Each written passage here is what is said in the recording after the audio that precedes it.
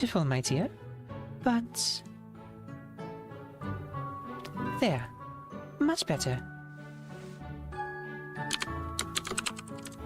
Beryl brushes the fringe from her daughter's forehead and nods with a gentle smile. My, how you have changed. Of course, Maman. I'm all grown up now. Look! Matilda hops over to her desk and grabs a letter. We just got a letter. Riku got it. Okay, tap to open the letter. Oh, okay, I guess you already did. I thought there was more to it. She carefully unfolds it, as if afraid it might tear. In recognition of Special Investigator Matilda Boynish's outstanding performance, the committee has decided to promote her to Official Investigator Level 3. Oh. Oh. This appointment is effective immediately. Identity and clearance levels will be updated shortly. St. Pablo Foundation Investigator Management Center. Finally! I've waited so very, very long for this. Aha! Finally!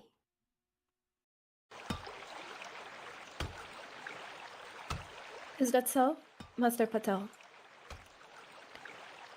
Maybe it's because I picked up some theory while learning to appraise these gemstones. Theory? Knowledge and methods. Oh.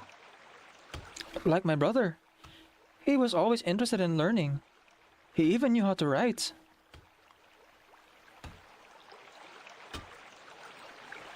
You have a brother?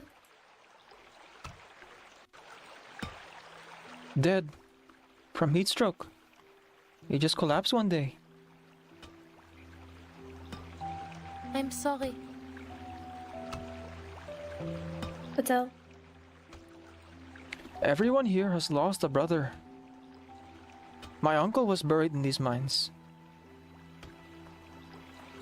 The gem hunter lowers her head, hands in the sun, warm water, feeling the mud between her fingers. Oh. It's a blood mine.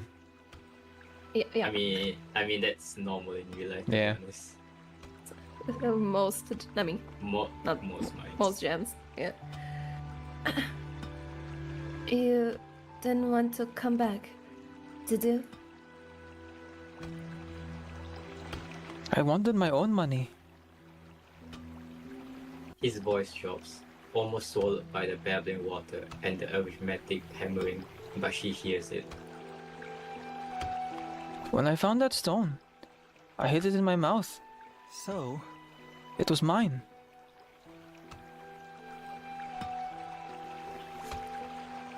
If you'd gotten a good price, you wouldn't have come back. After a long moment, she nods.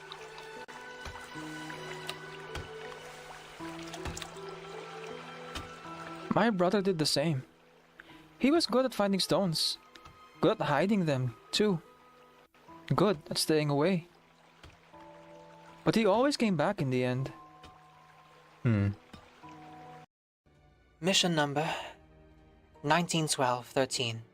Location: the Danube Dawn. Security level top secret. Intelligence summary. Key report 1. Multiple investigation records indicate that during the past 3 operating cycles, exact dates and encrypted attachments, Hello. Joined the call. abnormal arcanum energy traces were consistently I think, yes, I am in the call. Yeah. Oh, and it's been exactly 1 hour, so I will hide Here dancing rats a- for now. A decaf here.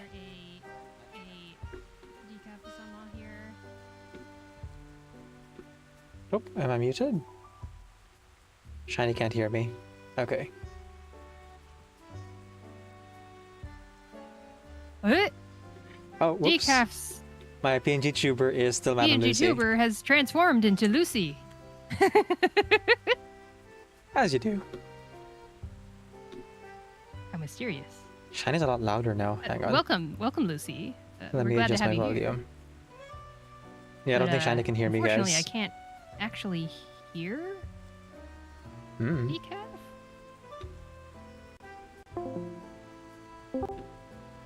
Hello?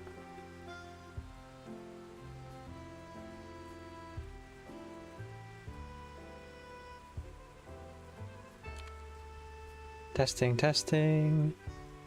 Testing, testing. I don't. I can hear myself. Let me look at the settings. myself. Eh? Wait. Doer can hear him, but I couldn't? What? Eh? What's going on? What's... Hmm. What the... Oh, I think I figured it out. I send it over here, and now I will hear it. Hmm. I will hear... There you are! Hello. I'm so sorry. I think the last time I was doing this, I had the sound being sent through my Yeti microphone Mhm. because that's where I used to plug in my earbuds. But now I'm plugging my earbuds into my speaker, and apparently my stream could hear you. I don't know what you said, but my stream knows what you said, I guess. All of China. No, I know. I liked the Lucy PNG tuber. Shiny finally decided to unsilence me. I guess so. Shiny famously myself. always silencing me. Yeah. And I'm so happy your microphone volume is great. I can hear you just great over the game, and it's probably just right. I doubt we have to do any adjustments here. Yay. Excellent. Very pleased about that. Mm-hmm. Down on the YouTube side says, "What's up, Lawrence in a suit?" Chaos mostly. Lots of chaos. Yeah. Also, interesting you said Laurent in a suit and not Laplace. Is that an intentional choice? Perhaps. Shiny, when you can share the chat, I'd appreciate it. Oh yeah, yes. Been a while. Been a hot minute for me. I literally only do these collabs with the Cavalry group. What do you mean? You do other collabs. I've You do done Mahjong. I've done one with Flanring and you. And There was also me, Duar. right. That was also you. Okay, notify You thought it was someone else, but it was me, Decaf. followers. Okay, we should be joining chats now. There we go. Yippee! I was wondering Well, to see hello, what, like, Decaf chat. you mentioned Duar could hear me, but For a long like I didn't hear Duar in the background, so I looked in Oh, your chat and no, I saw, oh yeah, Duar chatted. Duar is tuning in from remotely, and he left a chat in my chat saying, I can hear him. Yeah, exactly. That's how I found out you didn't have to share chat on yet. Yes. Yeah, I turned it on after we started our call, but as soon as we started the call, I was focused on other things. I was like, what? And when you get a chance, I'd love if you would share your game through Discord. No, I think you should voice act blind as punishment. It's gonna be chaos. Oh no! I'm being punished for my lack of IT. Okay, let me just open that and that. Check volume settings. Test. This is Shiny's voice. This is me. Okay, I lowered you just now, but I'm gonna go ahead and raise you up again. Okay. All right. Testing. You really This like is to me. nap, Hi. don't you? This is my speaking voice. There we go. La la la. Maybe you need a Monedex says bigger decaf Twitch streams always have a delay hat. to live One on of the big Twitch. Yep. hats told me. Mm-hmm. That's It's why we a good share the way screen to with each other, so we trick get people. something a little He bit said more He's never caught sleeping, Uh, as no delay one can less. tell if your eyes Okay. are closed. If they I can't see use them. sarcasm a lot, but let me just say again. Let me say Oh. again. Let me just make it clear. I was being sarcastic in that moment. Obviously, I'm not punishing Shiny. Yes, yes. In case That it was wasn't obvious, sarcasm. it was a joke. I could figure that much out. Yeah. I have a very bad sarcasm meter, but it's some kind of meter. It's not 100% absent. Okay, let me see here. I need... After all, this isn't Manus Vindictae yet, Dan says. Right, the rain hasn't Oh washed yeah. everything away just yet. Sorry, what were you saying? Mm-hmm. I just realized that you gave a very helpful link to your YouTube chat. That's nice. Yeah. I will have that out here too. Oh man, I'm so tempted to just like leave a comment in the AMA for Coppelia's voice actress. But Ooh. I don't have time. Ah. We're doing things. We're busy. Busy as a bee.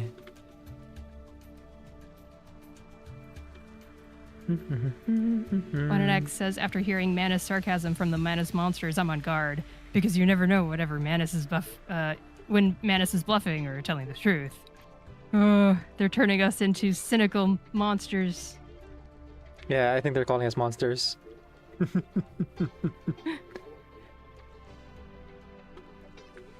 Okay, there and there.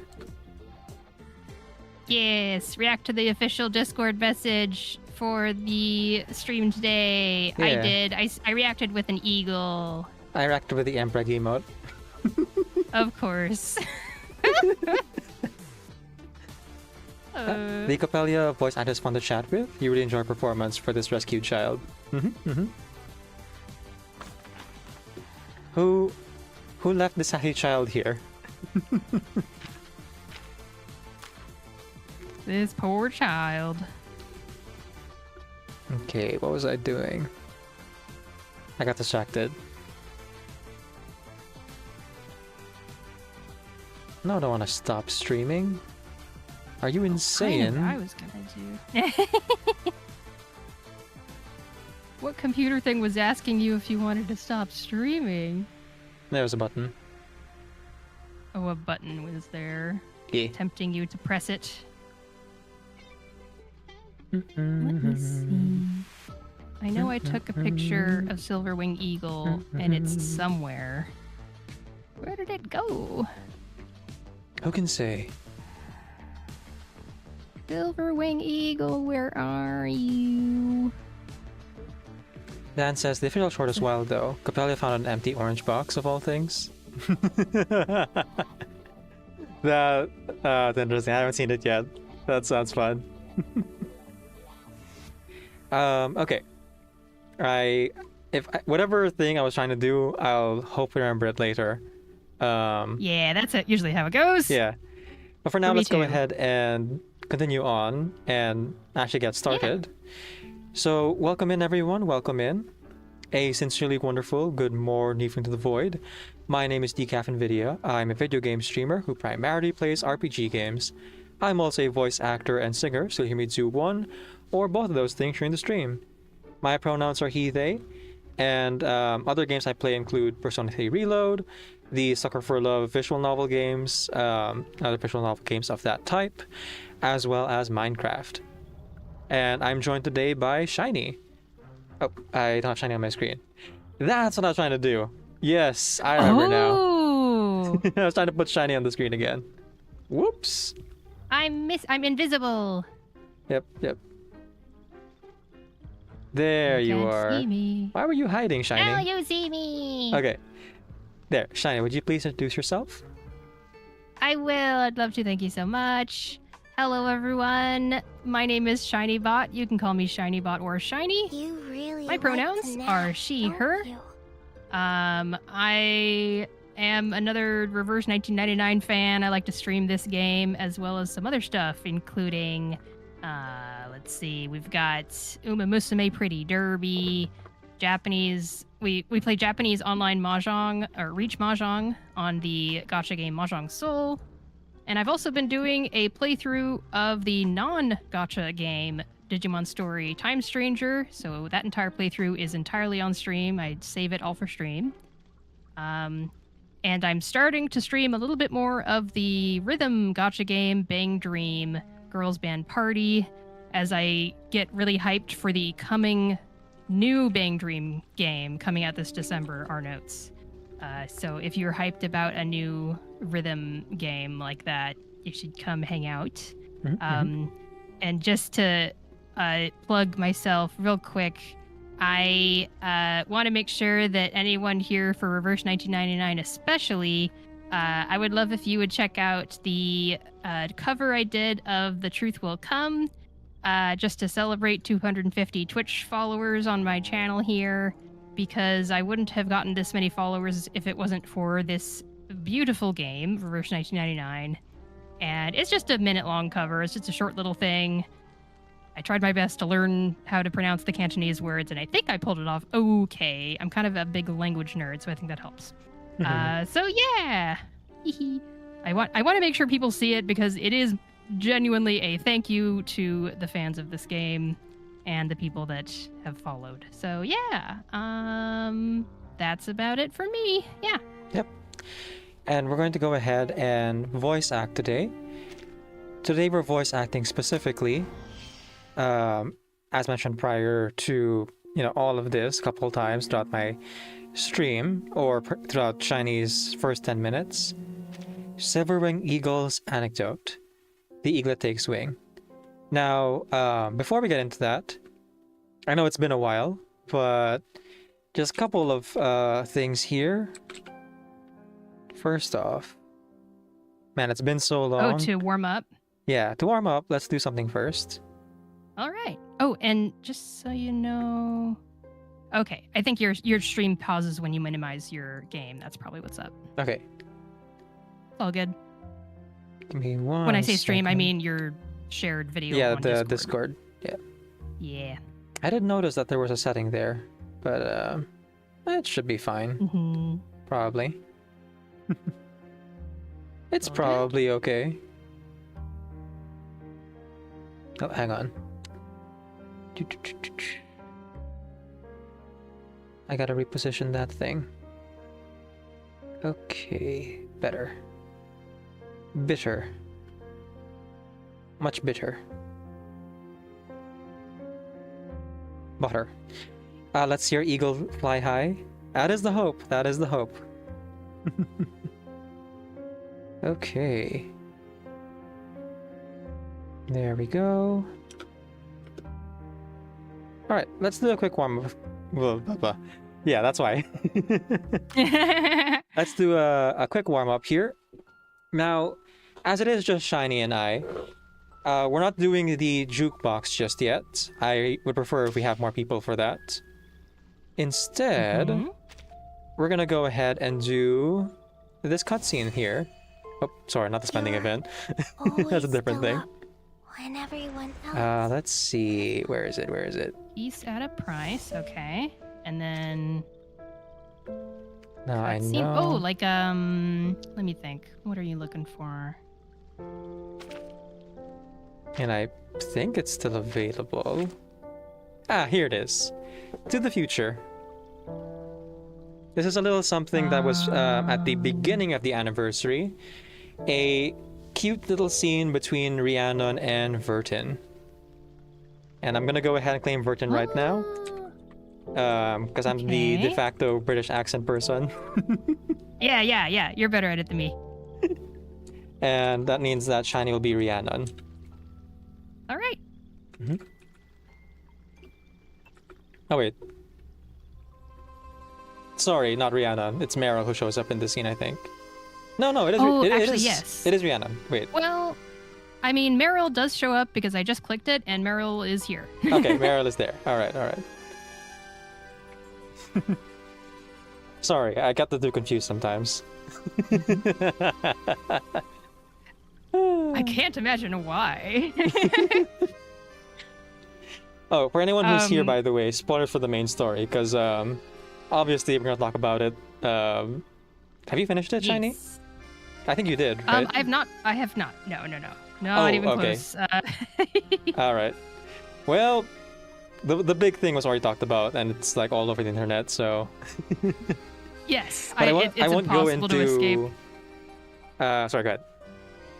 It's impossible to escape. I've seen people name their streams after the thing. Yeah. Yep. So at this point, I will put a big warning in my chat. Warning for spoilers. I won't put it in the title of my chat or anything, but chat has been warned that we will talk about spoilers and things. Mm-hmm. Oh, Decaf has a little command. I'll just copy what the thing is. Yeah. It'll be easy to do. Oh, you just copied it. Okay. There you I go. will pin your message. Perfect. So we're playing through the story. So spoilers ahead. We'll be addressing chat between chapters, but please feel free to chat during if you want to be featured in Decaf's highlight. That says, like with Chapter 13's ending, Crita Pastiori and Coppelia's treatment of the Manos, I don't expect Eagle to have a bad ending. Hopefully. Yes, nothing bad ever happens to anyone in this game. You got a little spoiled months before it hit global, but you were still coping that the main story could be different. Ah, yes. How very you complex raised if you your did that. hopes, only for it to be shattered, like eggs against a rock. Wow. Right, so we're gonna be voice acting this little mini scene here as a bit of a warm up before we get into the main thing. Here we go.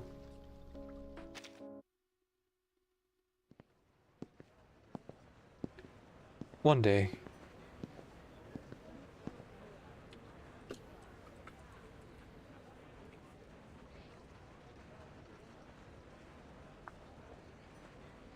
That's you, Shiny. Okay. Sorry. I saw your shared screen went away for a second, and I wasn't sure if you were just doing something. Oh, okay. No worries. Okay, here we go. Timekeeper?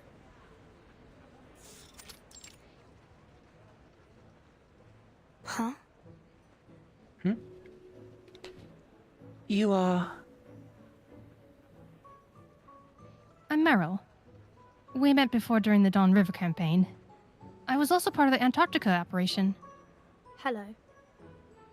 Well, then it's good to see you again. I heard about what happened there. I wish we could have done more to help you. It was a difficult time for all of us.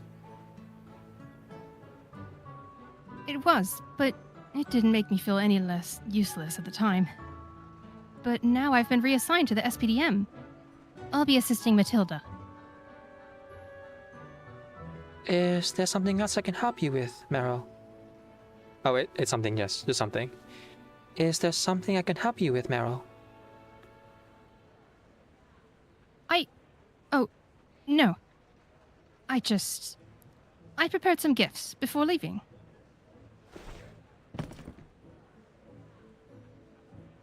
Anyway, these are for you. Best of luck with your work. Thank you, Meryl. You as well. I'll leave you to it then. Goodbye.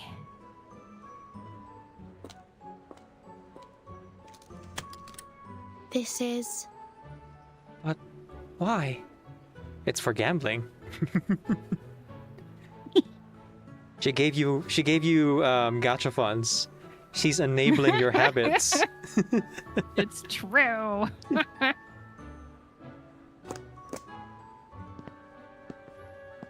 She tilts her head, puzzled, and walks away.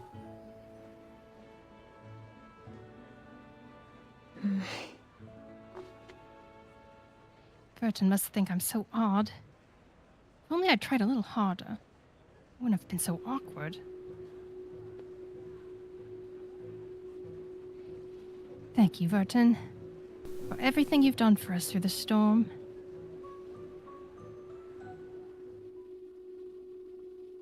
There are so many new things to experience here.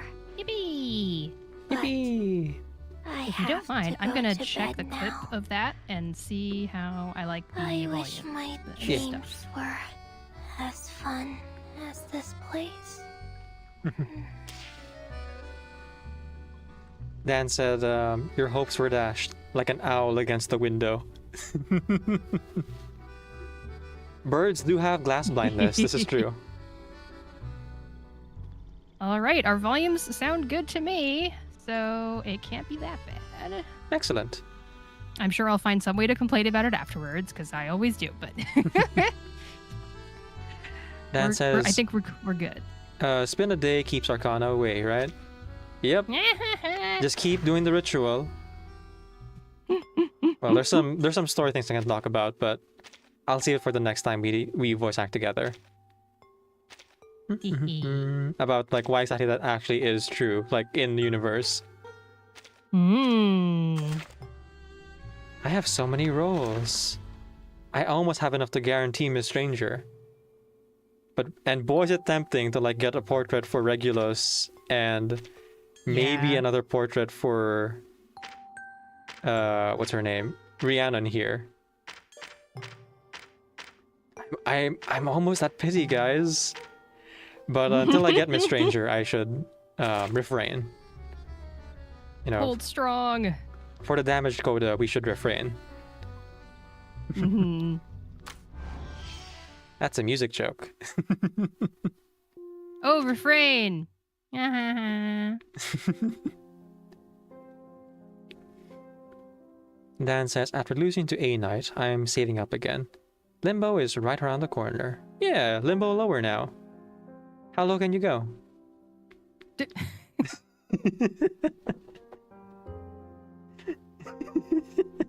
Womp womp.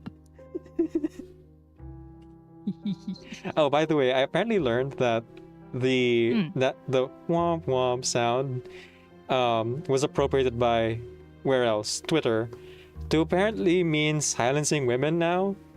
Where like Huh? for hundreds of years it's been a comedy sound effect. Yeah. Man, Twitter ruins everything. I wonder why that happened. Mm-hmm. It's kind of a linguistics related issue, so my interest is piqued. I'm like, Yeah. What caused it? But now I'm careful to just use like womp womp womp womp instead. Especially in I text. see. Yeah. Or the womp womp womp. The 2-1 is apparently now a trigger phrase for certain folks. I'm gonna Google this. Yeah, go for it. It just womp womp twice. Okay, and while Shiny's Googling, so here for today's voice acting video, we're going to be voice acting Eagle's Anecdote, The Eaglet Takes Wing. Couple things first. We are going to be talking about some spoilers. Although Shiny has not yet played through the main story, some things might come up that would spoil the main story if you haven't already played Chapter 13 of the main game. Another thing is that we address chat in between chapters, but I only really include the chat in the shorts highlights if it's moving. So if you want to be featured in it, continue to chat even when we're not in between chapters. And again, we will address you in those moments. As for the roles in the game, and in the voice acting we do, we split the roles between all the actors who are available on the particular day. In this case, it's just Shiny and I will split between the two of us. And we only know the roles that are like featured. So Eagle is obviously one. And I heard down the grapevine that Lawrence Butterfly is one as well. So I think I'll be the one to voice Eagle today. And if Lawrence Butterfly shows up, possibly Shiny would be the one to voice her. And since I'm voicing the main character, I'll hand over narration to Shiny. All the other characters will figure out when they show up. If they show up. Anecdote. I was anecdote. looking up stuff, so I might have missed some of those details. Do we know what I'm voicing? Okay. For now, just the narrator. Narrator, you got it. Yeah. Even though Eagle has grown up a bit, she still has a child voice. So I'm gonna go ahead and just like claim that here. Yeah. Because I'm I an have a old child granny. voice that I can use. Yeah. You're Actually, real quick, always still up whenever you. let me just go ahead and do two things. One, put Eagle on my screen. I was thinking about doing that earlier too, yeah. And two, listen to a voice line or two just to refresh myself. There is that. It's nice because the main screen, she has voice lines, and you're like, oh, that's what she sounds like. Yeah. Since I started working at Laplace, earning I merit have her badges hasn't Halloween been quite so straightforward. Garment. They're usually given out as holidays or year-end bonuses now, or grown-up badges. Miss Marguerite calls them. I'll use her I2. Yeah, definitely a different performance now that she's grown up a bit, but more or less still a child voice, from what I'm hearing. And then also, Eagle's one of the few characters who still has not had their voice actor revealed. And at this point, I don't know if they ever will. But I can definitely hear the same like voice coming out of this character. I still want to become a soldier one day. A good Which game one, mode do we like get my father, who protected Eagle people in from? need. Just from Though playing the I'm not main in the The main I story, guess? yes, the main story. So if you Okay. haven't finished the main story, I don't know if you even have a copy of I have Silver one Eagle. portrait of her, but it's not the actual character. Yeah, I think you need to finish the final Yeah. boss fight for actual like character. All Yeah. good. Okay. Oh, Dan says chapter 13, note 18. So yeah, I'm not sure where you are in the story, but I assume not there. Yeah, not there. Not yet. Not yet. This is also why I delayed the Miss Stranger performance, because we actually have a longer patch this time. You know, very rare. Yeah. So I decided we could probably take more time to play the main story because it's very, very heavy. Yeah, I think that's a great idea. And it's a pretty big moment in the story, it sounds like. So Except, of I course- have every faith I'll catch up. Except, of course, I played it in one weekend. Yeah, I could totally see myself doing that. I got sidetracked because of other game stuff just happened to be happening at the same Yeah, time. no, but no, no.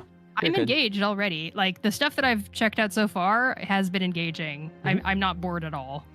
Yeah. All right. I just go squirrel. Time for us to earn the Psy Cube and start with the voice acting. All right.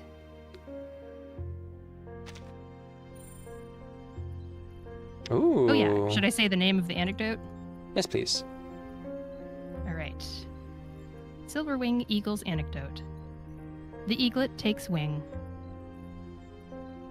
So right off the Okay. bat, we already have all of our chapter names. Yeah. We also have two little 8 butterflies, parts. which make me think of like these are the puzzle Some stages. gameplay. Yeah. Yeah. Institute and Lorenz coded all over the screen. Huh. Okay. So when the title card pops up, you know what to do. Okay.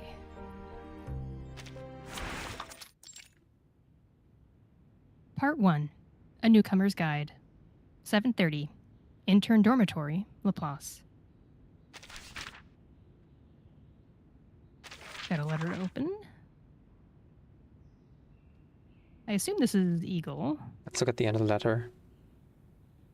Okay, yeah, it's Ego. Nice.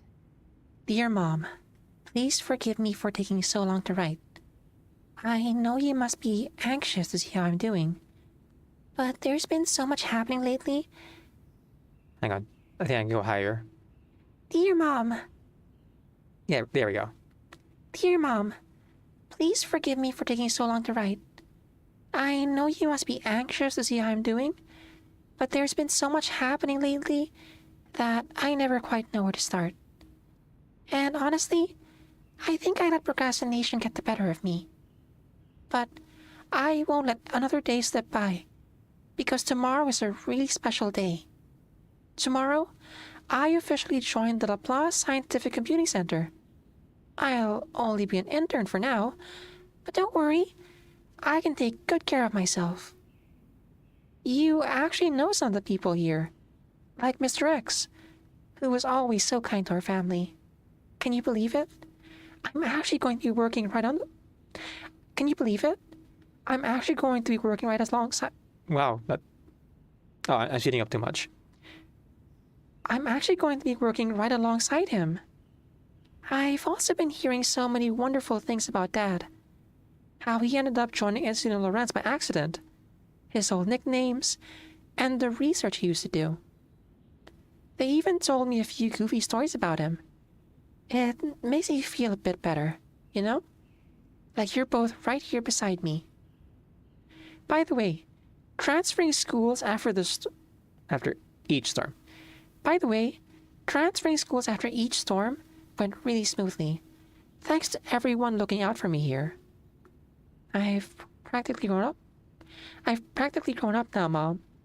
So it's time I started making my own decisions. That's why I've decided I want to become one of them. Just like Dad. I'll make you proud, Mom. I promise. Interesting she says her own decisions, and right off the bat, she does exactly what she did when she was younger, which is join the same organization. Or try to join the same organization as her dad. Mm-hmm. You know, instead of the Boy Scouts, though, it's the Institut Lorentz. Right. You know, different organization, same great flavor.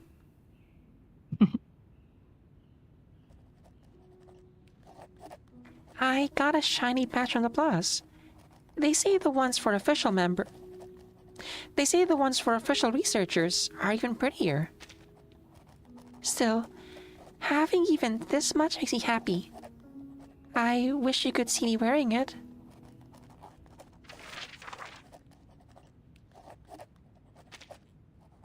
Mom, I miss you so much. The girl's hand stops.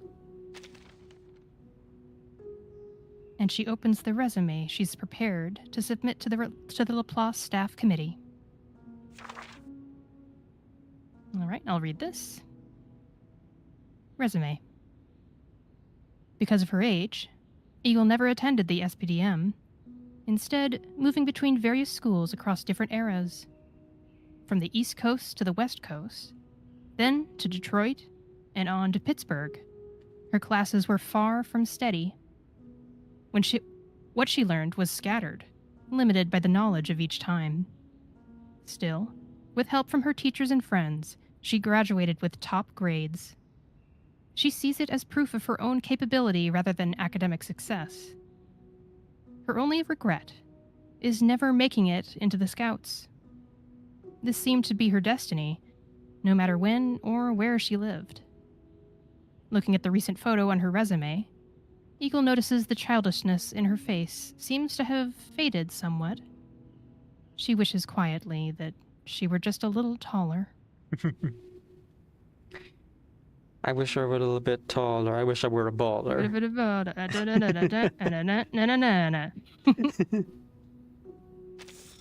Conference room, Laplace.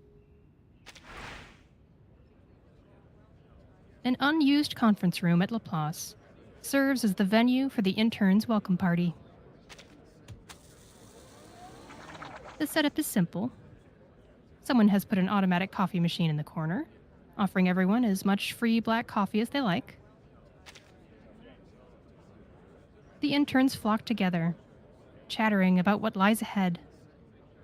Eagle, however, keeps to herself in the corner. She's no stranger to Laplace or its researchers. Like the one standing at the podium right now. Welcome to Laplace.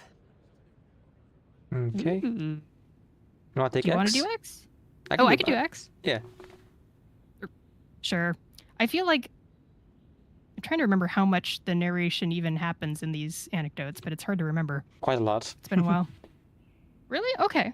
Yeah. Well, I'll do X for now. But Okay. if it feels like it's too off balance, we can always trade off. Sure.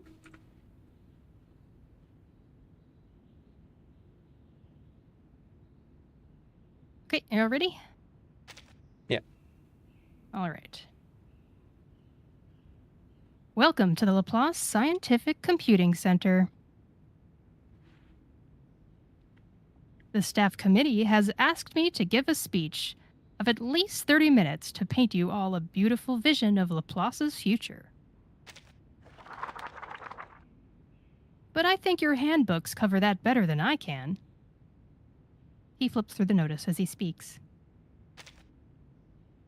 What's next? Go over the latest security guidelines?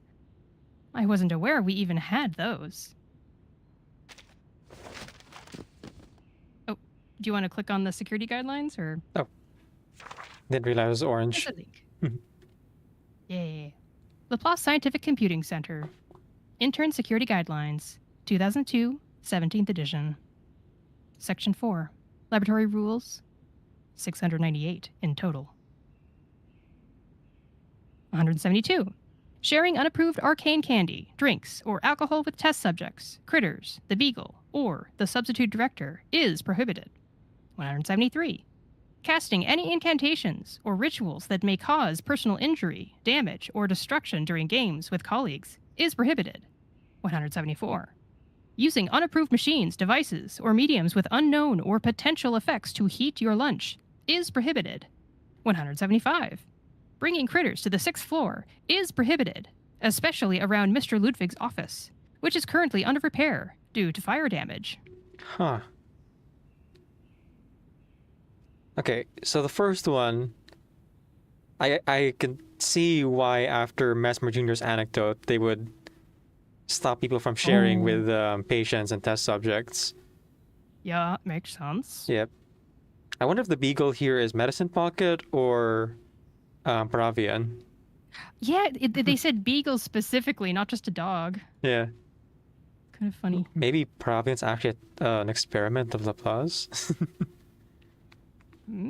Also noteworthy, Dan says, guidelines from 2002. It seems like Laplace keeps using the same calendar as before the first term. Oh, that makes sense, yeah. Oh, They have to keep track of time somehow. Yeah. Personal injury, pre-storm protocol. Unapproved machines to heat up your lunch is really funny, though. The critters on the 6th floor. So again, pre-storm protocol. We know that Ludwig has been having out-of-body experiences, and during one particular incident, his astral projection trapped itself in the toy box and took out an important piece of it. I wonder if it gets triggered by critters as like a fight or flight kind of reaction. Yeah.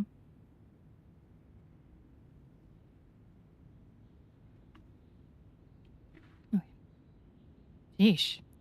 We'll be here all week if I read all these out. He tosses the guide aside without a second glance. He tried. He made it all the way down to 170 something. And there's applause. Let's cut straight to the point. Introducing you to your future project teams. The interns straighten up without thinking, as if sitting a little taller might somehow bring them luck.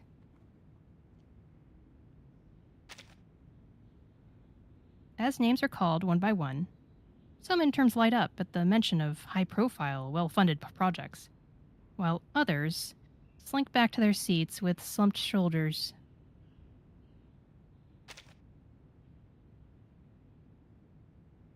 Next up, from Washington, D.C., Eagle. As Eagle gets to her feet, she catches X winking at her. You'll be stationed at the Storm Observation Center as an assistant to Marguerite, one of our meteorological observers.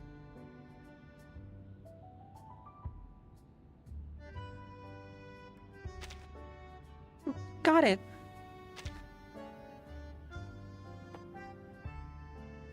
Unfortunately, she's busy with Foundation reports right now, so a tour might not be possible.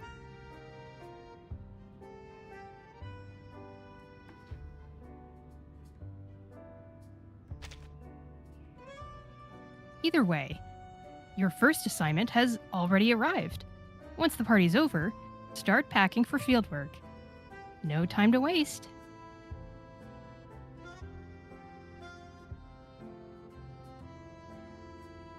Sorry, give me one moment. It's No not worries. clicking. Oh, there we go. Eagle feels the other intern's eyes on her, colored with a mix of surprise and sympathy. She sighs, then tentatively attempts to wink back at X.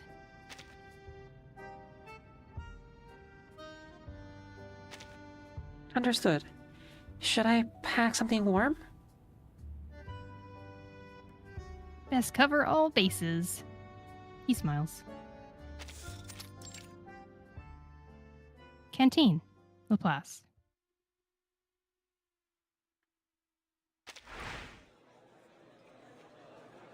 As noon descends, the Laplace canteen is packed with interns, gathered in clumps, sharing what little information they know.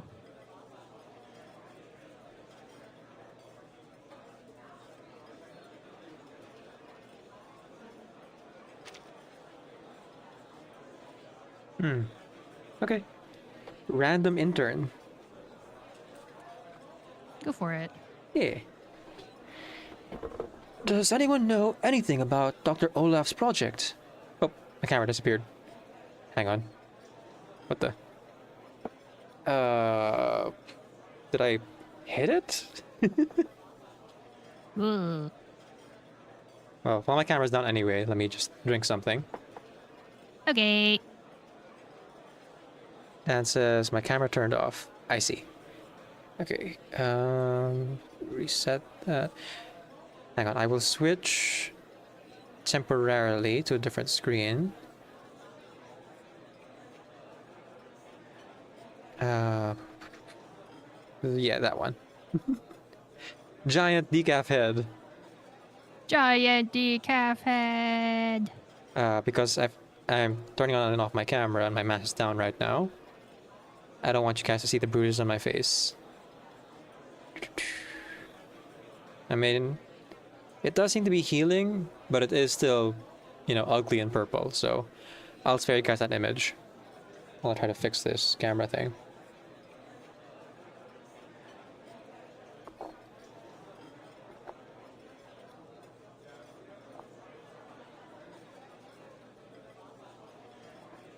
Okay. Let me just finish taking this drink here. No worries. I'll get some water. Everyone hydrate.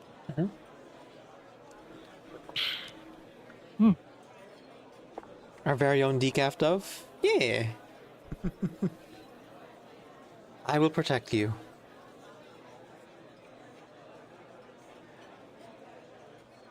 And there we go. Okay. Big Evotar. I realized mine wasn't big anymore, so I decided to refresh it big again. Yeah. It lasts quite a while, for sure, but it does run out eventually. And it's not, like, expensive to make it big, Yeah, nice and cheap. Bigger. Use your redeems, everyone. Yeah. Okay. Back to it. Okay.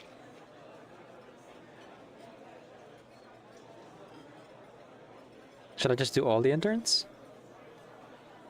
Go for it. Yeah, okay. Oh, me. A senior in my lab said that Dr. Olaf's portable rabbit casting research is one of La Plaza's top priority projects. It has risks, though. Some people got turned into carbuncles. It's no big deal.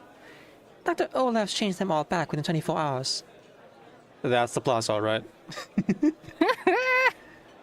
There's some minor side effects, but we resolved it eventually.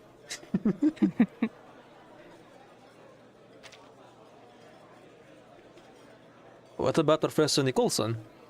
Anything from your senior about him? The look on my face when I checked this morning was something. You got assigned to Nicholson? Well, let me put it this way. This intern, who Oh, seems that's to the know... narration. Oh. You see the quotation ended there? Oh, okay. Yeah, I see that. All You right, got assigned to here we go. Nicholson? Well, let me put it this way. This intern, who seems to know everything about everyone at Laplace, gives his colleague a sympathetic pat on the shoulder. Enjoy your meal while you can. Pretty soon, all you'll be tasting is critter saliva. Ew. Gross.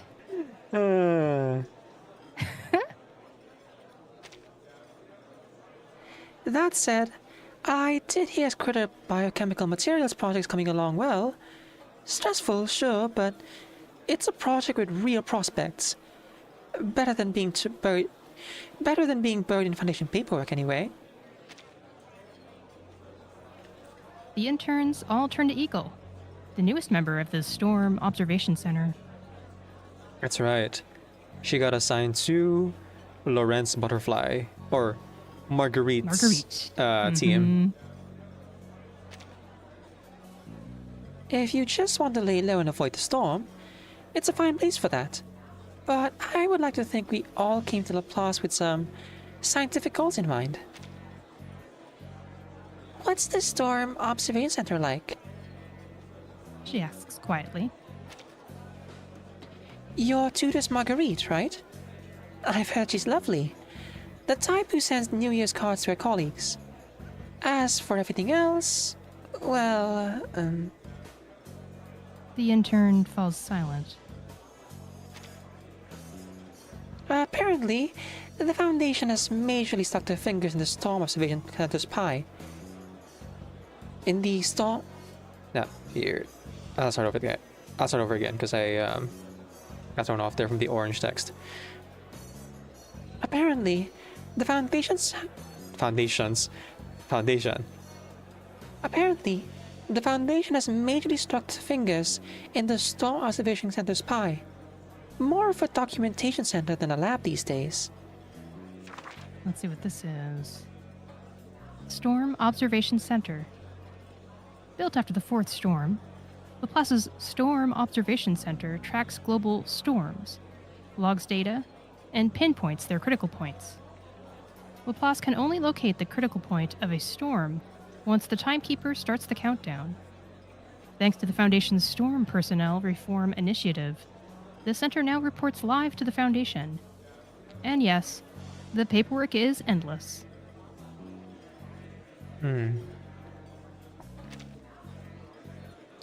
I heard she's buried in reports right now. Of course she is. Nowhere in the plot has more Foundation bureaucracy than that place. But checkered gray and white, you're only as valuable as your word count. And they love sending people on pointless fieldwork. So, where are they shipping you off to? Manchester, in England. Look, don't tell anyone, but there's a reason the Storm Observation Center has been so on edge. Laplace just got another one of those letters. From who? Foundation higher-ups? Bigger than that. My senior told me someone called Lawrence Butterfly has been making trouble for Laplace. She's from that secret society, Institute of Lawrence. Not so secret society.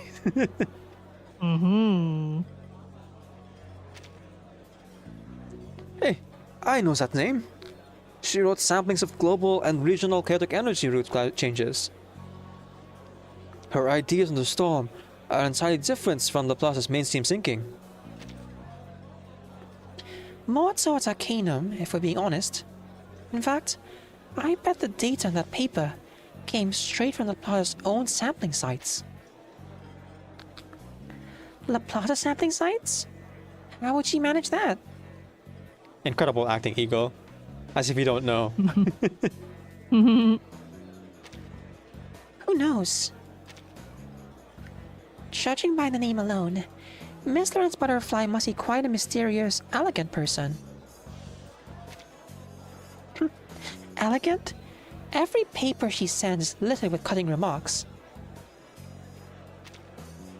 Apparently, they're so beautifully brutal that more than one researcher has had to take a trip to the medical office for blood pressure meds after getting one. People have just assumed he's a woman. I guess because of the butterfly connection.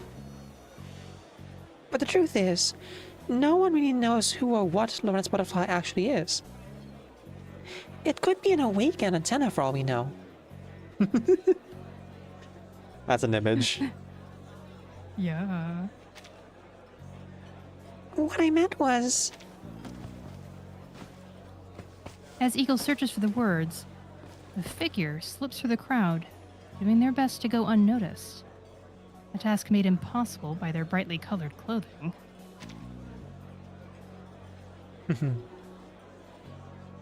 How's your Regulus? I could give it a shot. Okay. I feel like I could give it a shot. Hey! We bad-mouthing the Foundation? 'Cause count me in. You're... Miss Regulus? That's me. Oh wait, you're Eagle, right? I've been looking for you for ages. I'm an intern here too. We should look out for each other, don't you think? And so it begins. Okay. I know you. You're that Regulus. The one who's never managed to pass the final assessment. That makes sense. Calling her out. Yeah. I feel like Regulus is one of those people who would turn in a blank sheet of paper. Oh,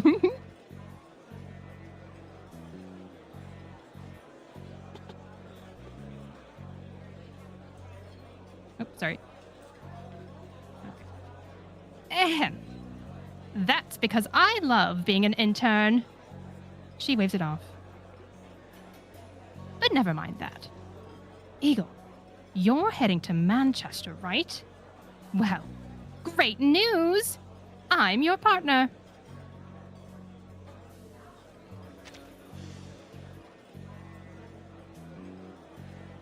Well, to be crystal clear, I'm here because Ms. Marguerite asked me to assist you. That's about as far as my plans go.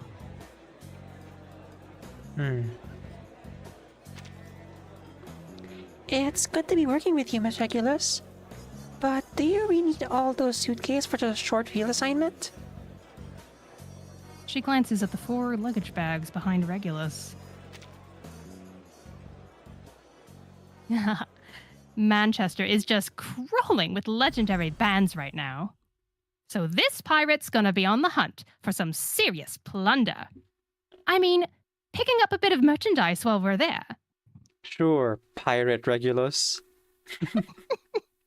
To be continued. Oof. Okay. Not too long, not too short. There was just a bit of stream stuff there in the middle, but I think that was like 15 minutes, give or take. It's not too I bad lost track. considering we were also like distributing roles, which we do at the beginning. That takes a little bit more time. Yeah, that does. Mm-hmm. Yep. Not too bad, not too bad. Okay, I'm gonna turn off my camera temporarily while I drink a little bit more here. Mm-hmm. Everybody hydrate. Yeah. Again, I'm avoiding showing my face on camera while my bruises are still here. There we go. Oh, a little bit of context about the bruises thing. I think Shiny already knows. Oh, I didn't hear. Oh, you don't? Oh, okay. I guess I didn't tell you. Whoops. Basically, I just slammed my face on the marble floor. And so there's like 2 bruises on my face. That are kind of You like... were fighting an entire gang of let me think of something. Yeah, go like for it. an entire gang of semi-sentient, awakened I can't. I have no creativity. It was a biker gang. It was a biker gang. And that they're all Um, semi-sentient bikes. And if you think Decaf looks bad, you should see the other guys. Yeah. Like, man. No, I just stepped on my I stepped on my own feet and I hit my face hard against the raised marble step. Oof. That couldn't have felt very good. Nah. I mean, it doesn't hurt anymore. But the bruising on that's my face is good. not pretty, so Yeah. that's why I've been wearing masks for the past couple of days just to like spare the chat from that.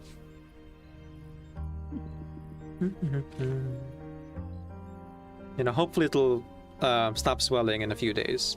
Because I do have something to film. Yeah. But worst case scenario, I can still film it just with a face mask on.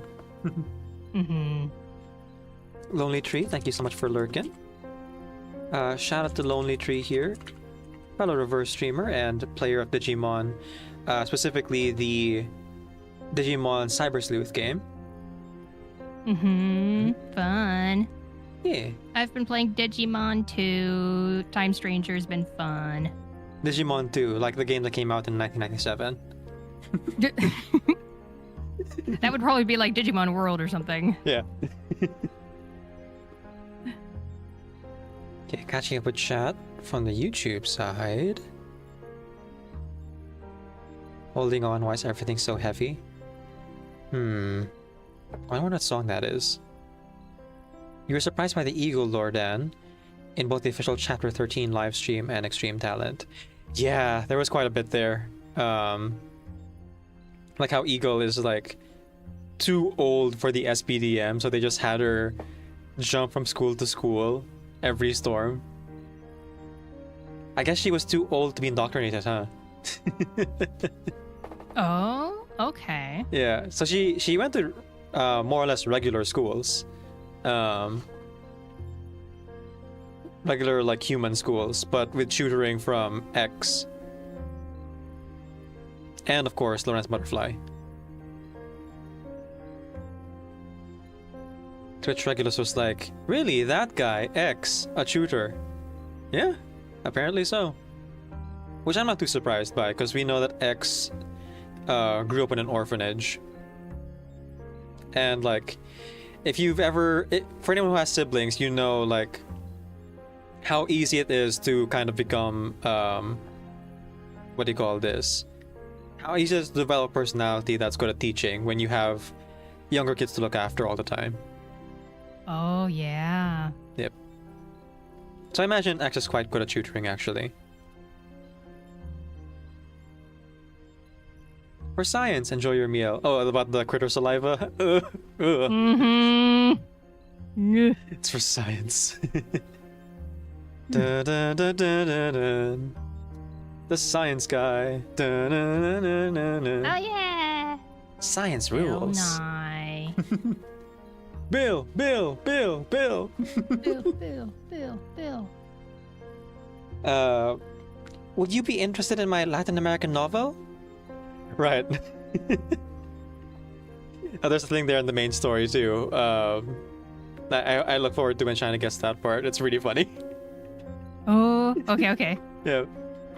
Recoleta just like sharing the novel of Lawrence Butterfly to anyone who will listen. And not being taken seriously because it's Recoleta. That scene in Last Evenings on Earth when 37 keeps tormenting her thoughts. Well, Manos did a number on the SPDN Foundation. Sounds like he fought valiantly. Okay. Oh, let me take one more sip here. It's been a while since I did the voice acting streams. And Yeah. I didn't take a nap before this one, so gotta Right, you were make sure to streaming right pace up myself. until- Yeah. So I've been going for 11 hours straight. With breaks, of course, with breaks. But again, health comes first, and so we pace ourselves. Indeed.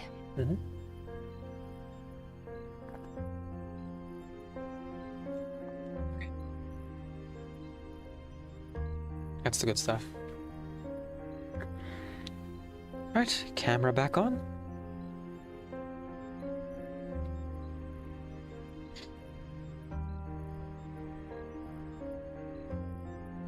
Be right back, Dan says.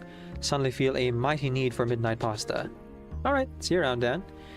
Feel free to rewind the YouTube VOD to catch up later, or, see you in the VOD if and or when you would like to catch up on that. Here we go. Oh, and quick reminder, folks. Spoilers! We address chat in between chapters.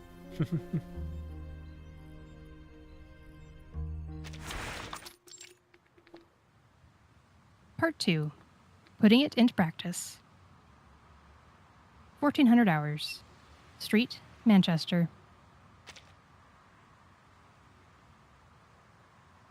90s Manchester is alive with rock music, leather jackets, and aimless youth. None of which concerns the 3 researchers on the rooftop. A bitter wind blows the falling snow through the air and onto their chilled faces.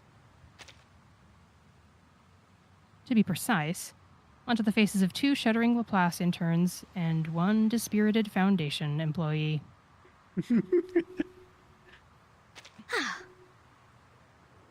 This weather is killing me! I should have known better than to expect a meteorologist's sampling sites to be inside. I have a scarf long enough for 2, Miss Regulus. You can share it with me if you like. Achoo. Cheers! But you know what would really warm us up? Some music.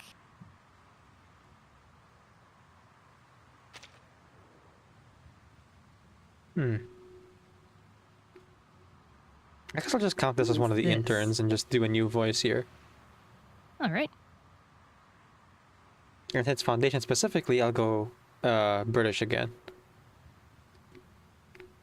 Not to be rude, Researcher Regulus, but what exactly are you here for? You're right. 1 Laplace intern is definitely enough to handle data sampling. But what can I say? Working under Ulrich has turned me into a certified workaholic. I'm just volunteering some extra hours. Is she now? Sus. Sus. What's her real angle here?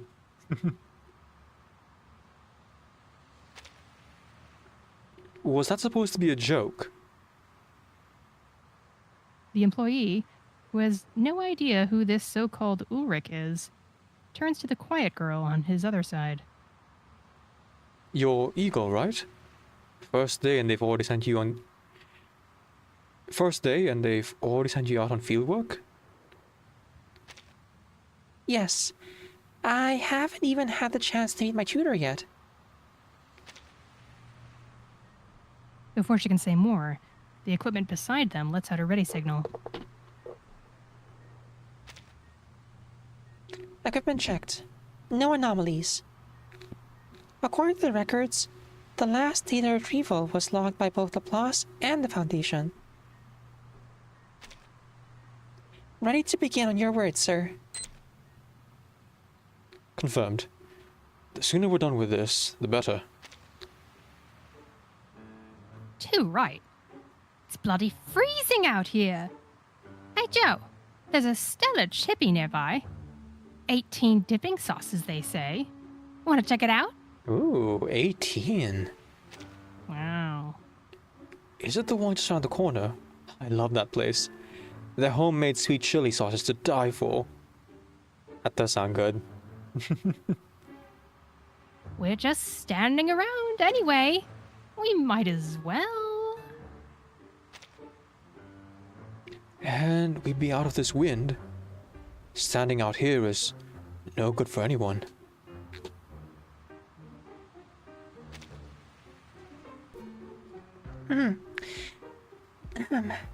We can go after the sampling is done. Regulations require at least 2 people inside during collection. Yes, you're right. We'd better stick to the rules. Come on, don't be such a goody-goody. We're better workers when we're not freezing, aren't we? Just imagine it.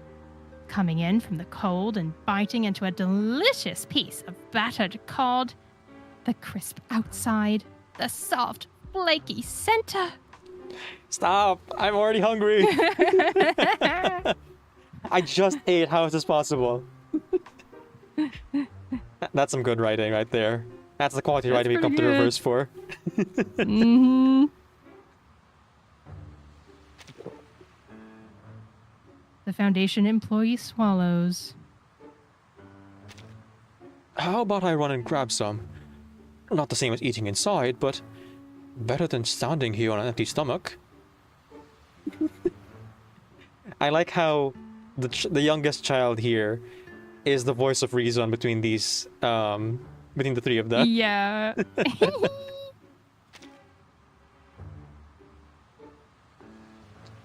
No fair.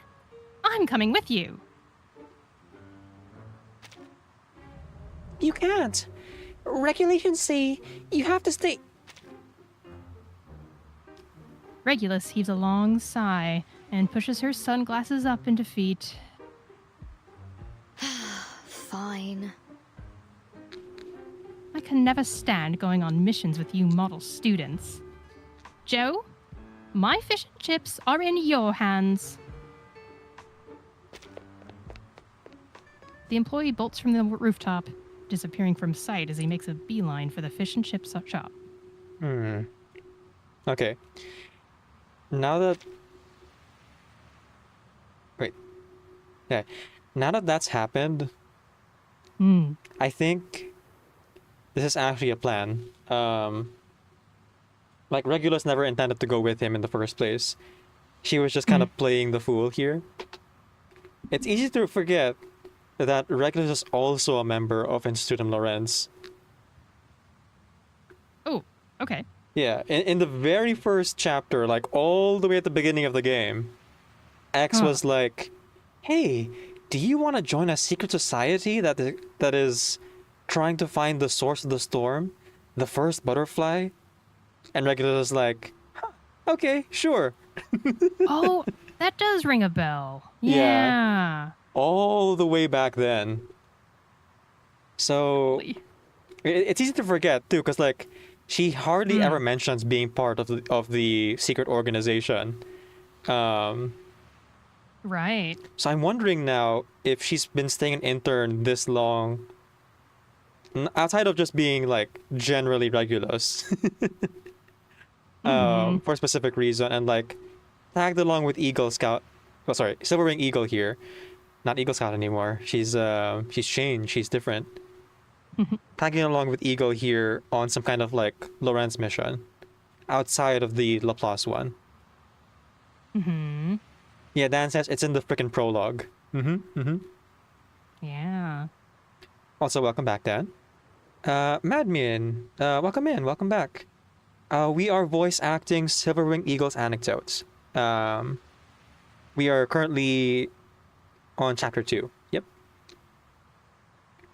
Please feel free to continue talking, by the way. We address chat in between the chapters here, so we will be right with you. But continue to chat to be featured in the highlight. Alright. He's out of visual range. I've checked the area with my arcane skill. No one's watching us. No one's watching us. Tidy. Then, let's get to work. Huh? Regulus produces a data box and connects it to the sampling equipment. As the data begins transferring, an image of the original butterfly dances across the progress bar. Miss Regulus, I didn't expect you to actually be here to work. Of course I am.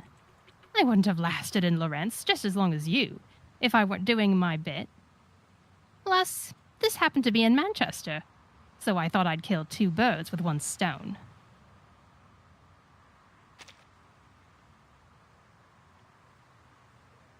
Seriously, do you have any idea how lucky you are to be in this city in the 1990s? The music coming out of this place right now is bonkers. Once we're done, I'm spending at least 3 days just hanging around the music bars. Though, I should probably spare a little time to get something for the others at Lawrence. I bugged Marguerite and X for ages for them to put me on this assignment. A postcard should do the trick. There it is. So this was planned. Okay, so Eagle hasn't met Lawrence Butterfly yet. I thought she had because, like, she's already an intern at this point. But no. She has yet to meet Lawrence Butterfly. Marguerite.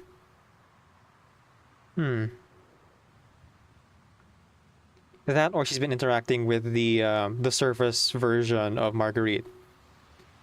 The one who blends into the background. Possible. Yeah.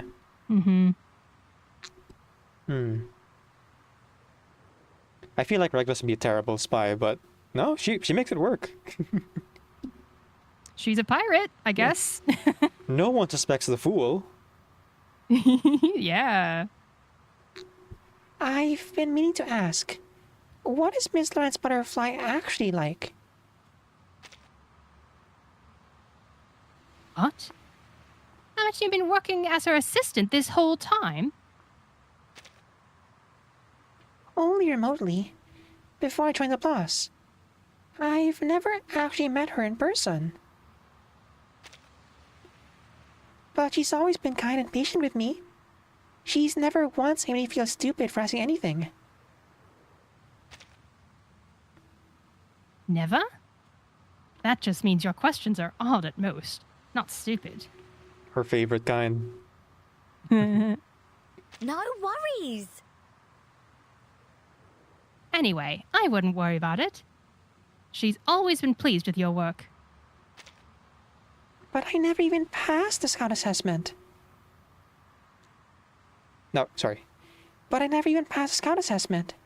If anything, I've been more like a student learning chaos theory from her than a proper assistant.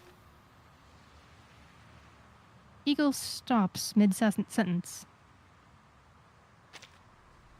Wait. The Foundation employee's heading back. But by my calculations, he shouldn't even be halfway done yet. Did he catch on to something? There's no way. We were proper careful. Both of them look at the butterfly in the progress bar. It's nowhere near the end. Can he pause it? Not that I know of. And X never told me what happens if I disconnected early. Worst case, we leave a trace on the Foundation's equipment. Judging by Joe's pace, the route, and the weather, he'll be here in 1 minute and 32 seconds. The data transfer has 2 minutes left. I'll go stall him. No, the equipment requires 2 people on site to keep running. There's only one option. The two exchange a look. Meanwhile, poor Joe has made it up the stairs with a handful of hamburgers and a belly full of complaints. He pushes open the door to the rooftop. Oh, the fryer broke down, so I had to. A snowball hits him square in the face. That is effective. That's great. I've had enough! I didn't join Laplace to freeze to death on a rooftop! Regulus, I can't see. Did you just throw a snowball at me? He barely gets the snow off his face before another one finds him. Researcher Regulus, please. You have to understand. I can't mess up my very first assignment.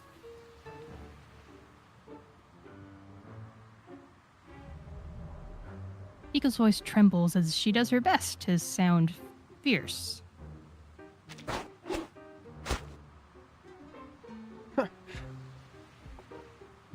He spits out a mouthful of snow. Right on cue, a third snowball arrives. This isn't even a real assignment! It's just an errand! Both of you, knock it off! Oh, Joe! You're back! We were just arguing. No, we weren't. We were seeing who got at the door from here. She heaves a quiet sigh of relief.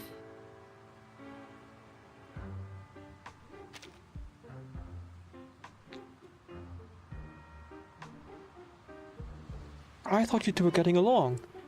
Oh, I tried again. I thought you two were getting along. Anything happened while I was gone? Nothing. Just someone being lazy.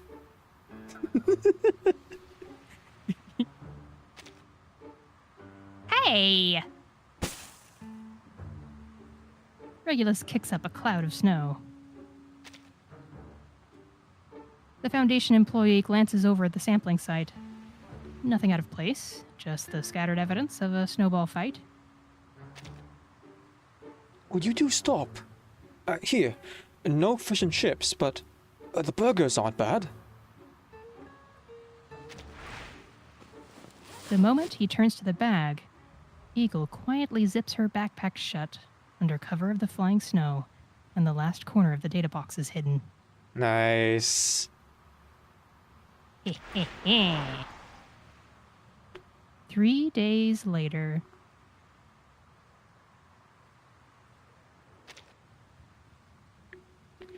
Somehow, this mission actually took us 3 days. Well, we did have quite a few sampling sites to visit. I'd say 3 days is pretty good. Gives me just enough time for some shopping once we're totally wrapped things up. Here we go again. All right, we're all clear. Data's been transmitted, and there are no abnormalities. Aside from those two squabbling the entire way, of course. Thank you for your help, sir.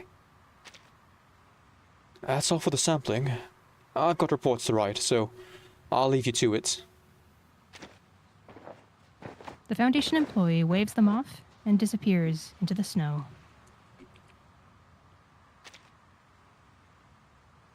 Mission accomplished. The two The share. two share a. Oh, sorry, go ahead. The two share a happy high five. Yeah. Yay! Friendship. Your acting could use a little work, but you've got real potential as Lorenz Butterfly's assistant. There were even a few times I nearly forgot we weren't really arguing. Right. Sure. I like how this is carried over. It really is still Eagle. Even though she's a bit more grown up now, she is still Yeah. a stickler for the rules and is still someone who, like, Right. wants to get things done. Mm-hmm. We saw this in her original Anecdote and Sotheby's Anecdote as well.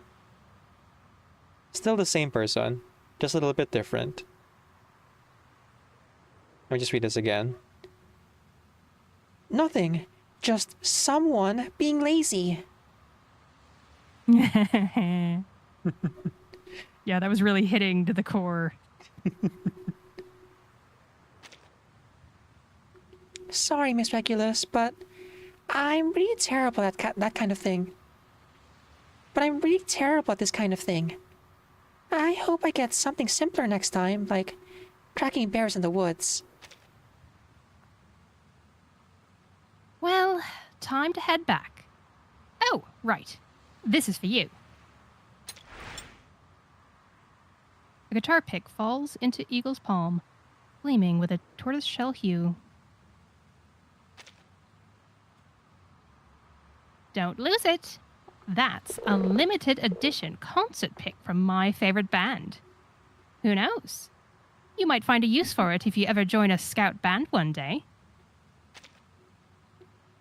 They don't have guitars in the scout band. And I'm not even a scout. Which makes you just the person to introduce them to it, since you're not one of them yet, right? Regulus winks at her with a sly grin. Thank you. You're right. Thank you, Miss Regulus. You're To right. be continued. You're right. Thank you, Miss Regulus. To be continued. That's really sweet. That was so cute. Yeah! Stealing data. Ooh. Ooh. That's straight up what it said. It said stealing data. I missed that part. Oh, I love it. So that's how they're getting their information. Straight up from the source. Okay. Like from the I sometimes I focus so much on the voice acting that I'm not actually taking in the words, I've noticed. Mhm. So, were they actually downloading files from the Foundation itself? So, they were put in charge of like doing all the sampling and the monitoring data and all that. But they also were like doubling the copies. So like one copy for the so Foundation, one copy for the The Foundation Institute. sees it as a mission of Laplace is getting some data for the Foundation. Yeah. But Laplace is also keeping all of the data a copy of for themselves. Specifically, Institute of Lorentz is keeping a separate copy. Okay. Yeah. Right. It's kind of like putting a USB drive and, you know, copying the folder. All right. So it's And welcome, Curex. welcome. It's like two copies of the same information. It's a Yeah. leak. They're Yeah. leakers. They're data mining I'm gonna leakers. take some time. Yeah, I'm gonna take time right now. Just use the restroom, and I'll just be 2 minutes. All right, take your time. Yeah. Dan says what really helps Regulus and Eagle's performance here is the fact that Arcanists have a reputation as emotional, irrational, etc. Why complain about stereotypes when you can exploit them? Exactly. The train of pop Nemo's here. Welcome back, Urex.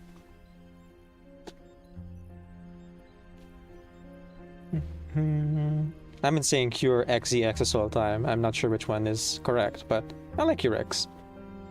Until you correct me, I'll use that. Ah, the cavalry emote. Oh, cool. When we're in shared chat, I can actually see that. Nice.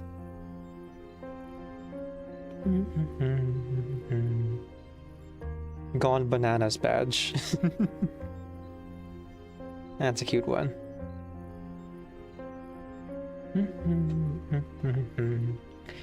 For those who are in the stream on Twitch, if you watch just 1 hour of the stream over the weekend, you will earn the Silver Wing Eagle badge, the Silver Wing Eagle ray gun. Whether you're on Shiny stream or my own, although if you want to earn the badge in both places, I'd recommend you go watch on Shinies today, and then tomorrow, come on back and earn the badge over in my stream. You can also alternate between the two, but I wouldn't necessarily recommend that, if only because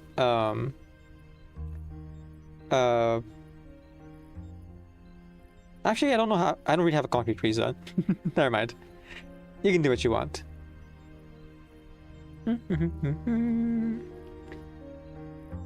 The artists are also hard at work on the Rhiannon and Miss Stranger emotes and badges. That'll be earned during those voice acting sessions, so feel free to join us again 2 weeks from now and 3 weeks from now for both of those performances. I'm back. Welcome back. I turned the AC on. Hopefully it doesn't come through Discord. No, all good. I don't hear it. You got it? Okay. Speaking of performances though, I do have to apologize about the Centurion anecdotes. I made a big mistake. Hmm? I had accidentally deleted all my progress, and so I have to edit it from the beginning. Oh, I Yeah. hate when that happens. I still have all the like Centurion animations like in the Yeah. right place more or less, but the main footage I had to delete on accident when I was clearing out some stuff, and I tried to like, put it back into its folder, but I forgot what the spelling was, and so it didn't come out correctly and corrupted itself. So yeah, the Centurion Anecdote is on its way, but funny enough, it might come out after I finish editing this anecdote. We'll see. There you go. Yeah. Yeah, we'll find out when I can work on that, as I'm quite focused on my music video projects right now. Which, by the way, I've actually forgot to mention earlier, will be involving several musicians and cosplayers. If you'd like to support, subscribe on YouTube and react to the official thread on the Discord. Oh, my ad is starting just now. I should have run it while you were gone. Whoops. It's all good. Okay. Well, we have 3 minutes here to just chill for a bit. Chill. Well, it says I'm enjoying Regulus. Go ahead, sorry. I'm enjoying Regulus, that's all I had to say. Hey. It says 2 music videos. It's actually 5 music videos now. So I'm a little bit busy. Gracious. I'm just a smidge busy. Oh my gosh. Oh my god. Oh my gosh. This is a very fun UI. I still miss the cutscenes. Yeah. I know, right? Goodness. It's very, very good, but give me more. More please. Let me see. Grab my rewards. My eternal rewards. There we are. Have I done this yet? I don't think I've done this yet. Yeah. Huh. I'm gonna do a thing while we're on break. Yeah, go for it. I kind of forgot that Quick. because they're portrayal anecdotes, this might have multiple endings? Huh. I don't see where it would branch off just yet. Oh. Well... Yay, Decafe1 because McGann of push. the The what Fractal is Shiny it? Bot TV subscribes their name upon the September, whatever that simulacrum for 10 Ah, months. That's Although nice. I don't know if it's discounted because you've already like subbed to me before. It is discounted. Oh, nice. I tend to sub just 1 month at a time, and just now the number was definitely lower than it normally is.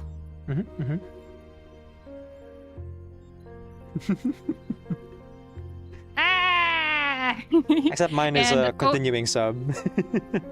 Thank you so much. And people that are watching my stream, if you are confused, I have my Twitch alerts muted. But just so you know, Decaf just subbed again. Yeah. That rapscallion. Well, it's a continuing 6-month sub, so I think it's ongoing from like 4 or 5 months ago, so it won't renew until it won't renew for a while. But I guess Twitch gives you the option to do that special chat message once a month or something? Yeah, yeah, it does. Is that how that works? Yeah. Yep. I think it also counts towards hype trains. Weirdly enough, even though it's a continuing sub. Yeah. But it doesn't give you the badge unless you buy an actual new sub. Which I am not going to do. I already earned my badge from you. Yay.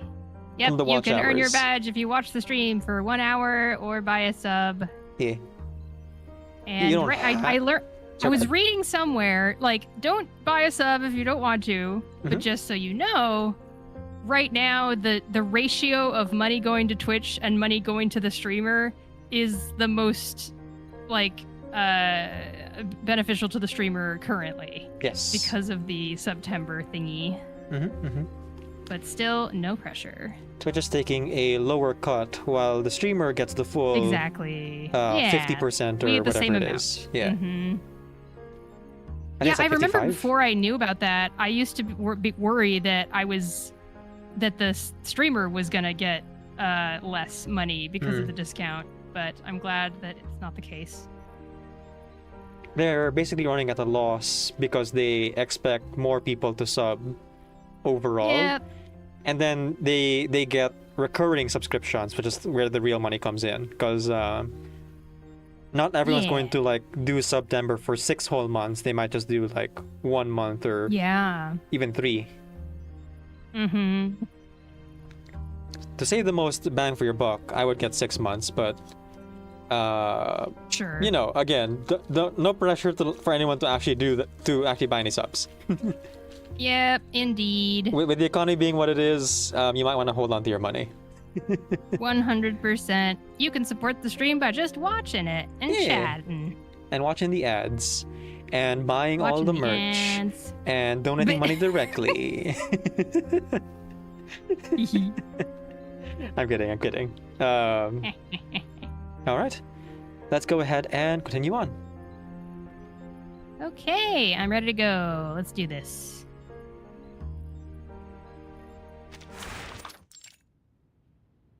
Part 3. Interpersonal Skills. 900 Hours. Storm Observation Center, Laplace. Oh, one thing I forgot to mention. We are in the 1990s, so this is right before the storm that took us to World War One, which means this is pre. Oh, is it? This is pre Arcana coming back. Oh. Okay. All right. Good to know. Mm-hmm. And this makes me suspect that since Lawrence Butterfly is already in charge of the what do you call this? The Storm Observation Center, Storm Observation Group. I forget what it's called. That her anecdote takes place quite a bit far back into the past. I missed the name of the character you mentioned. Whose anecdote? Lawrence Butterflies. Oh, okay. Got it. Yeah. Because she For wasn't her in side charge story? until after that side story. Yeah. Oh, I see.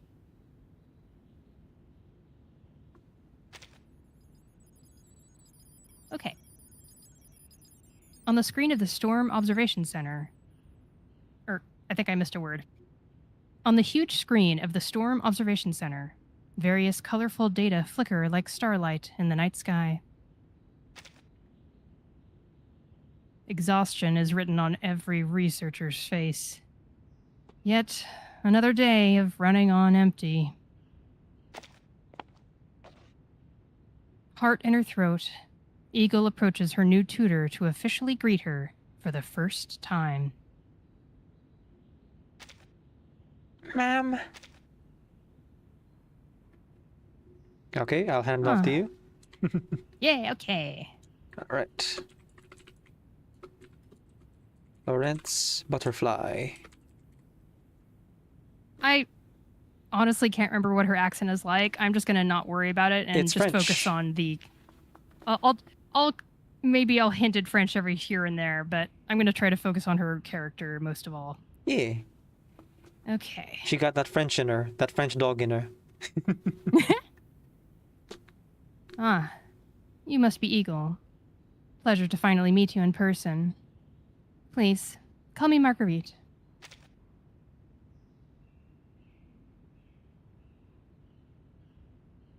Eagle looks up at the woman. The smile on her face is gentle, almost flawless, and yet somehow it does nothing to ease her nerves. Understood, Miss Marguerite. Have you had a chance to look over the data I submitted? I have. Very meticulous work. Well done, Eagle. Being sent into the field on your very first day must not have been easy. This feels like a mouse in a lion's den. Yes. It's real intense. And we know that Marguerite's very much fascinated by innocent personalities. Yeah. I'm so worried about Eagle. Thankfully, she finds her interesting. So hopefully Eagle won't wander into the storm one day for some reason. Yeah. Annie, are you okay? No. Annie's just in a coma, guys. She's in a safe, comatose state from being out in the storm for way too long. But she knew what she was doing. Oh, sorry, not Annie. Rachel. Rachel is okay. Annie's dead. Oh, yeah. Yep. I just did my best. There are probably mistakes in the files. If you find any, I'll fix them right away.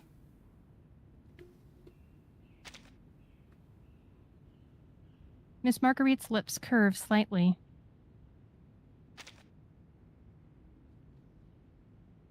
We'll be much too busy for that soon. Suddenly, rapid alerts ring out from a researcher's computer.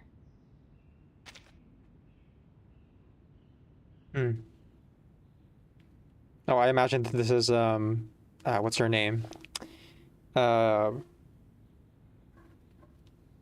Stonewall, I think was the name. Coldwall. There we go. Oh, it says he. It looks like it's a guy. Okay, random guy. Random guy. John just messaged me. Institute Lawrence has released the latest prediction on the storm critical point. He opens the email eagerly.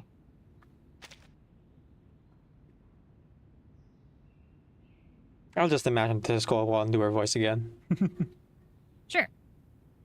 If only their butterfly would keep the trash talk out of them. Oh, it's hardly fair to gloat about your results when the rest of us are stuck filling in Foundation reports all day. He tosses the bound documents aside, dejected.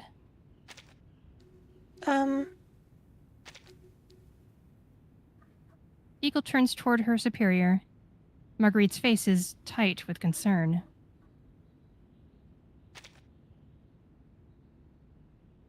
The wording in this email is simply... Take a breath, Finn. What we do here matters. Every great scientist's research has suffered setbacks. Our efforts won't go to waste. And if all else fails, I will find a cup of hot chocolate. I always find a cup of hot chocolate soothes my mind. Blasphemy. She said hot chocolate and not hot cocoa. Chat, do you call it hot cocoa or hot chocolate? Right answers only, guys. It's a trap, oh no. Her voice is hesitant, yet the sincerity underneath it calms everyone. Thank you, Miss Marguerite. You look after all of us more than anyone. If only everyone at Laplace were like you. No. I just hope that one day I can catch up with all of you. This isn't what things are normally like around here, Eagle. I promise. Don't let that email get to you. You've done quite enough for today. Go get some rest.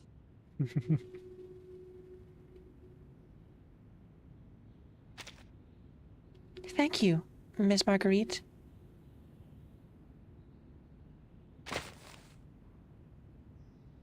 Oh, and these are the materials for our upcoming research. Read over them in your time off. Got it. We have check the research materials or observe Ms. Marguerite. Interesting. So maybe her choice is like obliviousness versus curiosity.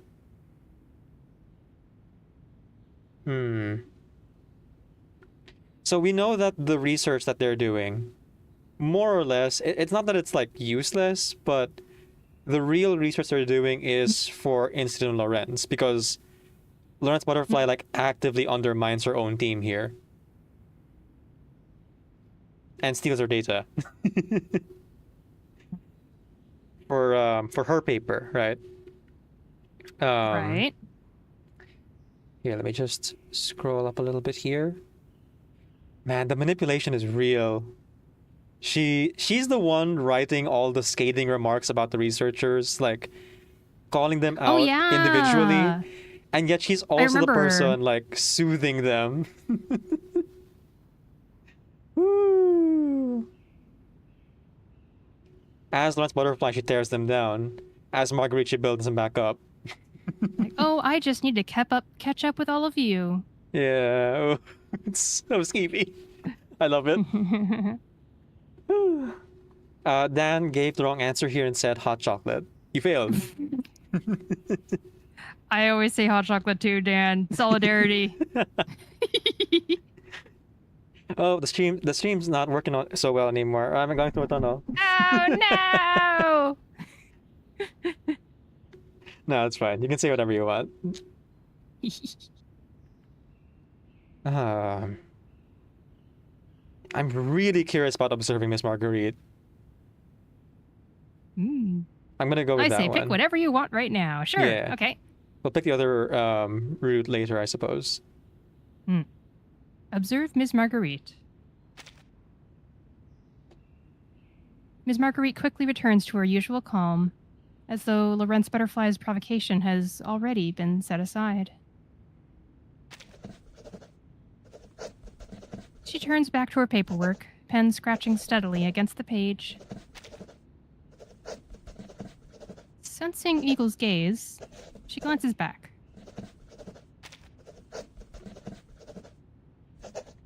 So, Miss Marguerite. Eagle mouths the words silently. See you later? I'm confused by this line. What is going on in this line? What are they trying to say here? It's clandestine, like, spy talk, basically. Because they're both in the know that the reason that Lawrence Butterfly was able to write that paper was one, Eagle went out and got the sample, and two, Marguerite, the head of the Storm Observation Center here, wrote the paper. And there's probably going to be like a clandestine meeting for Institute Lorenz about said paper and research. Okay, I was just talking about what it means to have the narration say "see you later?" question mark. Okay. And like what I don't. Basically, but I think this is. Sorry, go ahead. No, that's all I got. Yeah. No, I think basically it's.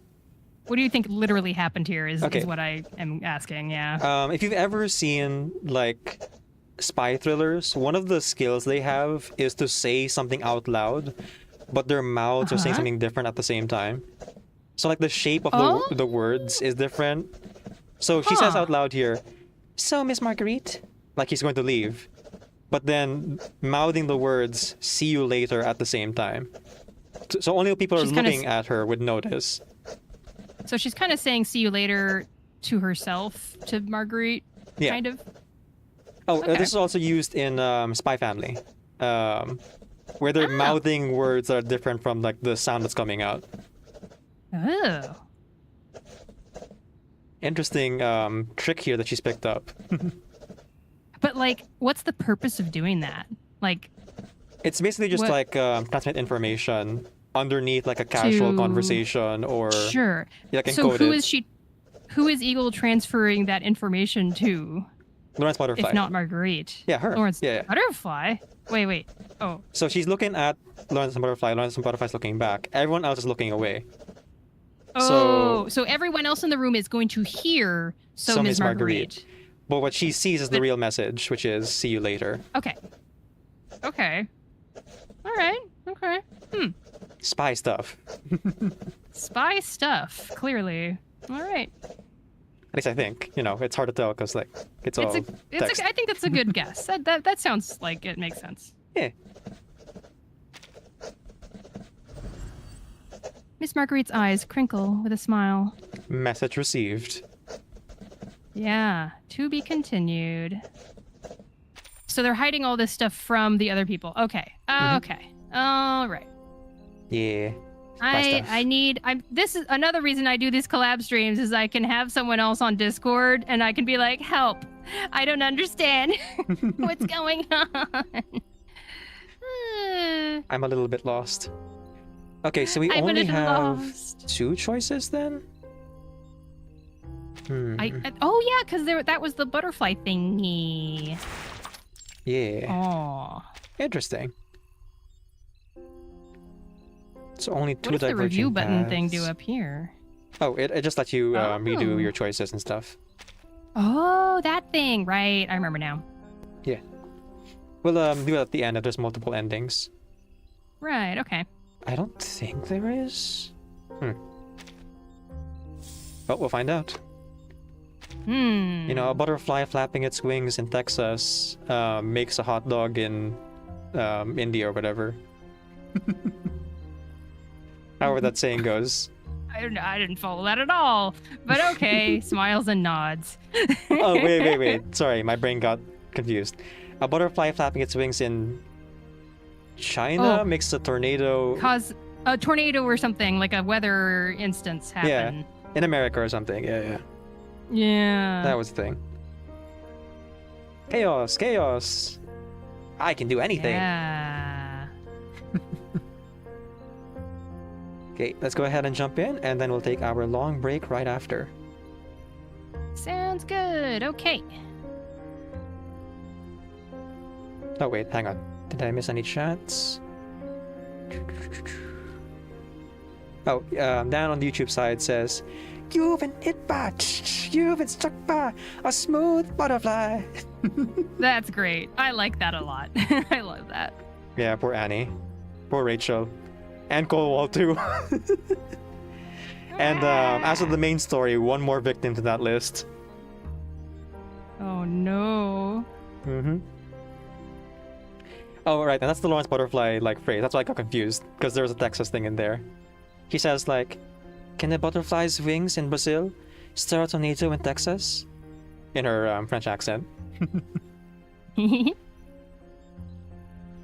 Alright. Yeah, that's all the chat. Let's go! Okay, alright, let's go. Part 4. On onboarding. 9:30 hours. Warehouse, Laplace. Following the clues Ms. Marguerite left her, Eagle finds a quiet corner of Laplace. It's a vast room filled with machines of unknown purpose, so seldom visited that mushrooms have taken root in the damp corners.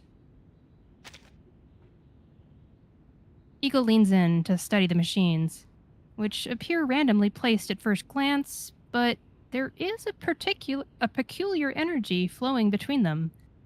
She reaches out and catches a barely perceptible glow. She curls her fingers softly, as though plucking an invisible string, and like a veil swept away, the scene transforms in an instant. A line of faded text appears before her. Ooh. Institutum Lorentz. Oh, sorry. No, that's good. I'll keep that in the edit. It's like her voice doubled for a spell. Oh, there you go. She steps in.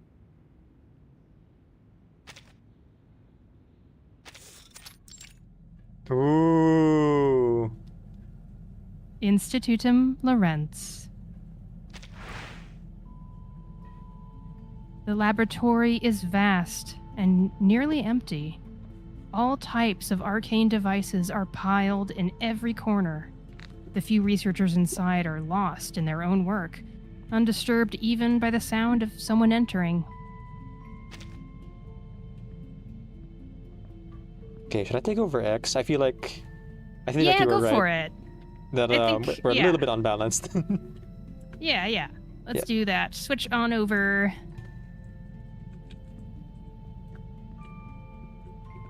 I feel a little And bit you bad were right, because like there's lots you of have a lot of narration. yeah, exactly. Mm-hmm. Eagle, you're finally here. No need to stress. You'll do just fine. But, Mr. X, I've only learned some basics about Chaos Theory from you and Miss Lawrence Butterfly. Can I really be considered a member?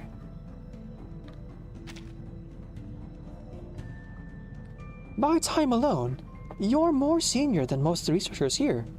And believe me, Miss Lawrence Butterfly is very selective about who she takes on.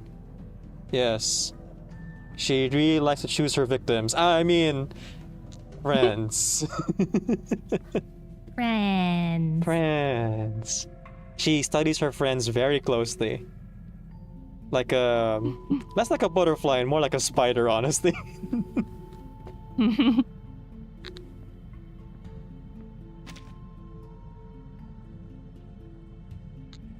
She never admitted out loud, but her criteria for an assistant must consist of at least a few thousand terrifying rules.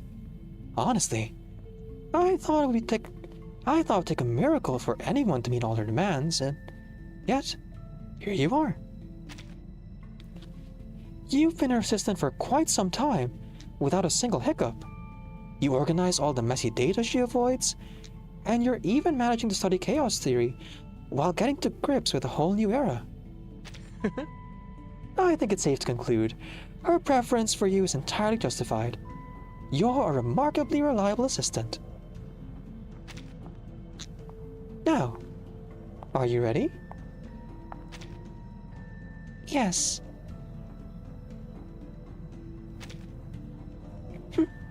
That's the spirit. And as it happens, your tutor has just returned.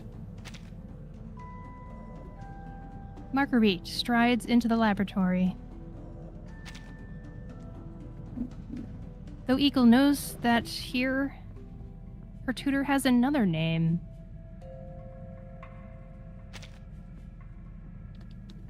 Miss Lawrence Butterfly. There you are, my little assistant. Good. Now, let's do something that actually matters. Like catching that original butterfly fluttering somewhere out there. Click on this. Original butterfly. Every arcane phenomenon has a source.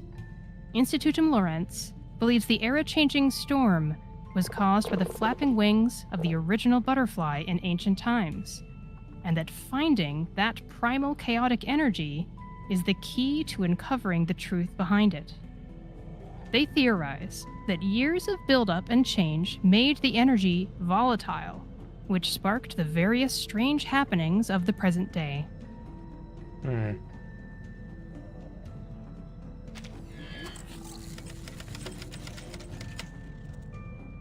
On the big screen, the meteorological data Eagle brought back not long ago scrolls line by line. Wait, that reading just now. There's a significant correlation distribution. I already noted it. Eagle hands the data to her tutor.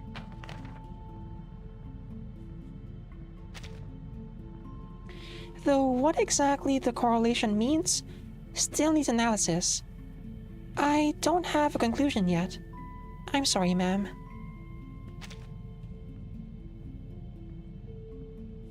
She raises an eye. Oh, okay. No, you've done well. She raises an eyebrow. How does it feel to have an assistant? A real one, I mean. Not someone you can only reach via phone call. If all my colleagues at the Storm Observation Center were like her, I wouldn't need to keep writing those taunting letters. Well, She has learned from the best. Though, I have to say, writing those letters seems to have become something of a hobby of yours. Brutal.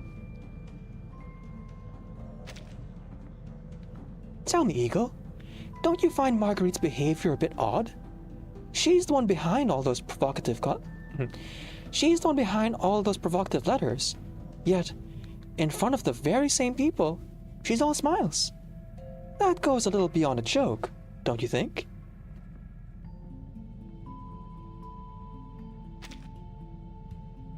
Well... Oh. So these are two options that Eagle is deciding what to say. Yeah, I think the theme is obliviousness versus curiosity. But, you know, we only have 2 data points, so we'll have to keep seeing here. Oh, Pop Nemo. Yeah.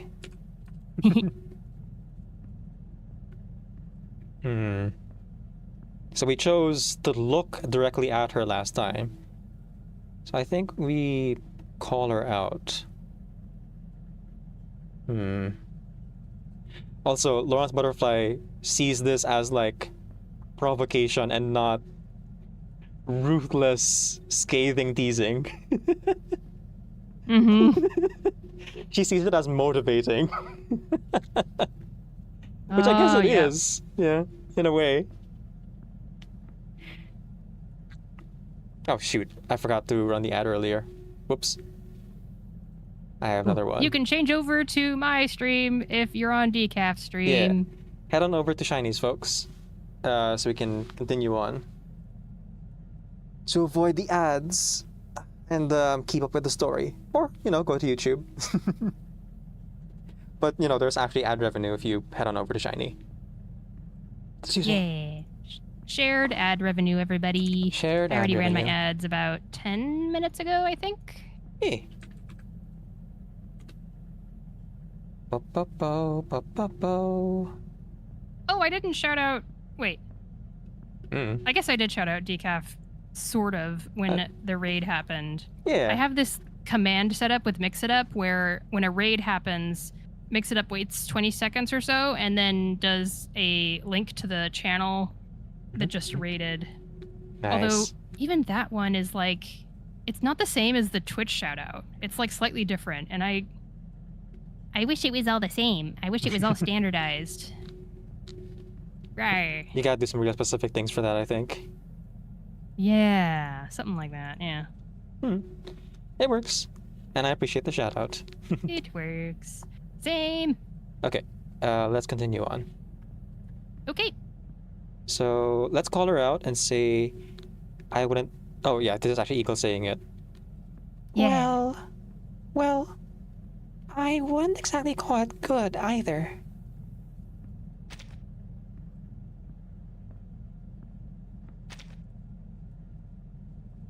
Straight to the point. You really are my student. We are not putting our head in the sand. Nope, nope.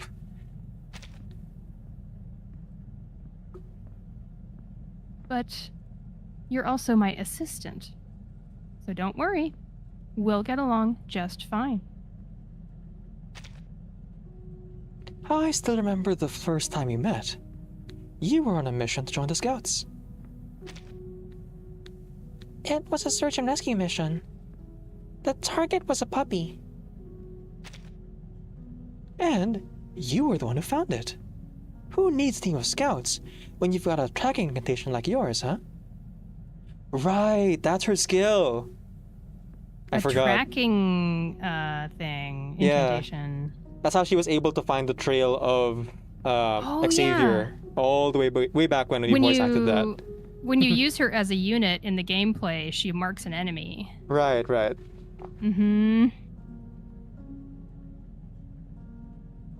That's a really useful skill, holy cow. But the Scouts are... Well, never mind.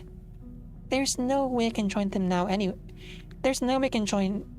Wait. There's no way I can join now anyway. Yep, they're all puddles now. Or, other people, not necessarily scouts anymore. Yeah, I was gonna say, yeah. The scoutmaster's like a grocery store clerk or something.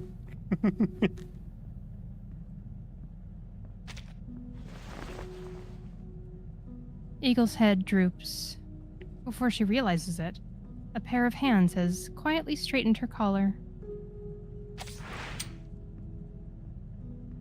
When her tutor's hands drew back, Eagle finds a small butterfly badge pinned to her chest.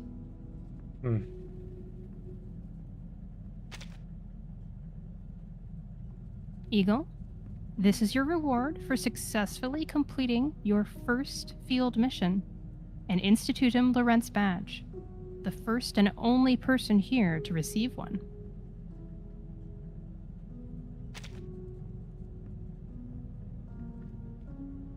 Those scout badges are nothing but cheap trinkets. Just enough reward to make children feel accomplished, just enough control to make adults feel powerful. Here, at Institutum Lorentz, you will prove yourself in your own way. Become whoever you choose to be. I will, ma'am. I'll treasure it. Hook, line, and It's so sinker. heartwarming. It's so heartwarming, yeah, but also like she said it out loud. This is to motivate you. And it worked. Trust me. I love that Lawrence is actually honest with Eagle here, and yet it still feels kind of insidious because even as he says the double like ulterior motive here out loud, she's still doing it. Yeah, she is. Right. Lorentz Butterfly watches her deeply moved little assistant with a half smile.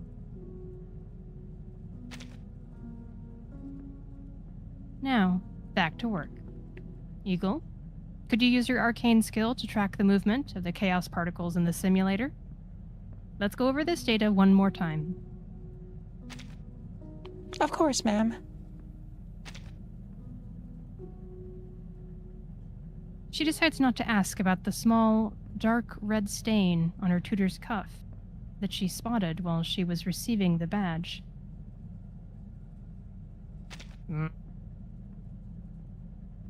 Maybe a paper cut, or perhaps just a wine stain.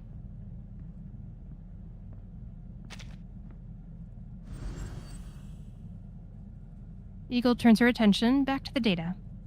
To be continued. Well, one of the things we know about Lorentz is that she is lethally efficient as both a researcher and a hitwoman. I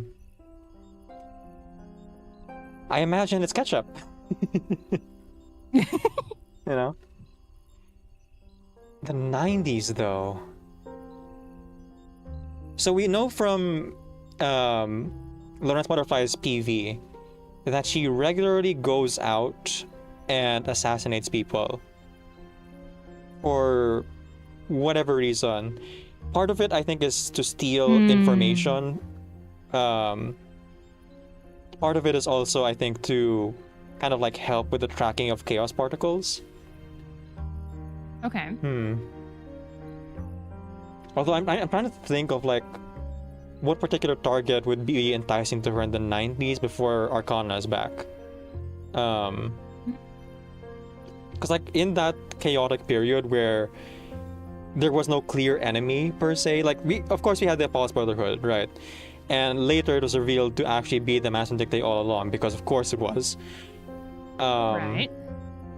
I do wonder though, like in this very kind of like unfocused period, who would be like interesting targets for information?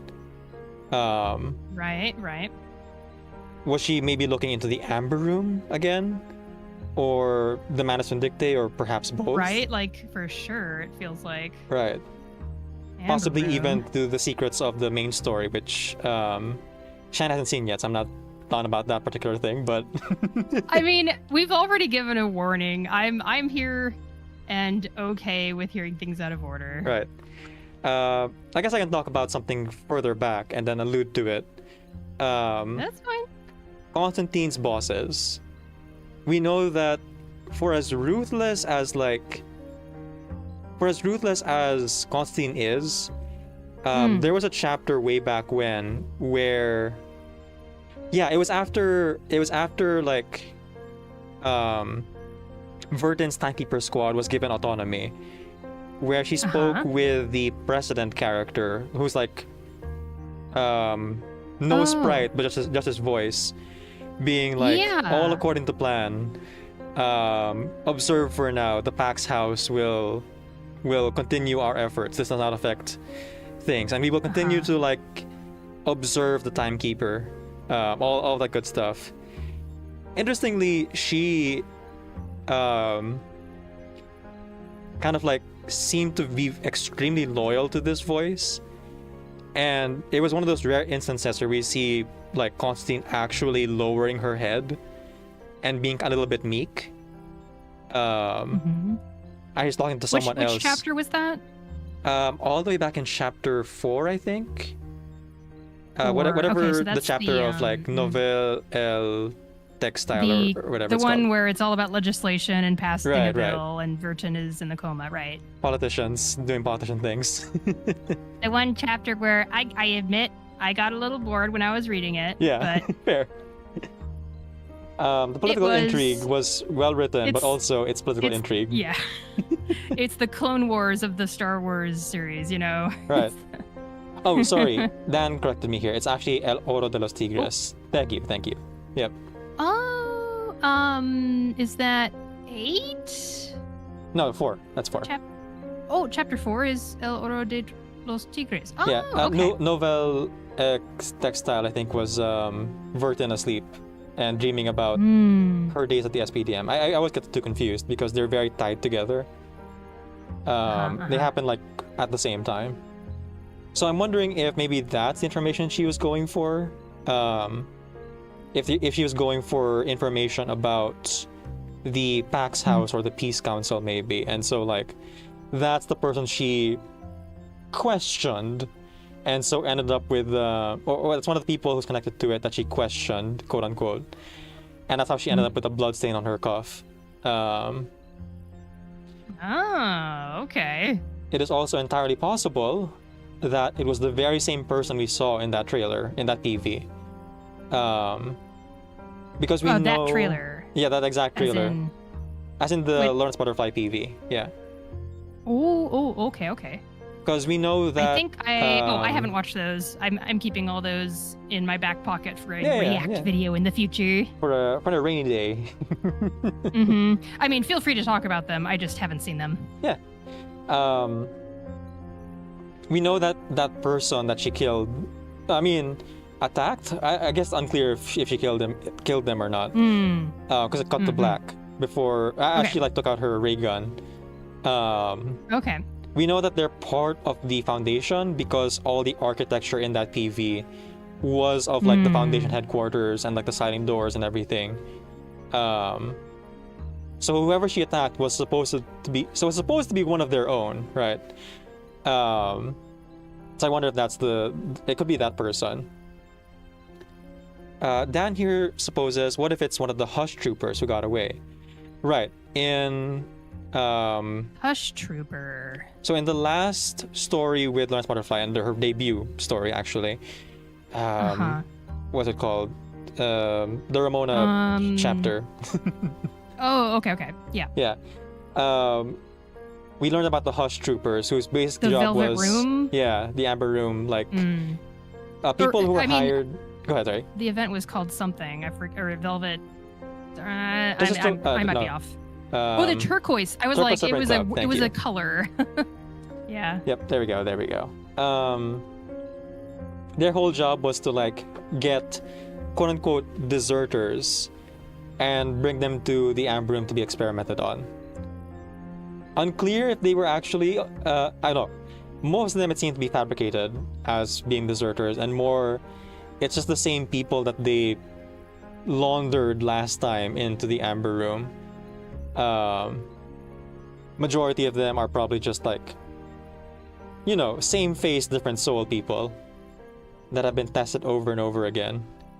So the Hush Trooper's job is to like locate these people, bring them back to the Amber Room during the storm, record the data, wash, rinse, repeat, you know.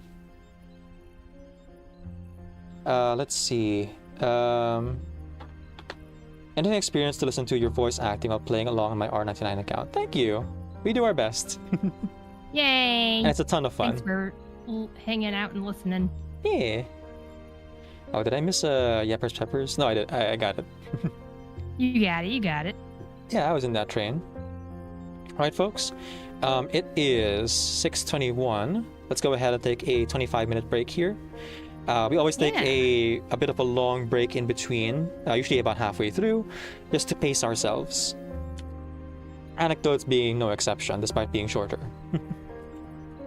So, break time. Back at 21 plus 25.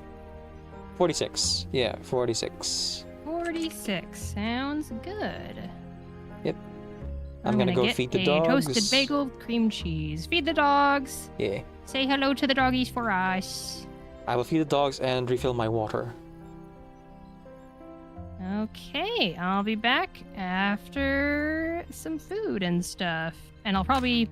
What I do is I get food and then I come back and then I stay muted while clicking on things on the screen. But until then, enjoy my eagle walking a critter in the wilderness. Be right back. Or be back in 25.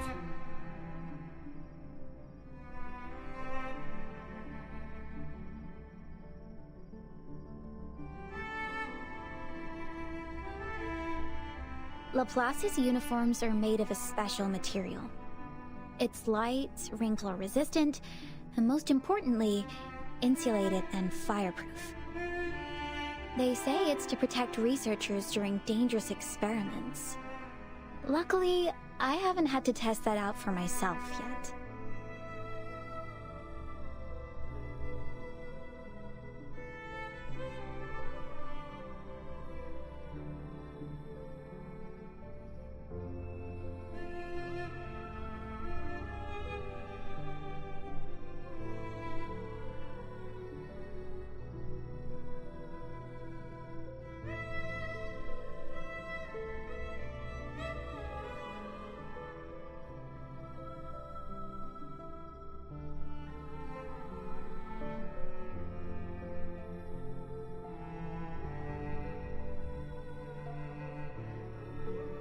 I never picked up on it before, but each room, no, almost every location here has its own energy field.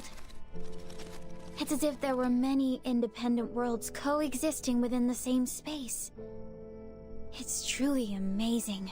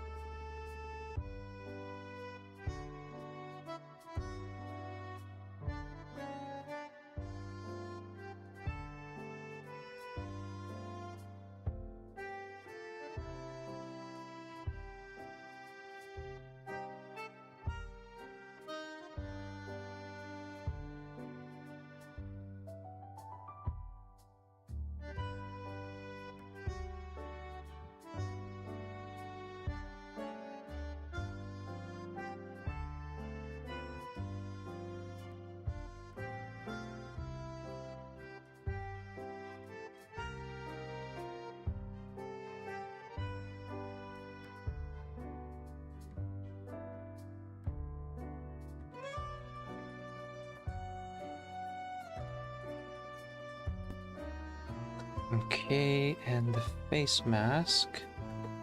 Oh, there it is.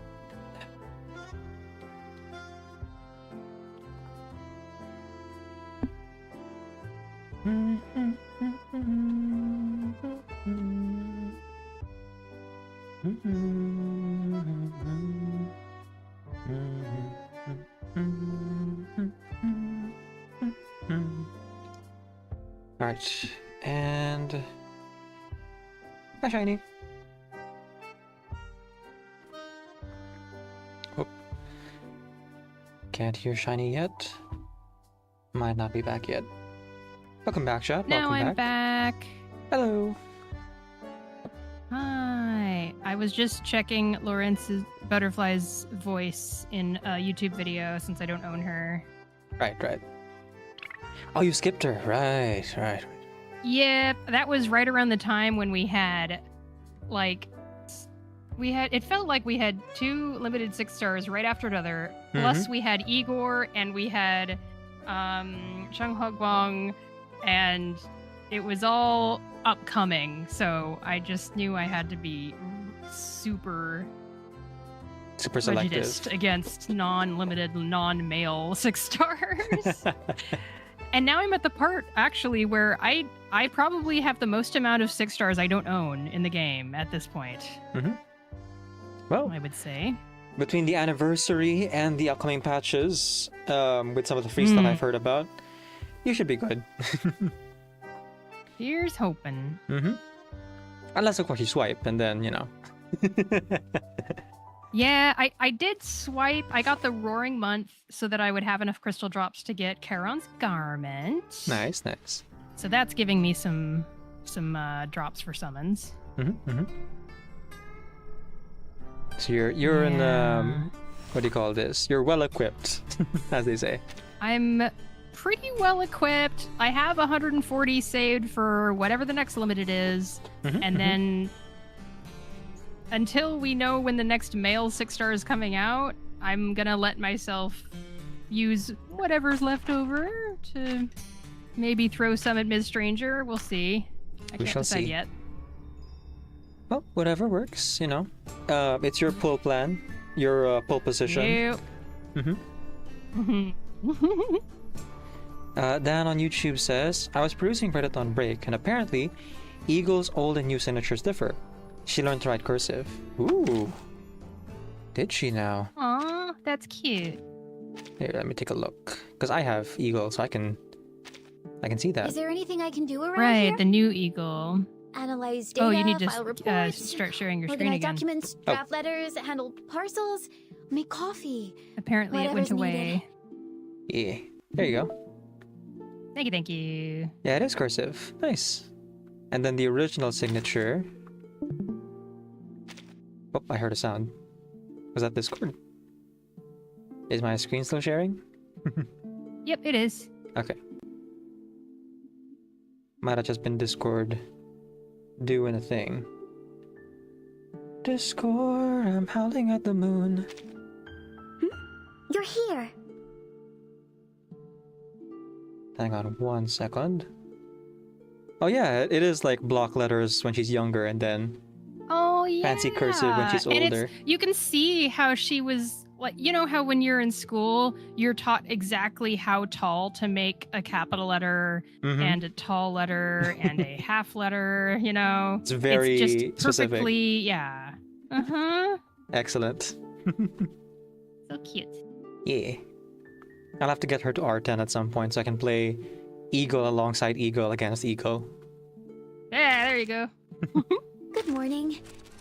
Before we get going today, would you like some coffee? Yeah, that's what I mean by still a child voice. Through a long day. At least that's what Miss Marguerite Oh, I have says. your shared stream muted, so I'm not hearing it. No Let me worries. see. Now I have it turned on. She seems to be very close with Miss Marguerite / Lawrence Butterfly, as well as X.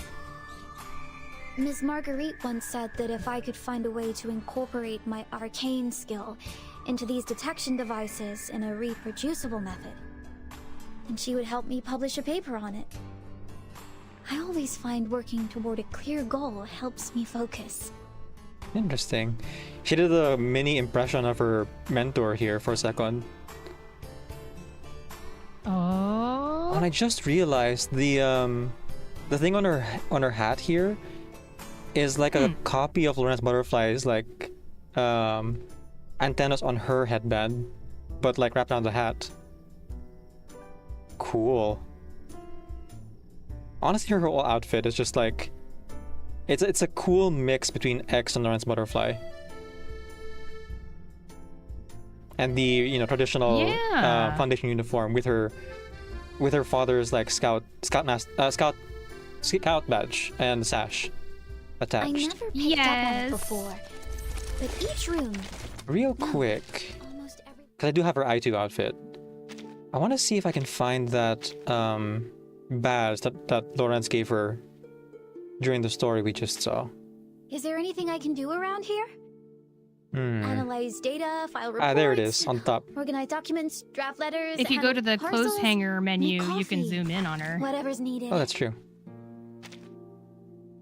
Oh, and you can change the L2D using the button on the There we go. Does it let you zoom in by the scroll bar? There it is. Got it.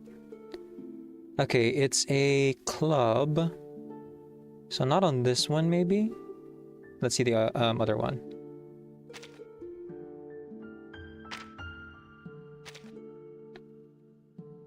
Let's see. No, I don't see the visible on her person. But yeah, this thing really does look like Lawrence Butterfly's like headpiece thing. Yeah. A lot of cool details all over for the character design. I love that. Yeah. Their own little suitcase. Oh my gosh. Wait. I just had a crazy theory based on nothing.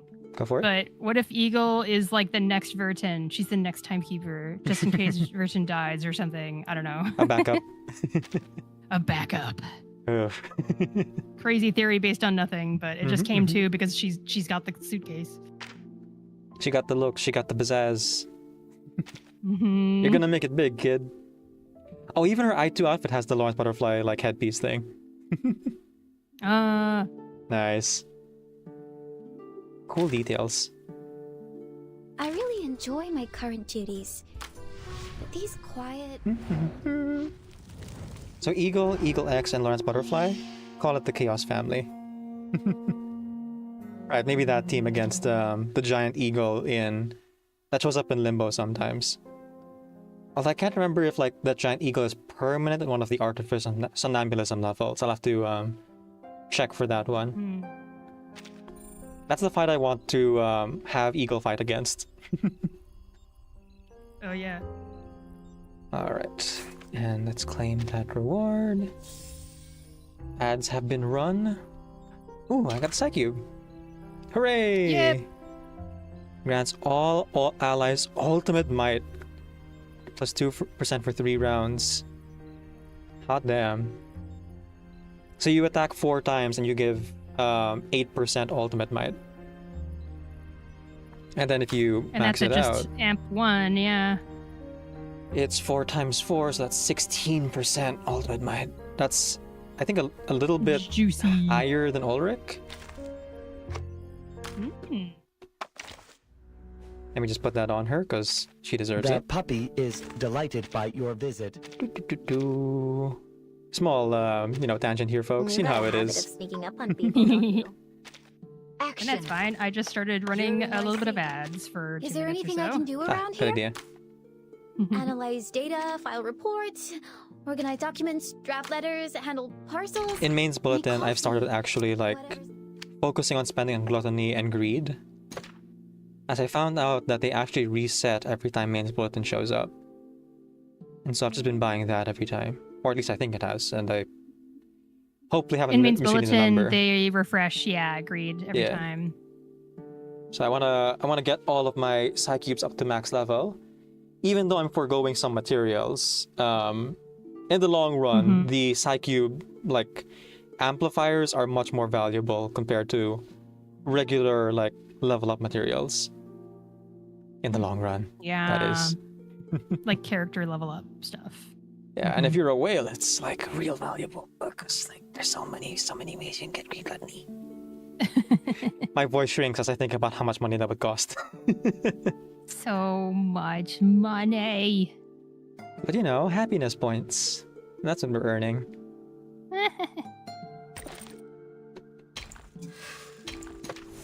Just a quick little thing here. Don't mind me. I'm clicking things on my menu too. Yeah. Oh, I should remember to read I the. cannot. Oh, go ahead. Sorry. I cannot wait to get Name Day's free event garment. I'm so excited for that. Oh yeah. It's in the 8-bit game mode. I just have to do it, Mm-hmm. and then he'll be mine. I'll have to remember to read this at the end.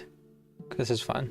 Yeah, the 5-star Psycube for Silverwing Eagle. Okay. And your ad break should be ending in like a minute or so. It is ending in 15 seconds. Perfect.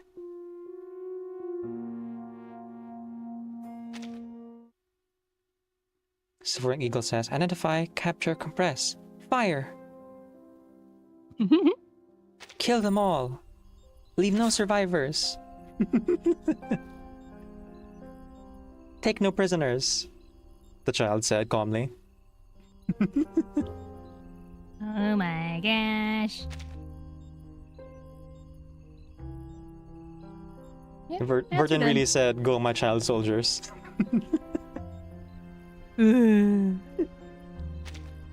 Okay. that against the international constitution against the rights of the child or whatever it is, or for the rights of the child? So, fun fact about the world of Reverse, there is no like set minimum age for conscription into Xeno or for the Foundation per se. Well, sorry, the Foundation does have one, Right. but Xeno doesn't seem to have one. Like, you look at Lilia and you're like, oh. If you got talent, you know, if you can pick up a gun. Yeah.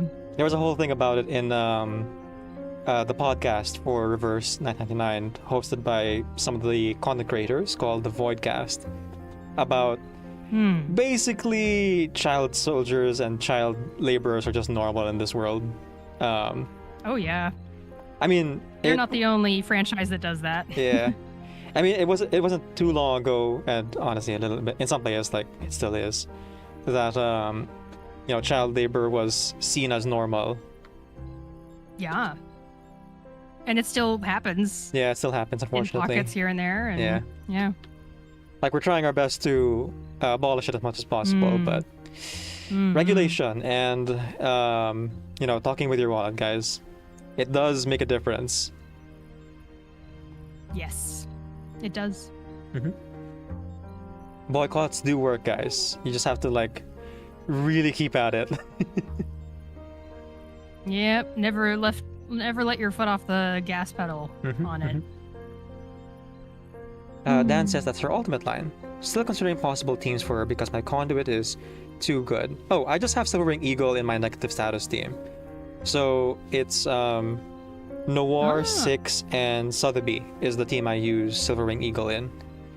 And negative status team. Okay. the way her ultimate works is that the more negative statuses there are, the higher the multiplier on her ultimate attack. So Okay. she's not like super duper powerful, but at one point I had her deal like 100,000 damage in one hit, which is not nothing.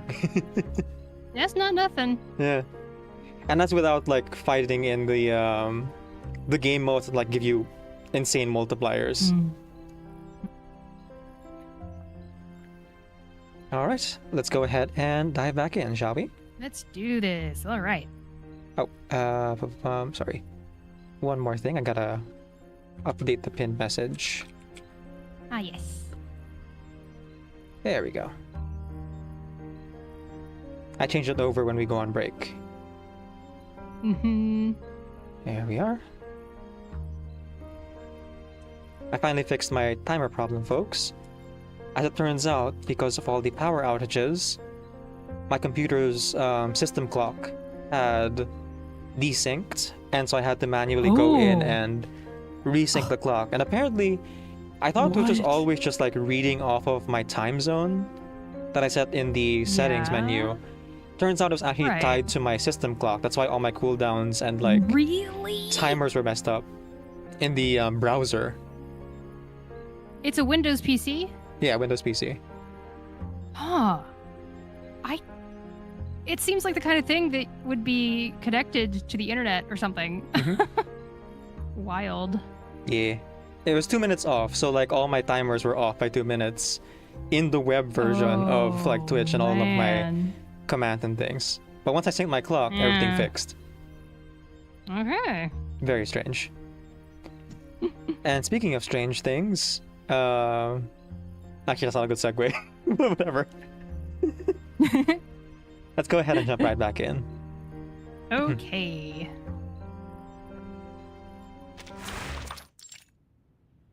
Part 5. Composite Flavor. 800 hours. Intern Dormitory, Laplace. A flurry of message alerts drags Eagle out of sleep on her day off.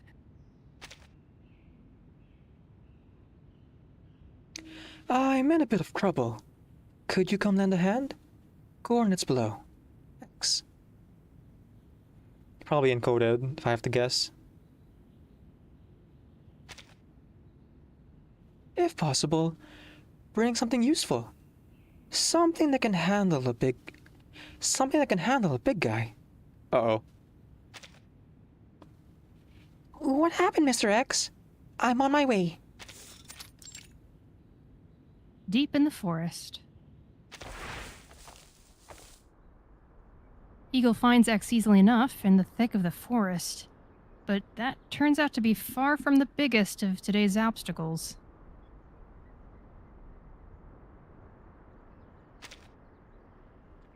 Based on your message, I thought you'd stepped on someone's toes. Or that he was dealing with something that walks on 2 legs, at least. Oh, I wouldn't have needed your help for that. So, did you bring anything useful? Dog? I guess a baseball bat won't be enough. Agreed. Just look at the thing. What is it? 2 meters tall? Maybe more? What even is it? Some kind of enormous critter? Eagle sighs.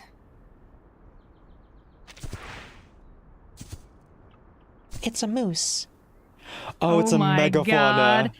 Have you... Okay, listen. So, in my family, some of my family come from Alaska. They grew up in Anchorage.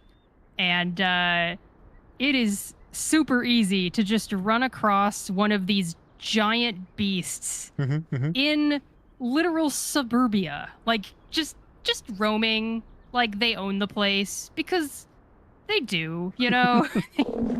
I remember distinctly, I remember like hanging out. We were staying over at my Uncle Nant's place up there.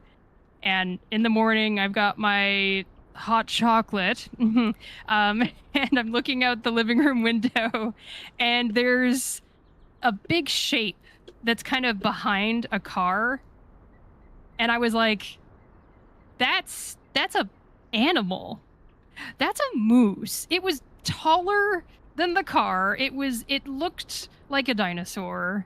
And you cannot really understand how big they are until you see them in person. So yeah, that is something that you would need more than a baseball bat. I agree. Yeah, 2 meters tall as well, like from the description. I mean, even if it's mostly legs, that's still like a huge amount of weight and size. Huge. They're massive. At least 2 meters tall. They said like maybe more. Dan says, get on the floor, everybody do the Mosasaur. Yeah. A massive moose stands before them, head low, watching them both. Something unreadable flickers in its eyes. They already tried to go around it, but the moose seemed to have no intention of letting them pass. In fact, it seems quite taken with the two little humans before it.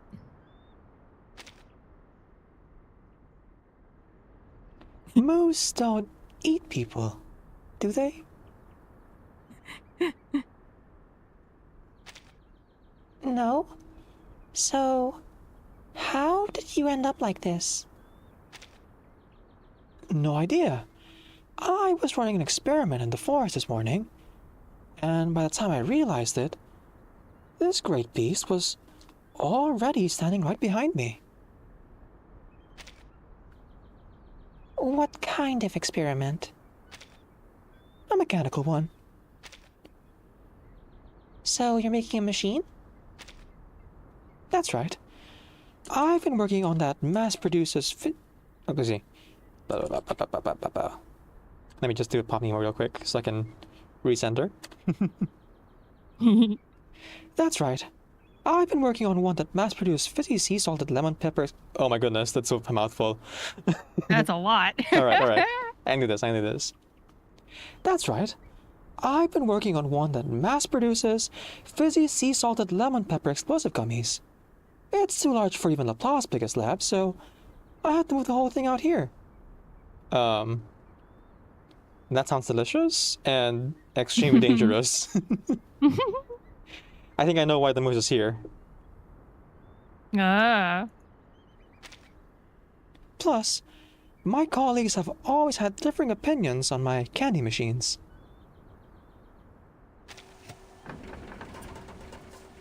Eagle glances at the rattling machine nearby. A thin curl of smoke leaks from its vent.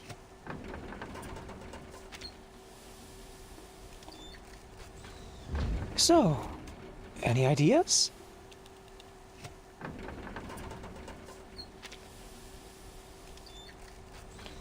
Why did you call me Mr. X? Why not someone else?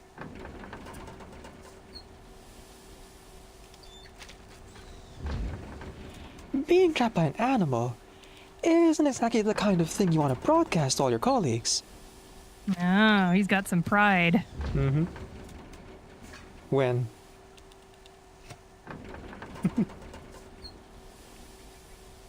And I had a feeling you'd know what to do.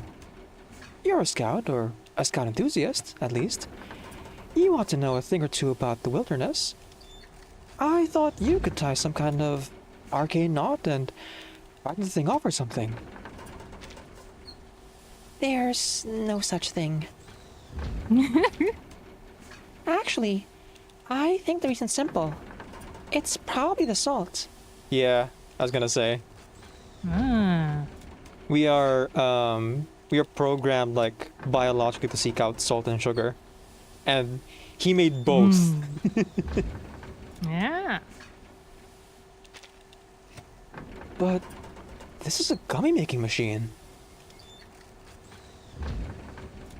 A very large one. Yes, but it makes gummies with a salty flavor. Perhaps it came for the lemon. Okay, that can't be it because we are also biologically evolved to not seek out sour. In fact, we a lot of people like what do you call this? A lot of people actually don't like the taste of sour because our bodies tell us it's not a good thing to like have in your mouth. And I know that like citrus isn't great for a lot of animals, like including pet rats. You're not supposed to give them citrus stuff. Yeah, because they have the organs that produce citrus on their own. Which, for some reason, evolution decided humans didn't need. Yeah. You know, scurvy? What? Humans will always be land-based and definitely not try to explore beyond their small patch of land. Oh, yeah.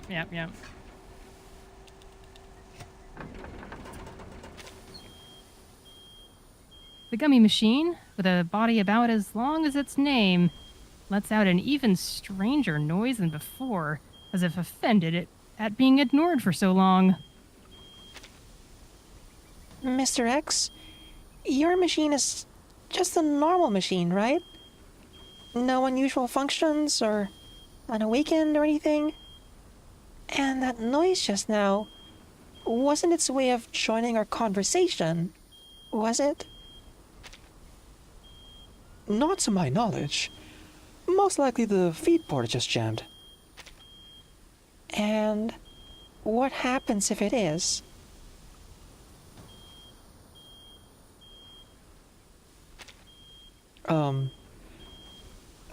Well, it's in the name. Just before gummy. Oh no. What was that? Let's see. Explosive. Yeah.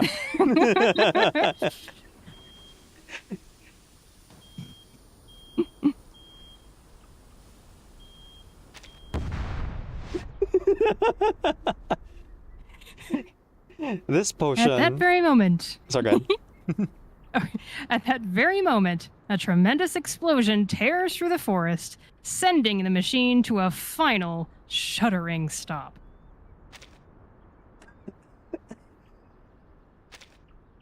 Mr. X, watch out! Before the smoke can clear, Eagle seizes X by the arm, pulling him clear of the panicked moose, charging straight toward them. That was close. No, wait! My fizzy sea salted lemon pepper explosive gummy machine! The moose crashes blindly through what remains of the already battered machine, then vanishes into the trees. Good riddance. Phew.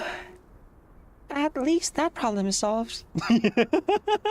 No sympathy No, not at all. whatsoever.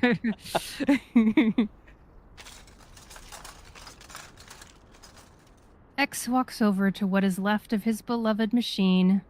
He crouches down beside it, looking rather pained, and picks through the fragments on the ground. Tragic. I never drew up any plans when I built it. And all that smoke. It's covered us in salt. Mr. X, don't let your guard down yet. Ooh. Listen carefully to the surroundings. Carefully observe the surroundings. Listen carefully. I mean, listen and observe are pretty similar. Yeah. Maybe they mean observe like visually? I don't know. I'm gonna go for listen here. Dan says, and bitter. Caffeine is one of the few things that manages to bypass our aversion to bitter. Oh. Something, poison, something, spoiled food. Evolution's funky, guys. Yup.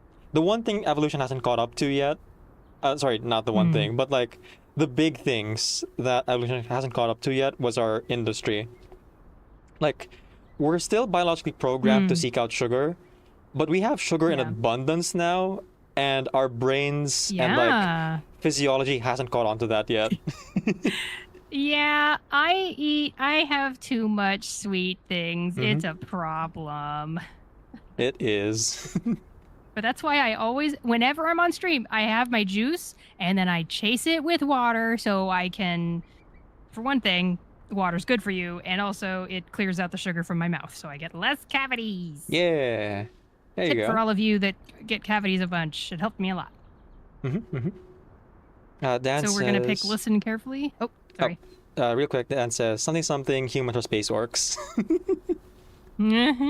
That sounds about right. Genetically weirdos. Speaking of hydrating though, let me just turn off my camera so I can do that real quick. It's been a hot minute. Everyone hydrate. Orange juice. And water.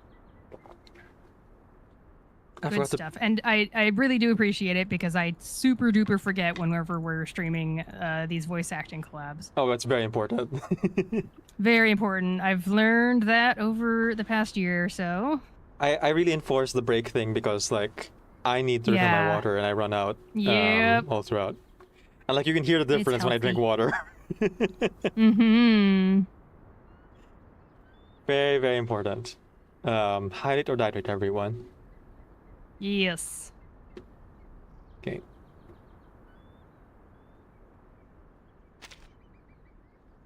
Okay. Eagle listens carefully to the forest around her, the way her father once taught her to. Aww. The moose's heavy hoofbeats are already fading. It sounds thoroughly spooked, but something smaller is still lingering nearby. No, not lingering. Changing direction. Wait, something's coming. She stops. Actually, never mind, Mr. X. It's nothing. A smile sneaks into her voice as she speaks. Catching the shift in tone, X feels a sudden unease. Sorry, let me try that again. Gotta start on easy first, then smile. Actually... Oh, yes. Actually... Never mind. Mr. X, it's nothing. The commas definitely help. It always frustrates me when we're doing these collabs and then the game gives us the direction for how the line is read after we've already read the line, you know? It's like, dang it, do I re-record? I don't know. You always can, let me know. I guess I can, yeah. Yeah. Although usually you hit the nail on the head, so there's not much need to. I think usually it's a bit of a struggle for our non-native English speakers. Oh, for sure. To like catch on to that and the nuance. But everyone does a fantastic job. And we've been doing this for over 2 years now. We've gotten quite good at this. Year and a half for me. Yeah. And it really is kind of this is a challenging exercise. The fact that we are reading the script for the very first time live, you know? Most people would have a rehearsal before a performance such as this, but it's fun. They study the script, and then there's a director who like gives them feedback. And I think for Reverse, it's specifically Enigma's voice actor who does the vocal direction, from what I understand. Wait, for real? I didn't know that. Yeah, I think so. Wow. Which kind of explains Enigma's role so early on in the story, because he was already there. There you go. All right, I already read the catching the shift in tone line. Yeah, I'm trying to click. It's not there. This particular anecdote, I don't know what it is, but it's not responding immediately when I click on certain areas. Yeah, so I've found a safe spot to click is actually below in the darker border. Okay. That seems to respond in that area, but you do you, whatever works. Yeah, I'll try that. Eagle, are you keeping something from me? It's fine. Before she can finish, X feels something wet and rough drag slowly across the top of his head. What? He wheels around to find 3 small moose staring at him with enormous round eyes, happily licking away. Oh! Hey! It's in their nature. They want the salt. Oh, a little further back. Sorry, just a quick pause. I don't have any money, but I need this to be fan art. It's really cute. I'll save up to Baby like moose commission are someone. cute. They are. Or maybe that'll be the CG for this one. Maybe. Fingers crossed. Real quick, a visual for my viewers. Here's what baby moose look like. They don't have horns, but they have that same gangly look to them. Oh. They're so freaking cute. They got that long snout. Or... Yeah. Yeah, snout. That's the word. Yeah. Love it. Love it, love it. All right, I will continue. Okay. A little further back, the larger moose has returned as well. I would be afraid to be around when the mom is here. Mm-hmm. That one must be their mother. She won't hurt you. As long as you don't threaten her babies. I guess, yeah, maybe they're chill. I don't know. I need to ask my mom. She grew up in Anchorage. You can ask your mom, hey mom, did you ever try to taunt a mother moose? Like, she grew up there, so she probably got warnings from parents about, like, oh, make sure if you see this animal or that animal, do this or that. Stand very still. They can't see you if you don't move. That's dinosaurs.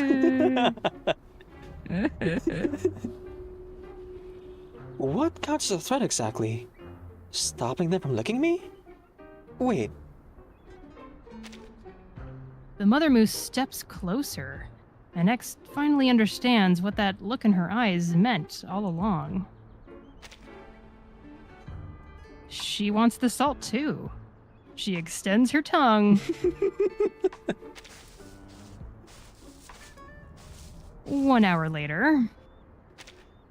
An hour? Mr. X, please don't be cross with me.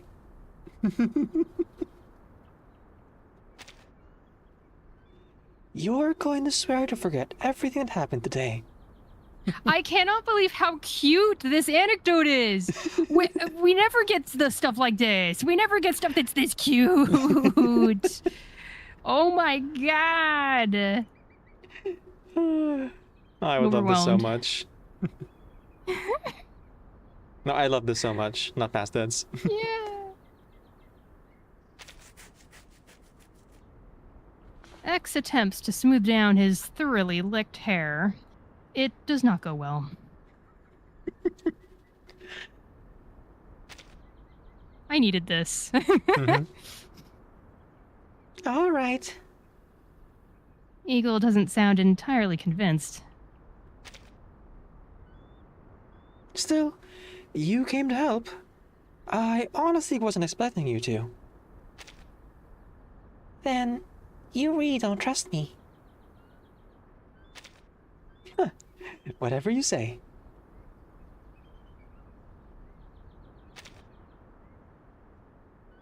Speaking of which, what would have happened if I hadn't shown up?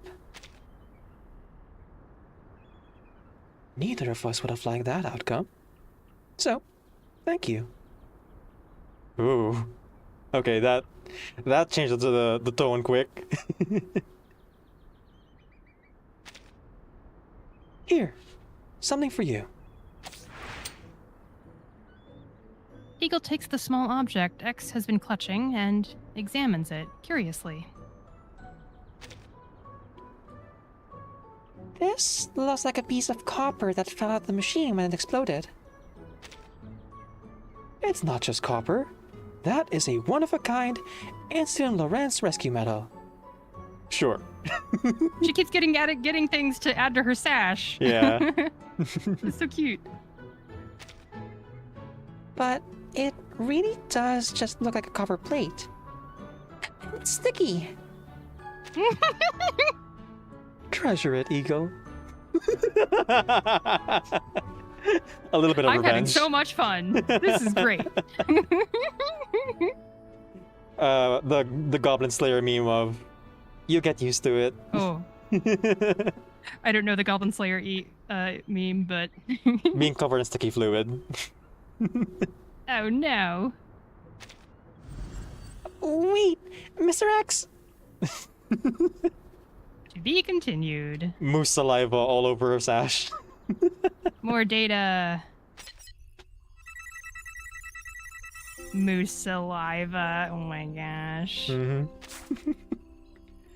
That, I mean, large animals tend to have like stickier saliva, I'm pretty sure. Oh, really? Yeah. Not a lot of hydration out there that they can. Okay, sorry. Oh, maybe it helps with the digestion of the vegetation they eat. I don't know. Yeah, yeah. Oh, look at Dan on YouTube. It's past 1 a.m., but you're happy you stayed. Well, thank you for being here. Yay! Sorry we're great, going a little bit long. You know, we're getting back into it, so I had to take some time to Getting back into it. fix Exactly. some things. Yeah. But this anecdote is just pretty great. It's so freaking cute. I mean, so far, there's been some dark moments for sure, but it's mostly the Lance Butterfly. Yeah. And it's been like very illuminating for the incident of Lorenz as well as Laplace. Yep. Regulus like showing up, and then, you know, our first indication for in a while that Regulus is actually part of Lorenz, like reminding the audience, hey, I'm also here, doing clandestine things and being a triple agent between Laplace and the Timekeeper Squad and Incident Lorenz. Just hanging out. Busy. Busy. And like playing, well, no, playing the fool, because we know that Regulus is a lot smarter than she lets on. Yeah. Like she's an actual genius alchemist. And despite her protestations, is actually good at math. It's the it's a motivation thing, I think, where she doesn't really find it interesting enough to like really invest in it. But you have to be good at math to do music. It's kind of like I suppose so, yeah. Intuitive thing more than it is like an academic skill for her. Which, you know, Arcana, so that makes sense. Dan said, when the fizzy sea salted lemon pepper explosive gummies maker, that's such a mouthful, has become the fizzy sea salted lemon pepper explosive gummy. Gummy. A splat on the floor of the forest. You did everything you had to do this week, so you're good for Sunday. Heck yeah. Nice, All right. Otsukaresama. Let's go ahead and continue on so that we can, you know, get to the end sooner rather than later. Yeah. Okay. Part 6. Part-time detective. 2300 hours. Institute in Lorenz. Burning the midnight oil. The lab stays lit around the clock. Here, researchers pursuing their vision of Arcanum tirelessly seek the seed of chaos, day in and day out. Mr. La Biblioteca de Babel thinks our tracking direction is right. He recommends setting the chaos particle monitoring position to... That's Aleph. Oh! Okay. Or at They're least one of checking their- Aleph's personalities, maybe? Yeah. Sorry. They're checking their data with someone, a third party. Right. I think that's Aleph because that was one of the names mentioned You're right. in Aleph's side story, which we did together. That was just us. We did. That was the side story, and they ended up using that that kind of layout a little bit in future anecdotes. Interesting, like, alternative name for Aleph here. The Library of Babel. I guess so. Are you familiar with... Biblioteca is, library, yeah. Yeah. Are you familiar with the story of the Tower of Babel? Oh, yes. It's a Bible story. I was raised Christian. I guess I never asked, so I wasn't sure. Yeah, that's true. I never bring it up. That's right. The Tower of Babel and what was it? Yeah, everyone in the root world spoke the same language, and they humanity was so successful and doing so great, they wanted to build a tower in honor of how awesome humanity is. Mm-hmm. And God was like, okay, you're forgetting that I'm helping you with this. And I'm going to curse you all to speak different languages because of your pride. Your hubris. And yeah. Mm-hmm. Which, yeah, it's an interesting story. Now I want to like go back and look at it from a philological perspective of the context of the time it was written in and all that stuff, because it's an interesting concept. I wonder if a similar story exists in other mythologies across the world. A language disorder story. Yeah, something where a god punishes humans for being prideful by creating language, basically creating different languages. Yeah. It's an interesting concept. Interestingly enough as well, we know that it was thanks to Aleph and a combination of like the incident of Lorenz that resolved the pre-storm protocol language disorder. Wait, the Peace Corps, the what? The pre-storm protocol story. Oh, pre-storm protocol, right. Part 2 had the language disorder storm, like artificial storm syndrome. Oh yeah, right. And it was Incident Lorenz that gave the solution. And with this name, I wonder if like it's alluding to the fact that, or to the idea that maybe it was Aleph with the Lawrence Institute specifically who like came up with this idea. Because we know that the idealist is obsessed with linguistics, as well as was someone who was born out of his conversations with specifically Ludwig. Oh really? Okay. Yeah. So Ludwig was disappeared for a while during the story of Aleph's side story, and Lawrence Butterfly like raided his place. Ooh. And like stole a bunch of stuff. At the time, I thought it was Miss Stranger, because I was like, oh, you know, spy person.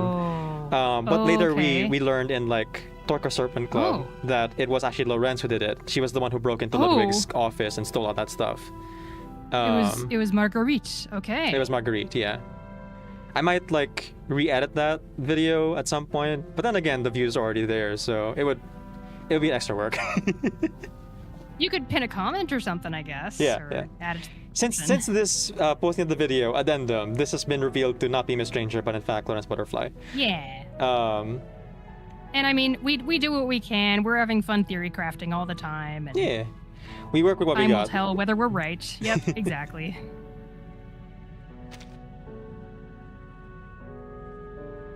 There's no answer. Ma'am? I'm just thinking. She rests her cheek on her hand, knuckles tapping lightly against her face as she ponders. Eagle senses something unusual about her today. She can't explain why, since, as both Ms. Marguerite and Lawrence Butterfly, she looks perfectly normal. A strange idea suddenly crosses her mind.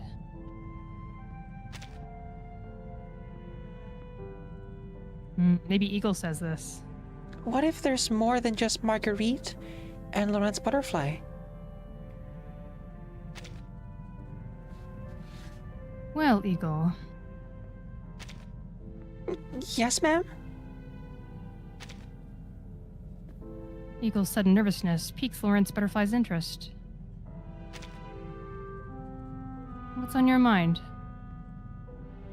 That familiar, mysterious smile on Lawrence Butterfly's... Oh. That mysterious butterfly... Okay. Sorry. Yeah, put a that pause familiar... there. After yeah, Butterfly. the grammar messed me up a little. Mm-hmm. That familiar, mysterious smile of Lawrence Butterfly's spreads across her face. Nothing. Right, the smile she stole from Annie. Ah. Tell me the truth. I was just being silly. thinking about how many sides you might actually have. Lawrence Butterfly stares for a moment, then laughs out loud. You are clever. I'm not sure even I know the answer to that.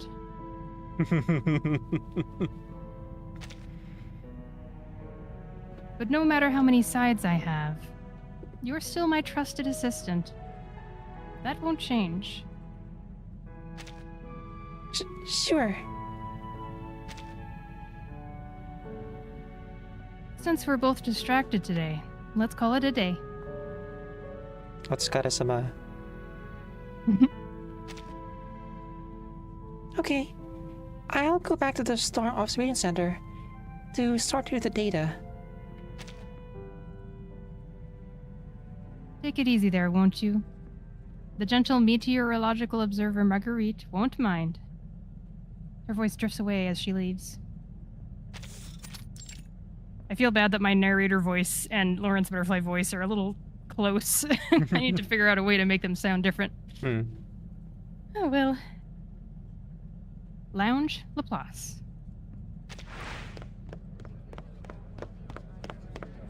A heavy pile of documents in hand, Eagle walks past the Laplace break room, where small groups of researchers are chatting casually over coffee.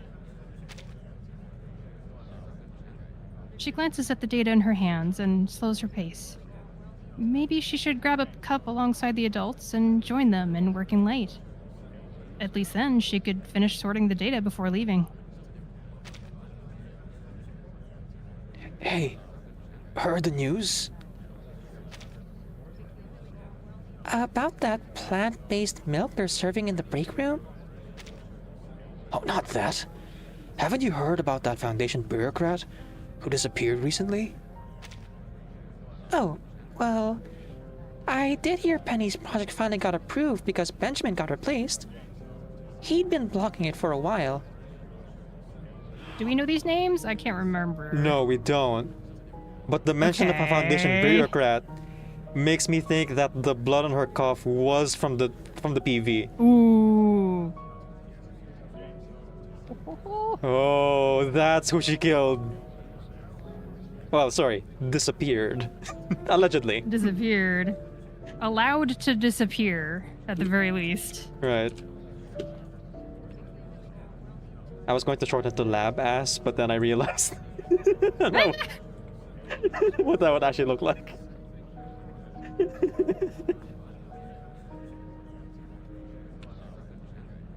I don't even know how people shorten it. Do they do like ASSI period or what? I don't know. Like ASD It is a maybe? long name. ASI or AS, yeah, I don't know.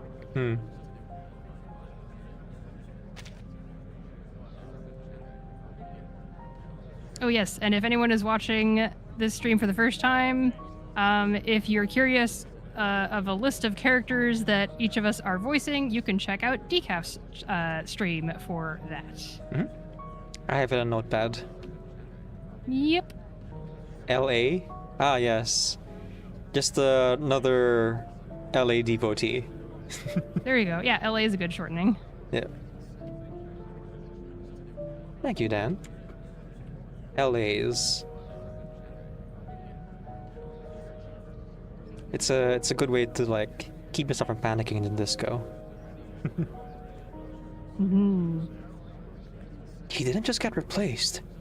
He up and vanished. The Foundation found him in a hospital, demanding to quit. Oh, thank goodness. Found him in a hospital? So he was in a hospital and the Foundation found him there? Okay. I guess she deposited him after, you know. He got found and brought in to with a ambulance. He was knocked out or something, Right. and then Like a vigilante. wakes up in a hospital. Like a vigilante checking in their targets into like medical places or clinics, things like that. Or taping them seems, to an easy to find place. Right.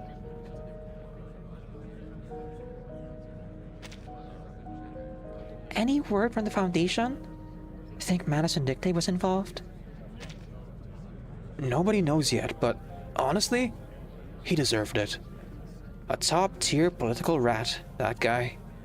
Stuck his nose in all kinds of places that belong. Rat mention! Woo! It counts. Rats!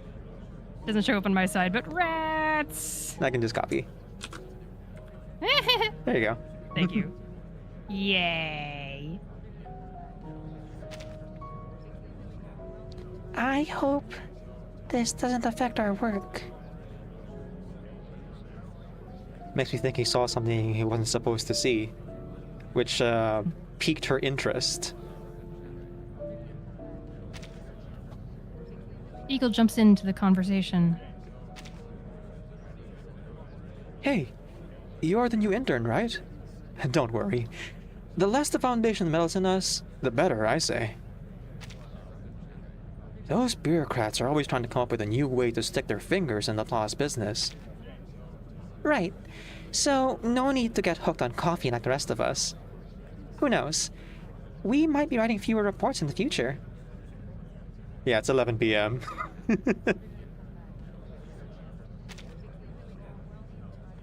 Alright, I'll be going then. Storm Observation Center, Laplace. The Cornblue would be proud. The center feels empty after work hours. Eagle grabs her bag, and a few orange-flavored chocolate balls fall out. Her current favorite treat. So, wait a second. An orange-covered chocolate ball instead of a chocolate-covered orange? Or, like... I guess so orange interesting to me. flavored, so like it's laced with orange traces. I read covered. Let me read that again. Yep. Eagle grabs her bag, and a few orange-flavored chocolate balls fall out. Her current favorite treat. Everyone loves oranges. Oh, God. Have an orange-flavored chocolate ball, my lords.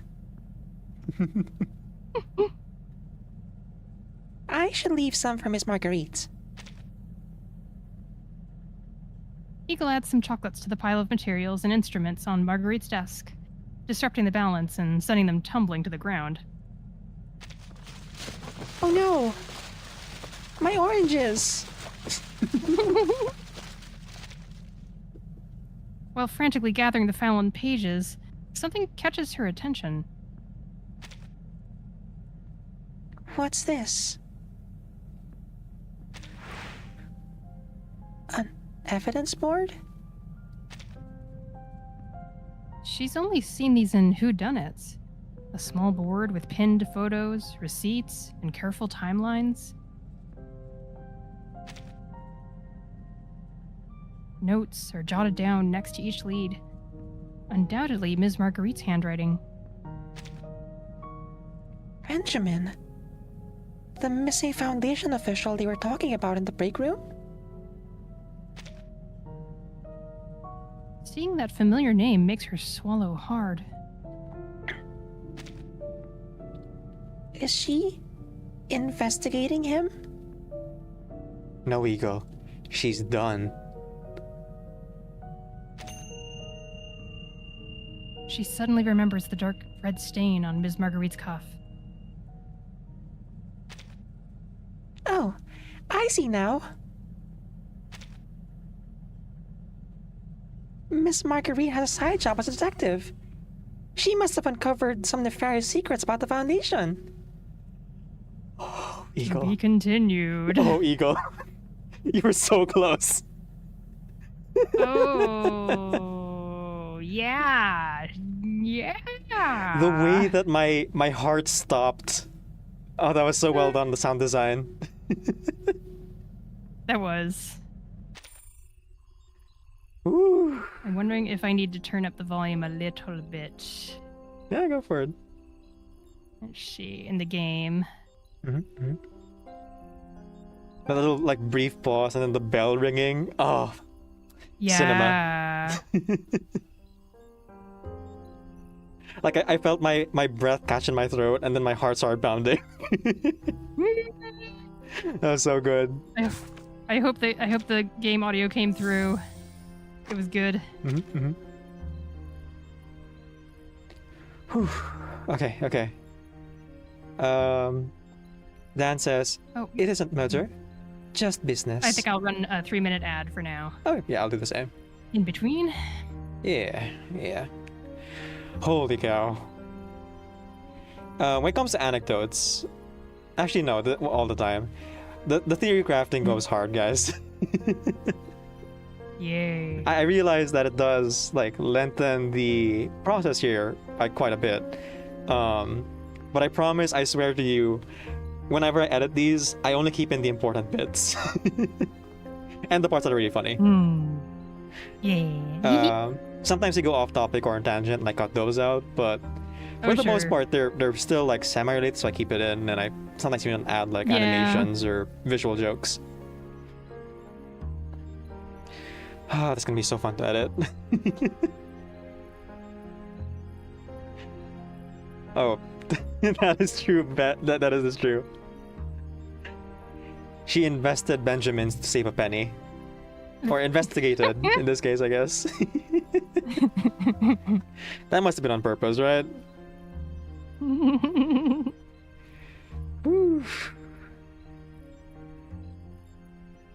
So, corruption, someone who's like looked into files they weren't supposed to see.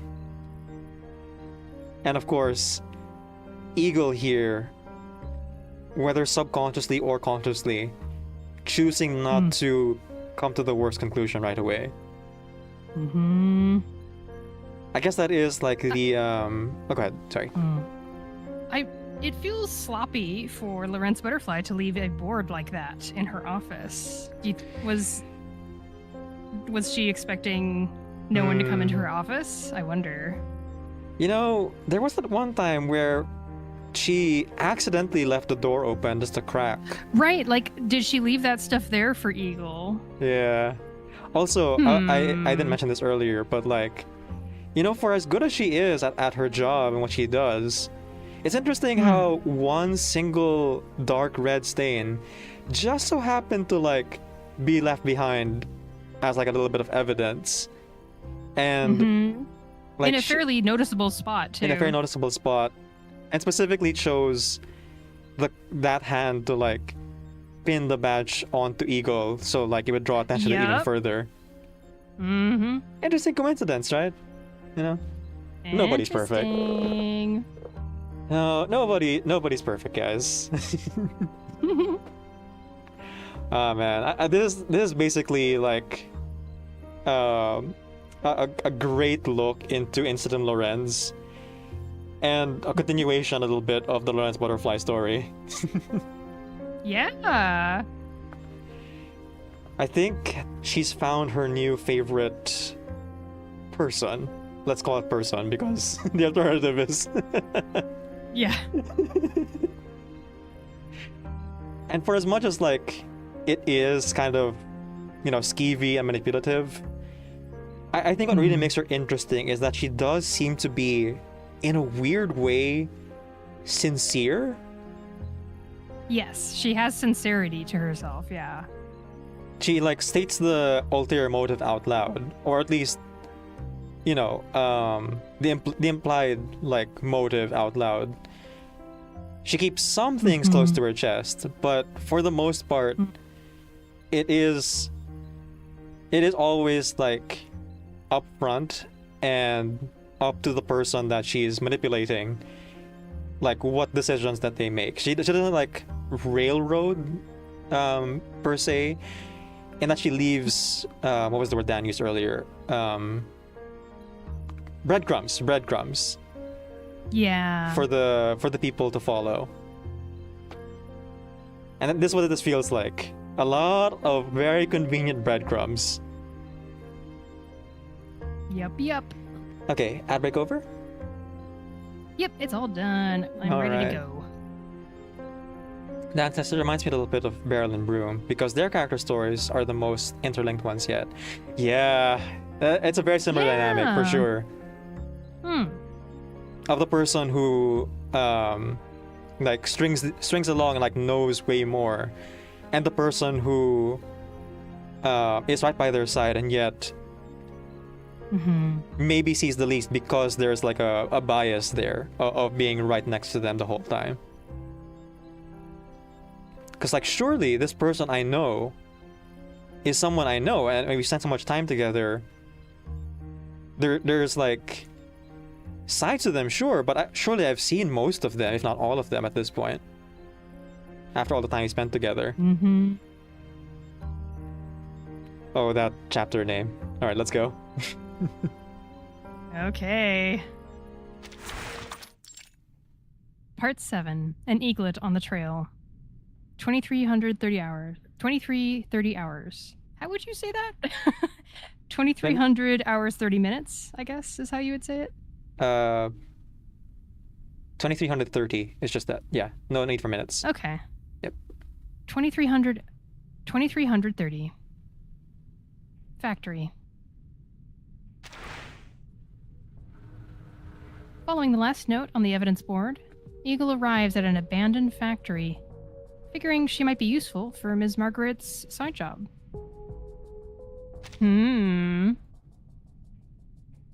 Besides, being a detective's assistant sounds really exciting. Trace's track. Trace? Her arcane skill. Yay! When she activates her tracking incantation, she finds something.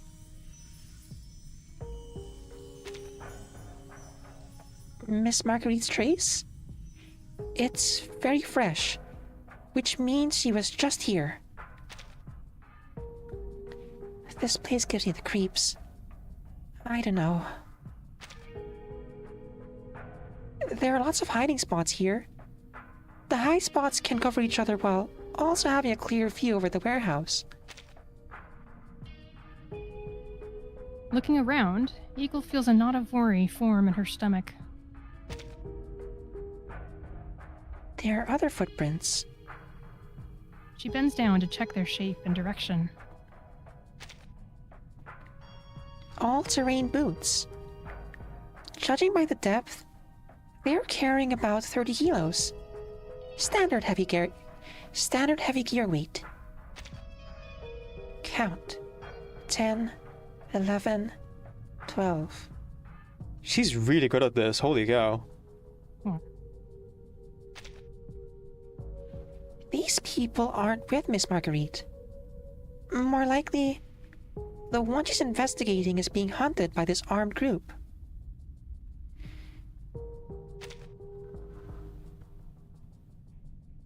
Her arcane senses catch more clues, revealing traces of radio signals heading toward those dangerous high points.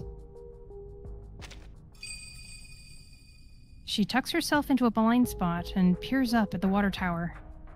A faint glint catches her eye. Sniper! Oh, I have to find her, get her out of here.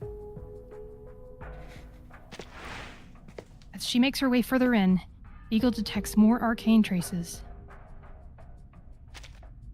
Traps, arrays, tripwires. People who set these mean business. She navigates them carefully using her arcane skill. Investigate the path to the basement. Investigate the path to the warehouse. Okay. So this one requires a little bit of thinking. Because the clues have been laid out. Have they? Yes. I blink back at Decaf. Okay. So, first thing, I'll point out, going backwards from here. She's out sniper, so someone is overlooking the area. Yes. That's a Lawrence Butterfly move. Yeah, it is. Yep. We saw her in that one really nice CG at the end of the main story she was in. Lawrence Butterfly is also known to set traps. I mean, obviously, for very clear reasons. And like that's part of her MO, is like she guides her targets towards towards certain positions she wants them to be in. So this feels like her, like she's the one who set up all these traps in preparation for this group with all-terrain boots, which means army or military. I wonder if these are the Hush Troopers. So... Oh, they mentioned Hush Troopers. Right. She was just here, but she's not here anymore. So I think she's the sniper up in the rafters or whatever. The high points can cover each other while also having a clear view. Yeah, so sniper.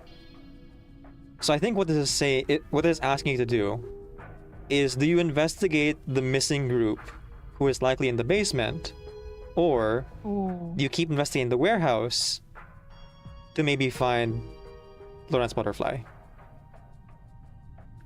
And going by our choices so far, I think we've kind of been like suspicious of Lawrence Butterfly with our choices. So I'm going to guess that the warehouse is the, like, looking at her rather than the noise of information. The noise of information. Yeah. All the less relevant data, like looking down at the research paper that's about meteorological data which has no bearing on chaos theory, or observing carefully around your surroundings, but like listening specifically, like narrowing down. Okay. Yeah. So I'm gonna go with warehouse here, and if I'm wrong we can go back, but I think this is the way to find Lorenz. All right, investigate the path to the warehouse. Inside the warehouse sit huge rusted containers. The thick layer of dust on them suggests nobody has been here for years. As she carefully turns a corner, Eagle's eyes fall on smeared blood and frantic footprints. She sniffs the air. Beneath the smell of gunpowder is a trace of sweetness. Almost smells like candy.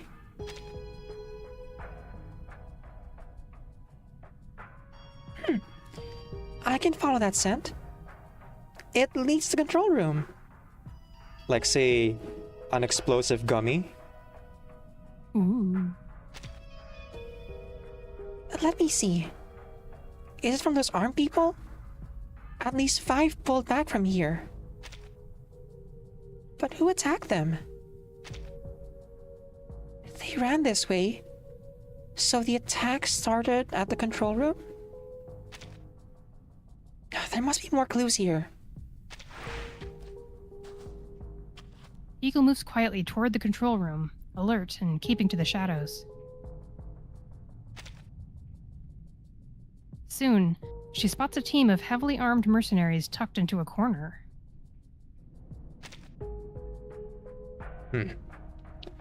I thought our bait would draw in that psycho chasing us. But so far, nothing's happened. But so far... That's their narration. Yeah, I'll just stop there. So the chaos outside was just bait for their trap.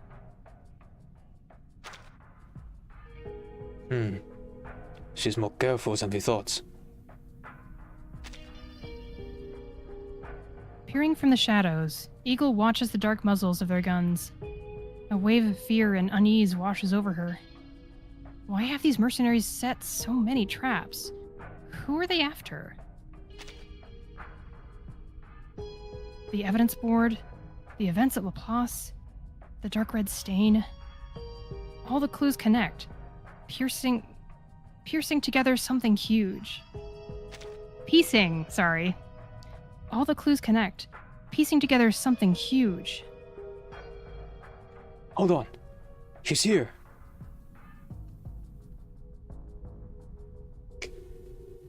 Through their night vision goggles, they see a figure in the distance. She seems unaware, simply scouting the building. Okay, I think I chose wrong. That's okay.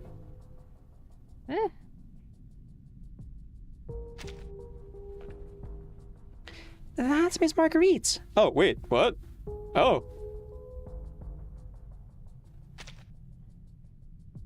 Orders are in. We're putting her down. Let's roll. She hasn't noticed the traps. I have to act. She steals herself. Oh, hang on. Give me 1 second. There.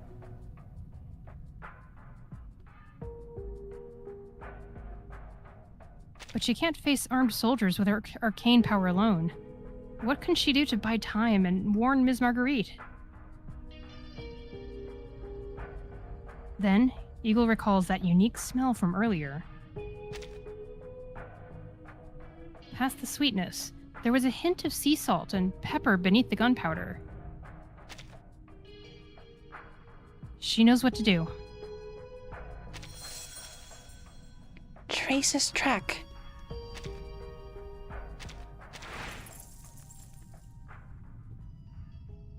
Eagle rummages in her pocket, tosses a handful of candies into the air, and triggers a precise arcane blast. With a blinding flash, a deafening blast, and a cloud of salt and sugar powder billowing through the air, the building shudders. As the smoke spreads, it exposes where the mercenaries lay hidden. Never thought Mr. X's crazy invention would come in handy at a time like this.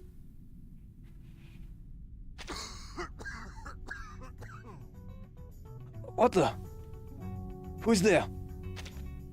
Oh, damn it. We've lost eyes on target. A familiar scope glint flashes. Thank you all for your cooperation.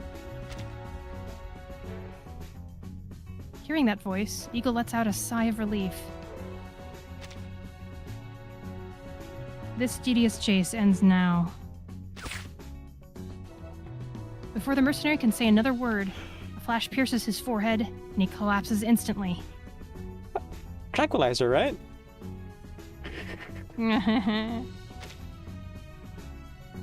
Just something to scramble their senses. They'll wake up soon.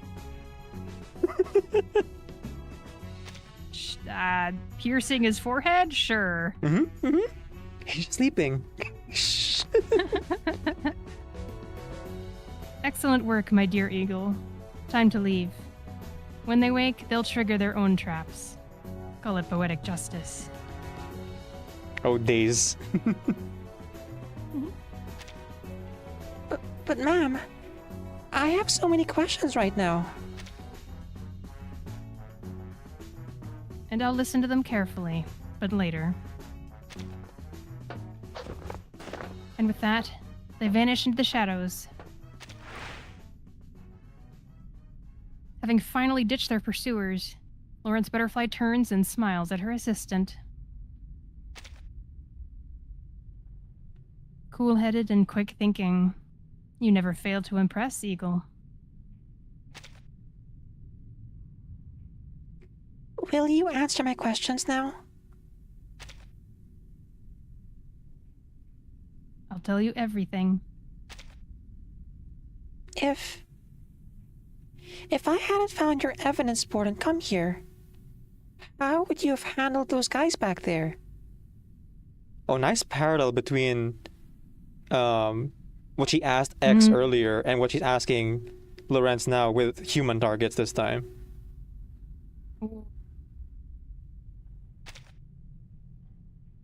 But you did find it.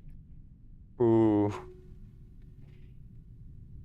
What did X say? It was, Neither of us would have liked the outcome. Oh, okay, yeah. Yeah. Versus, I knew you would do this.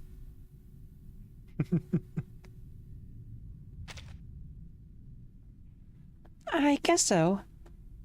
But next time, please at least tell me about it. I don't want you getting in danger all the time. Oh, Eagle. Oh.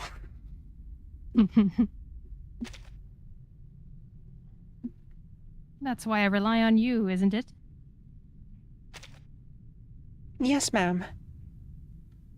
Eagle takes a deep breath. Good. Now, No need to worry about the Foundation monopolizing the sampling sites for the time being. After all, if Laplace can't access the data, how can we borrow it?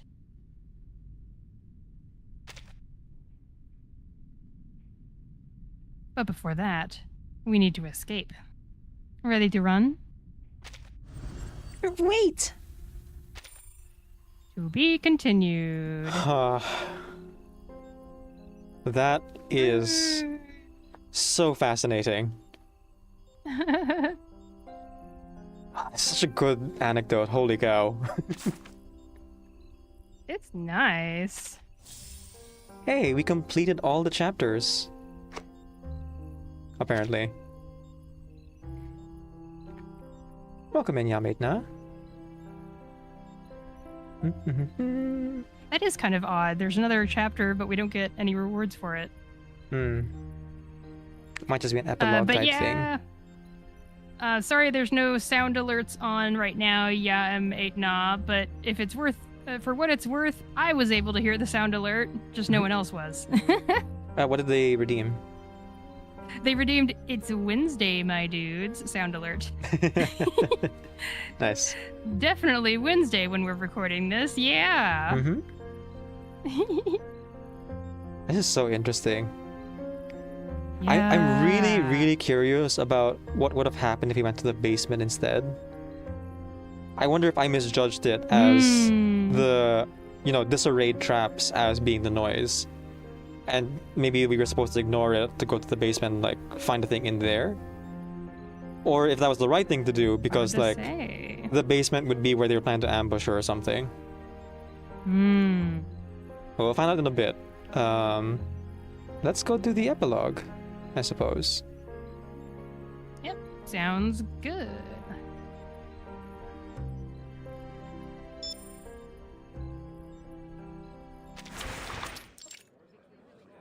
Part 8.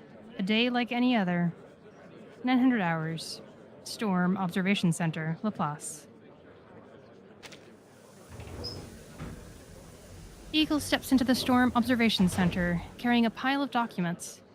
A group of researchers are clustered around a monitor, too absorbed in their debate to notice her. What happened? Okay, this is researcher. Oh right, it's in the place. So this is Joe. Sorry, Finn. Have you seen Lawrence Butterfly's latest article? Its correlation with the storm critical point prediction is over 30% more accurate than ours. That's because it's kind of built on yours. It's built on your hard work. We might as well adopt her results. Oh, come on. A huge new budget is coming our way. Enough to build 20 new sampling stations. And again, she'll just use that. Yeah. It feels so dirty. Once we have global data coming in, our storm forecast will be much more accurate than hers. All the provocations working, guys. It's so mischievous. But that Lawrence Butterfly somehow always accesses our data. Eagle, how do you think she manages it?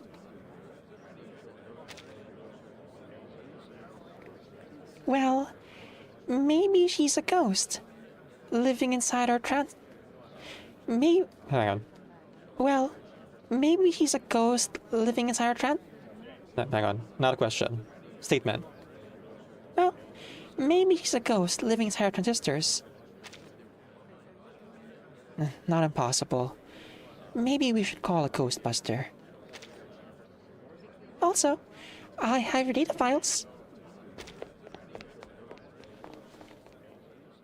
Eagle passes the documents to the researchers and quickly makes her exit. Miss Marguerite, of course, is nowhere to be seen. She's perpetually occupied, after all. Test site, Laplace. Laplace's test site is always a mess, likely the result of its geniuses bringing all of their latest wacky brain children here for testing. Of course, the state of this place proves that just because an idea is new doesn't mean it's good. Eagle adjusts her detector. Lately, under Ms. Marguerite's and Mr. X's tutelage, she's been adding all sorts of new features to her weapon. Though she did veto certain proposals, like making the detector double as a bubble machine. Another intern watches Eagle finish her calibration with a look of surprise.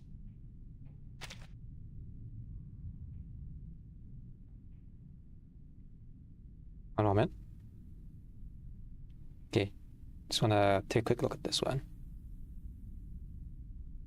Eagle, you're with the Storm Observation Center, aren't you?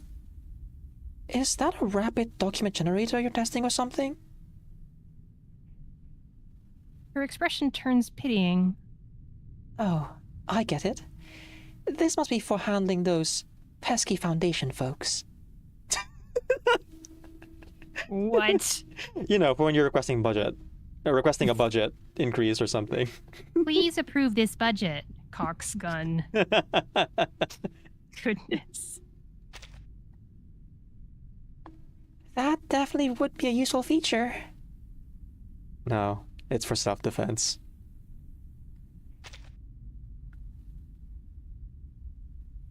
Then, is that really a weapon? Oh, jeez. Times really are tough, huh? Like they say in the Scouts, be prepared. Think of it as my little hobby. Alright, lunch break's over. Time to get back to sorting the data. Institutum Lorenz. She's becoming like her mentors. On Eagle's new desk at Institutum Lorenz sits a shiny instrument adorned with a bright ribbon. It isn't a cutting-edge arcane device or an auxiliary computing unit for analysis. Eagle recognizes it as a chaos pendulum.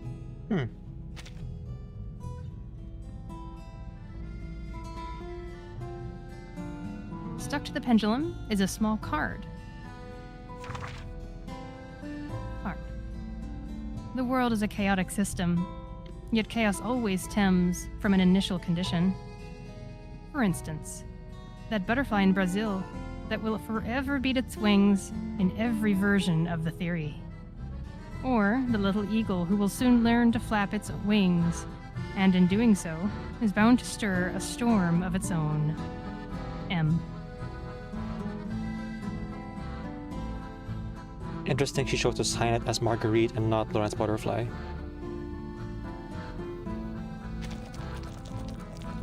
She gives the pendulum a flick, setting the simple mechanism into erratic motion. Random, chaotic, impossible to predict. But Eagle knows that every movement of this disorder stems entirely from her initial act. The end.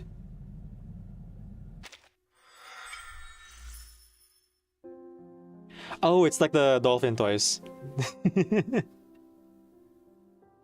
The what? You said dolphin toys? You know, the one where it just like keeps going for a long period of time, like swinging back and forth. Yeah, I couldn't tell if the word you said was dolphin or something another Yeah, I said word dolphin. that I misheard. The office like desk decorations that that keep So swinging back it's and called- forth. I didn't realize that's what it was called. No, I just yeah, remember the visual. they were. I think they're called chaos pendulums. They're just pendulums. Oh. Yeah. Mm-hmm. They give the illusion of perpetual motion because they just keep going. Yeah. Because the fulcrum and the fulcrum is like, what's the word? You know what? Physics. Let's just say that physics.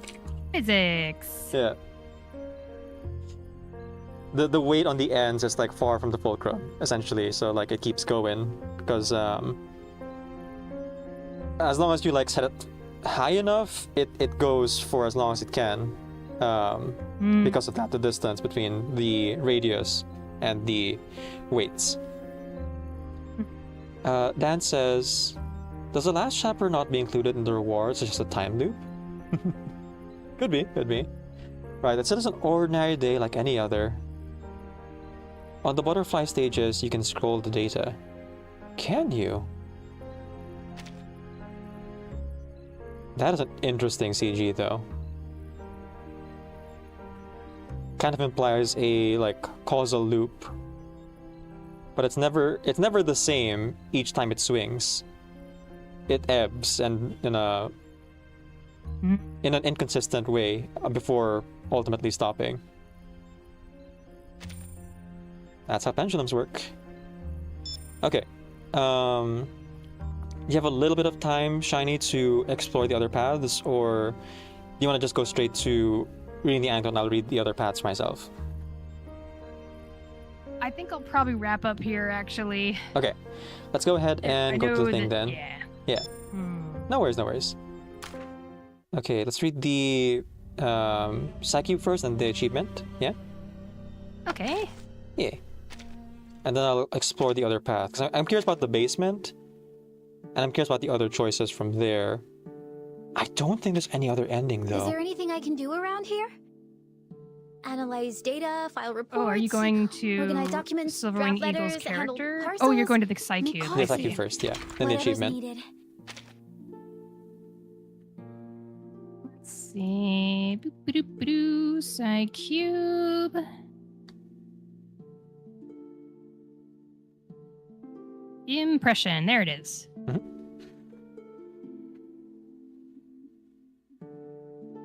So, oh, do you want me to read it? Just a narration, yes. And I'll read the eagle parts. Hang on a second. I think my game is kind of loud. Just a little bit. And Oop. Mine glitched out. Hang on. I will read the Growing Pains title and the paragraph, right? Yes. Okay, here we go. Growing pains. Growing pains ache to bid childhood farewell. What day was it that she outgrew her old uniform? Live by the oath, the little girl told herself. March onward. Stand tall. Eyes front, her heavy rucksack left behind. She looks back, but just once. No, I'll read this part here in the dialogue. Oh, that's fine. Actually, you Oh, did yeah. a good job. Never mind. Okay. Yeah. Yeah, she does seem to be on a path towards becoming just like X and Lawrence Butterfly. Yeah. And her weapon is a lot deadlier now. Well, for self-defense. And that's how she became a 5-star character. Holy cow. Okay, and then the achievements... Here. There we are. If you read this one as well, please. Okay. Best newcomer. The young eagle plunges into the silvery world. That sounds like something. I don't know what that sounds like, but it sounds like something I've heard before. Mm-hmm. The something plunges into the something world. I don't know. So there's Might be a interesting, preference. parallels between X and Lawrence Butterfly. Ever since they've been introduced, they seem to both follow chaos theory in kind of different Yep. ways. It feels like reaction versus action, where Lawrence Butterfly will leave breadcrumbs for the person to follow, and then make their decisions, and then come to the result that she more or less foresees, like she calculates. Whereas X sets up little dominoes that get knocked over by the person, by his targets, that react to the person until it sets off the big thing, right? They're both calculated results, but they are different in the way that their targets interact with those elements, right? it seems like Yeah. with Lawrence Butterfly, there's a large focus on the target, whereas X's is like the surroundings, if that makes sense. And both of them gave like Eagle essentially her wings, right? With Lawrence Butterfly giving her the butterfly badge, and then X giving her a blank badge. I feel like they both kind of imply an impression. And it's interesting how they kind of have opposite meanings, right? Because like butterfly leads to chaos, you know, blank slate, you make out of what of it you can. They're both like similar but different. And that's really interesting. Yeah, I agree. I guess our one, you know, chaotic factor is Regulus, thankfully. Maybe a bit more of a positive influence between these two deeply calculating individuals. Yes. I feel like with Regulus, Eagle had the opportunity to really feel like she was consciously doing teamwork with Regulus. They worked together to get the data and not let the Foundation worker catch on. They actually were like both agreeing to, okay, this is what we're gonna do, and this is the plan, and they do the plan. And it's much more collaborative than the relationships that she has with X and Lawrence Butterfly. Where Lawrence had just like very vaguely like led her on up until the point that she wanted, which was help me take care of these guys. And you know, using X as what we now know is actually like tracking gummies. They're meant to, you know, put paint on targets, essentially. That was the point of it. So it makes you think like, how far back did X and Lawrence Butterfly plan all this? Like, was this all a test for empirical data on how their favorite assistant would act and react? And I wonder, in the end, whether she's closer to X or whether she's closer to Lawrence Butterfly. That's a good question. Their expectations of her. Oh man, these are deeply fascinating characters. Yeah. I liked it. Thank you so much for joining me, Shiny. I know you gotta wrap up. Absolutely. I'm so glad we're back to it. I've been missing this a lot. So I had a blast. Yeah. I did too. Hopefully, you know, we'll have fun like this again in the future. Yes, and the I'm writing looking will be forward as to good. the next one. Oof. I'm stewing in some thoughts, but like this is the difference between like this is the difference between, in my head, between Igor Constantine versus X and Lawrence Butterfly is a lot of the like sincerity behind the intent. Like X, overtly murderer. Lawrence Butterfly, overtly murderer. But the paths they take are so roundabout. It's so easy to fall into like justification and rationale of like, well, they set up things kind of indirectly, and in the end, it's an inaction. That's a really good point. Yes. It's an inaction that like sets everything off. It's someone else, you know, someone else pulls the trigger, someone else does the spell, someone else like follows the clues all the way down. Whew. It makes him so fascinating. That is. Yeah. Well, I'm gonna wrap things up. Make sure I keep preserving my voice. I appreciate everyone that watched. I'll be finishing up the Discord call with Decaf and finishing the shared stream and shared chat, and I'll do a little outro. Are you gonna still be streaming, Decaf? Yes, I will go for, I want to say like 20-30 minutes longer just to see these other paths. I will raid then. Raid on over to Decaf. And yeah, thanks again, and bye-bye for now to Decaf's chat. We'll be rating y'all soon. Yeah. And I'm looking forward to, blah, blah, blah, blah, blah, side story. Whoever's next. I forget. Rhiannon's next. Rhiannon's side story. I look forward to doing that with Decaf and everybody. Okay. But yeah, thanks again. I will sign off for now. Bye. Okay, bye-bye, Decaf. Bye-bye. Yeah. And there we go. Yes, we're going to be doing Rhiannon's first, then Miss Stranger, in order of the release. I feel like that also is the intended way to experience it. Because of the like high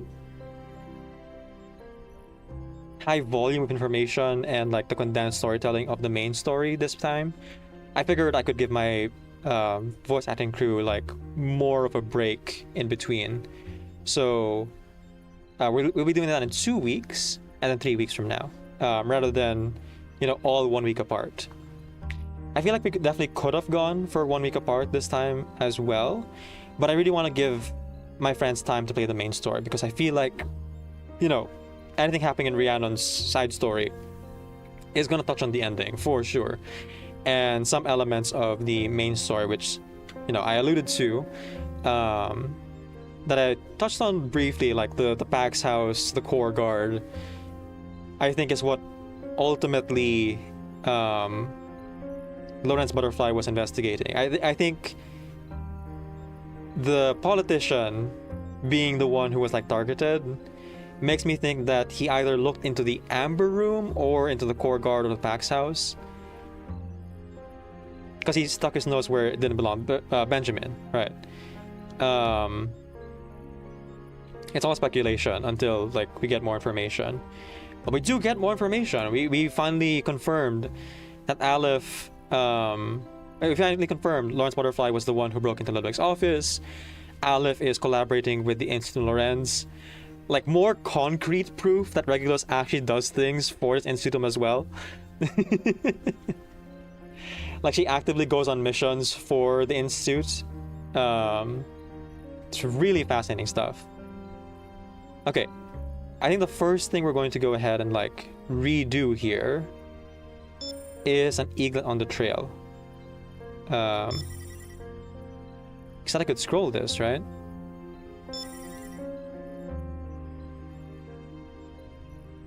Oh. Huh. HTP PAU 2316-8764-11557. Okay, it's not a A1Z26 cipher necessarily. Oh, hello Raiders, welcome in.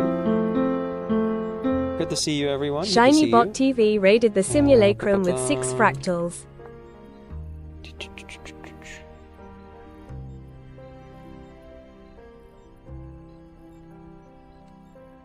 Oh, I didn't type it in the box. Whoops.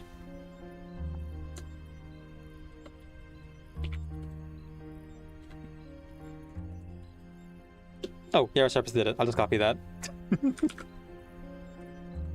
Copy that. Woo. Welcome in, folks. Welcome in. Shiny, how was your stream? Did you have fun? Did you do anything interesting? It seemed like you were playing reverse just now? Oh, nice, nice. That's a fun game, right? Thank you so much for raiding in, Shiny. Please rest well and conserve your voice. Drink plenty of water, lots and lots and lots of water, and go pet your cute rats. Folks, please go ahead, click the heart on top of the chat, and follow Shiny over in her channel. You can go ahead and check her out when she plays Mahjong, Digimon, Reverse 999, Girls Bang Dream, and various other games as well. I'm here playing Reverse 999 as well, but we're close to the end, and I'm currently just overlooking some of the things that Dan pointed out.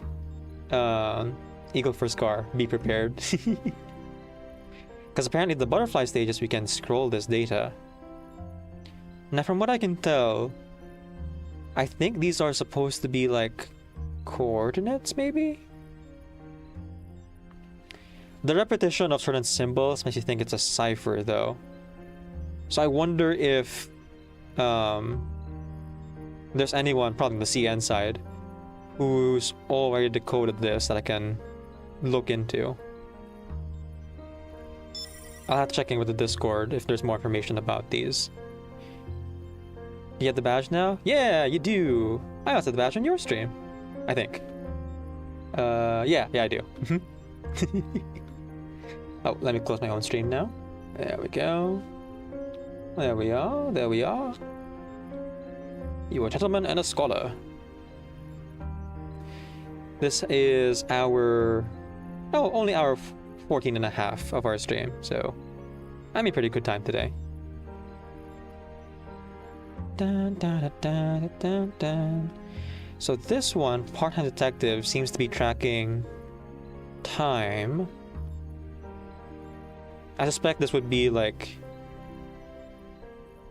either Eagle or the target Benjamin's like time.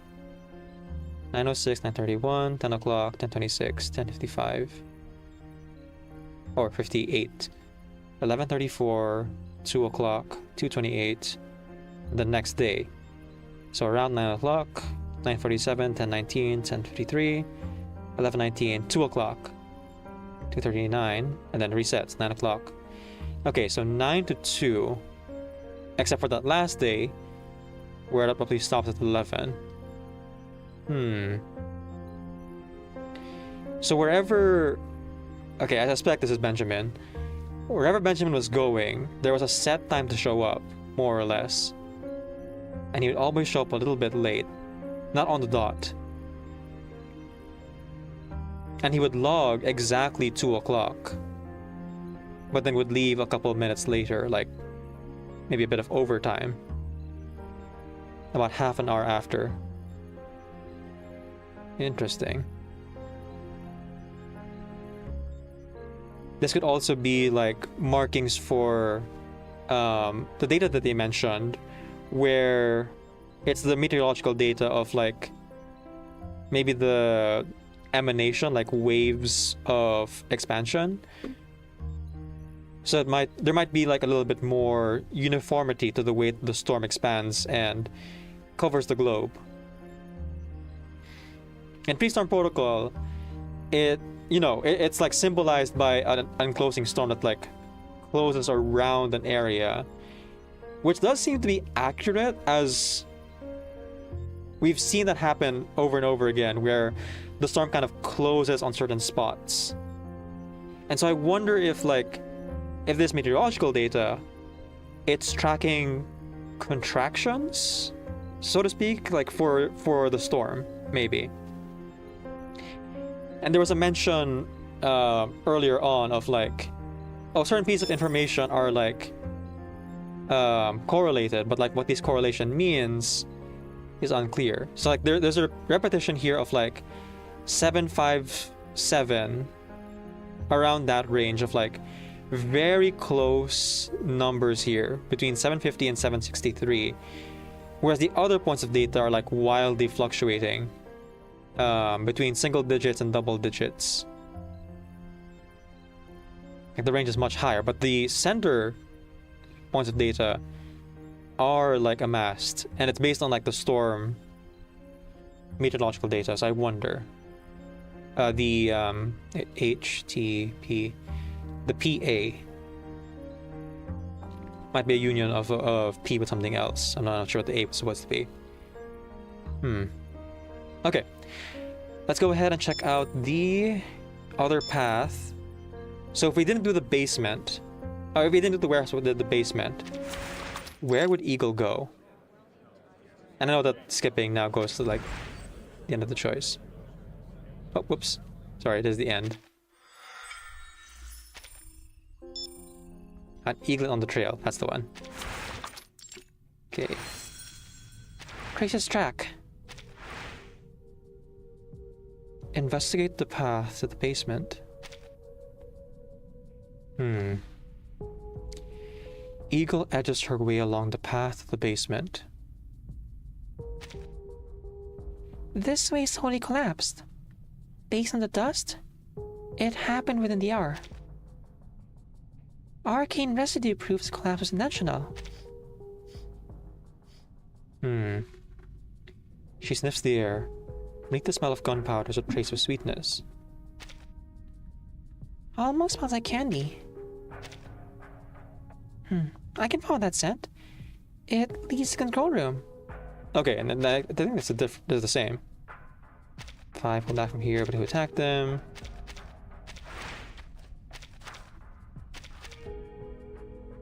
No, it's all the same. Huh.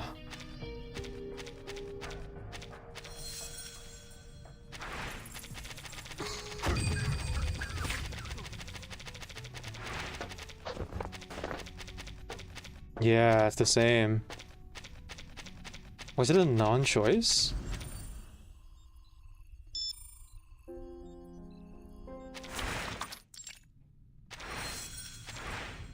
Yeah, let me just look back at it, make sure.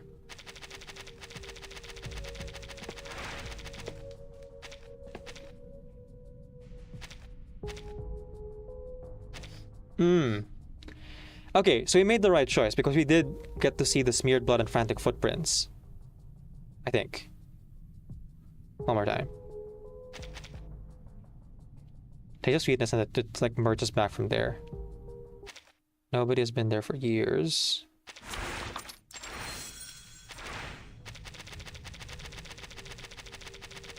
Maybe a hint towards another format for anecdotes? Or so you hope.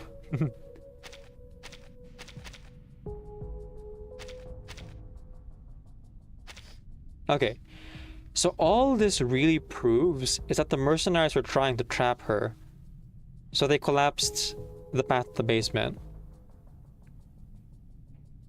But yeah, that does seem like noise.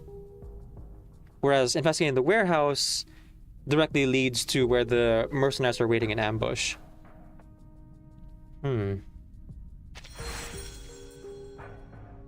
Okay.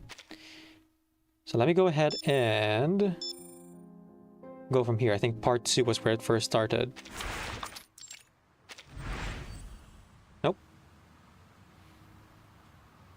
Part 3, I guess? Yeah. Data theft complete.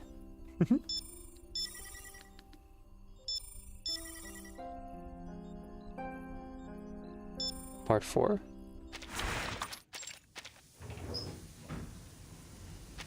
Oh, no.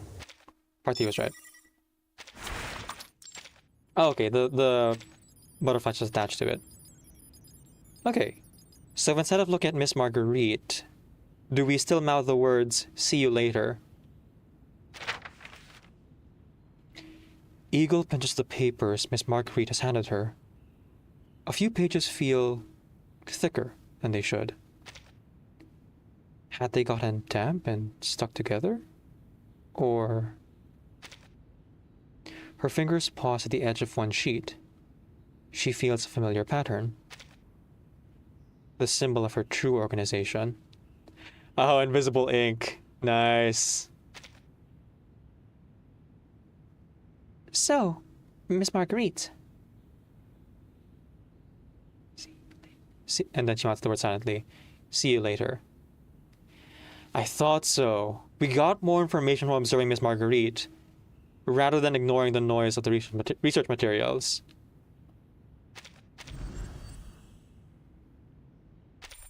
So it's like figuring it out on our own versus Lawrence Butterfly like communicating that they're going to meet through the paper.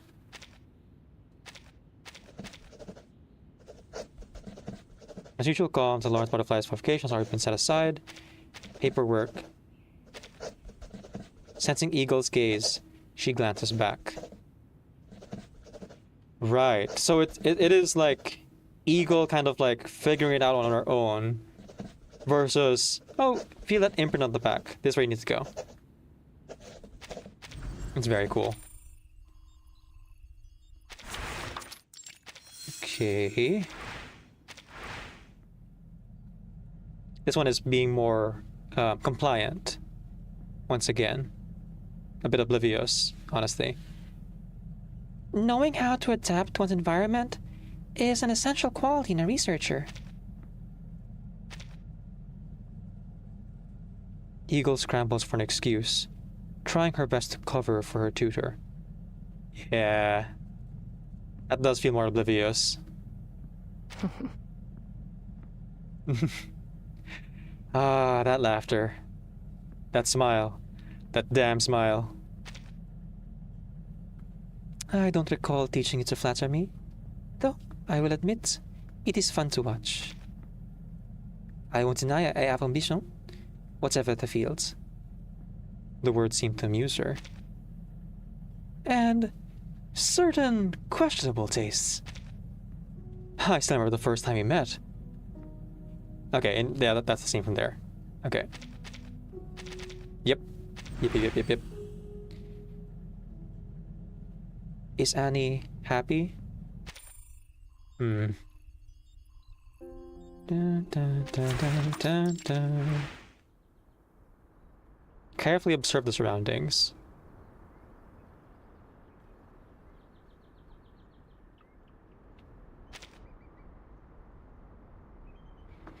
So I think ultimately this silver-wing eagle anecdote sets up Eagle as the butterfly in the theory.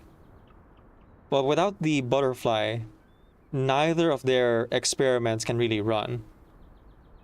She is the factor of chaos and also its main subject. Eagle scans the area carefully. She knows how to read a forest. The moose has left a trail of destruction.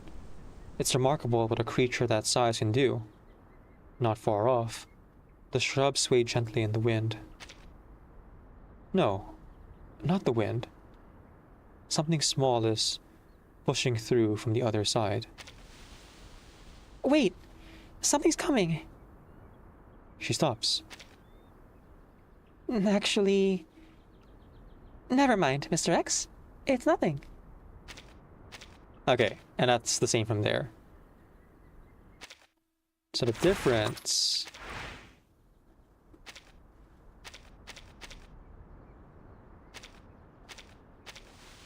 Right, you get more information from focusing in on just the important information. So it feels like our choices here is like... I guess not so much obliviousness versus curiosity, but more looking at all the data versus focusing on just the correlations, right? The important points. Because there's a lot of noise around it. Because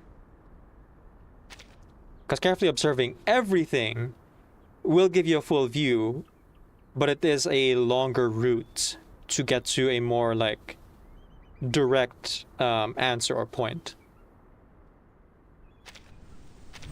They're both valid, of course, but one definitely takes longer than the other. Part-time detective. Oh, and that's it. That's where we are. So here I'm going to go ahead and look into being led astray by trying to look for more information. And does that change the last part at all? 30% more accurate. Ghosts living inside our transistors.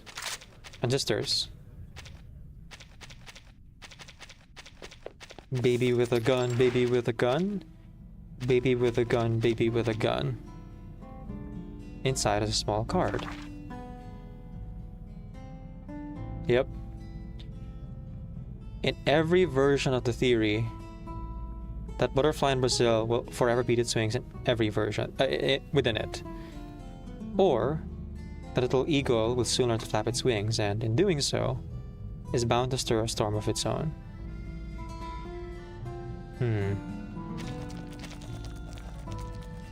She gives the pendulum a flick, setting the simple mechanism into erratic motion. Random, chaotic, impossible to predict. But Eagle knows that every movement of the disorder stems entirely from her initial act. Huh.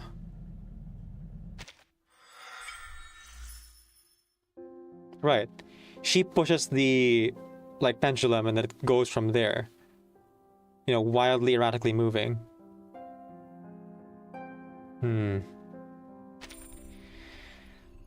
That is a fantastic story. It is mostly world building. There's a lot that is left open to interpretation. But they've left enough clues that you can kind of piece together.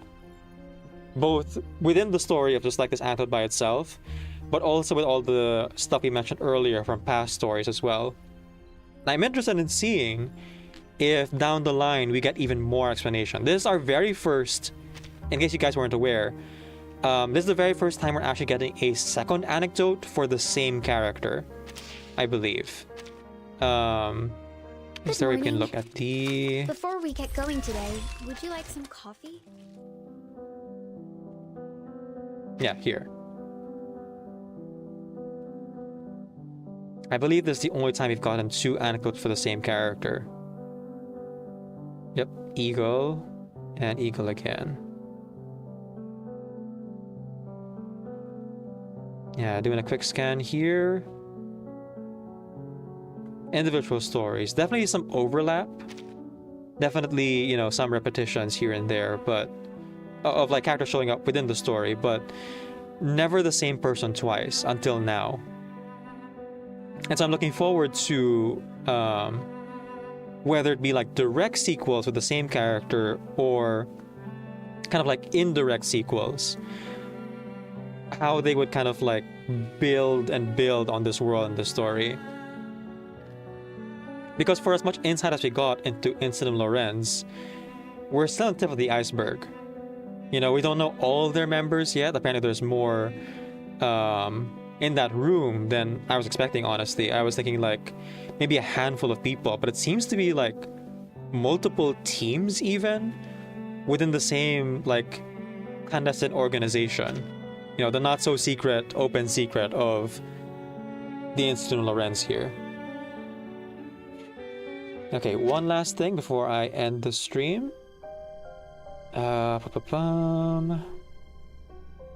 Nope, he's in the painting.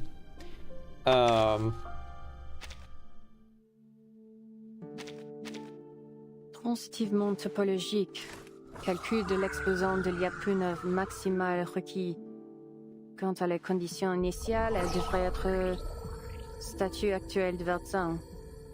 Oh, I'd like to run some calculations on your suitcase. And you, if you don't mind. Let's look at her outfit with the Live 2D. Yeah, that headpiece is the same. And I just want to take a look at Eagle's incantation skill here. The original one versus her current. Oh, and I should Is there anything I can do queue up the around raid here? message. Analyze There we data, go. file reports, organize documents, draft letters, handle parcels, make coffee, whatever's needed. There, weakness exposed. Static genesis damage. A weapon without bullets. Oh, hang on. A weapon without bullets, smoke, or a trajectory. Her mentor often says she has a gift for killing. And it's called a Chaos Blaster. Holy crap. Oh! And this is the explosive gummies. 3, 2, 1, boom. Pinpoint the target, count down from 3, and remember to smile as the red light goes off. Energy transfer theory. Ever played with a spring? Compress it, then release. Careful. It used a lot of power. That's even called the Lorenz tracking system. Okay. Versus her original, which was... You're here! Directed always appears key moments always. The bucket watch, right? And then just her casting her arcane skill. So before she had her blaster, she just had her finger, right? Finger guns, literally. Her fingers hide an even more distinct world and offer a silent guide that others can hardly find. Right. So it's a combination of her arcane skill and like her experience with chaos theory that ultimately guides her weapon. She does have a talent for killing, yeah. Oof. Imagine being able to fire a gun that you can't trace trajectory from. And if she chose to become a sniper with her long-range skills...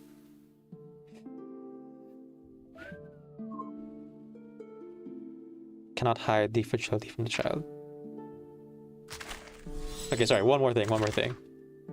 Pocket watch, self-made military hat, father's ribbon.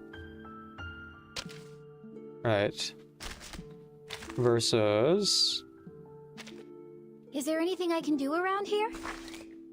Analyze data, file reports. I'm just getting my eyes over it.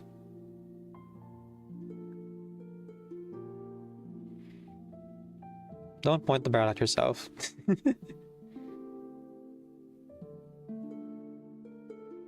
That's her gun. Sheesh. Oh, this is a new one.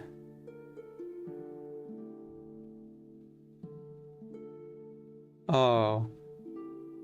That's lovely. Unremarkable of hints. Still a butterfly.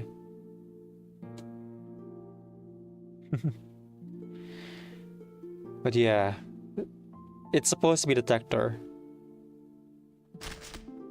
Alright. Thank you everyone so much for joining us today. This has been a fantastic experience story. I'm really looking forward to where we go from here.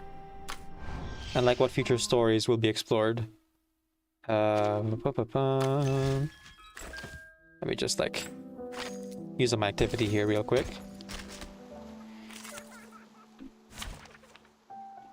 Will we find a raid target? Should I flutter? Let's see. I think I should just raid someone who's playing reverse right now, since the stream was very heavily reverse focused. You know, we had 2 collaborations in a row between reacting to the anime and then, you know, voice acting the anecdote here. I'm here to help. Let's see. 2 18+ channels.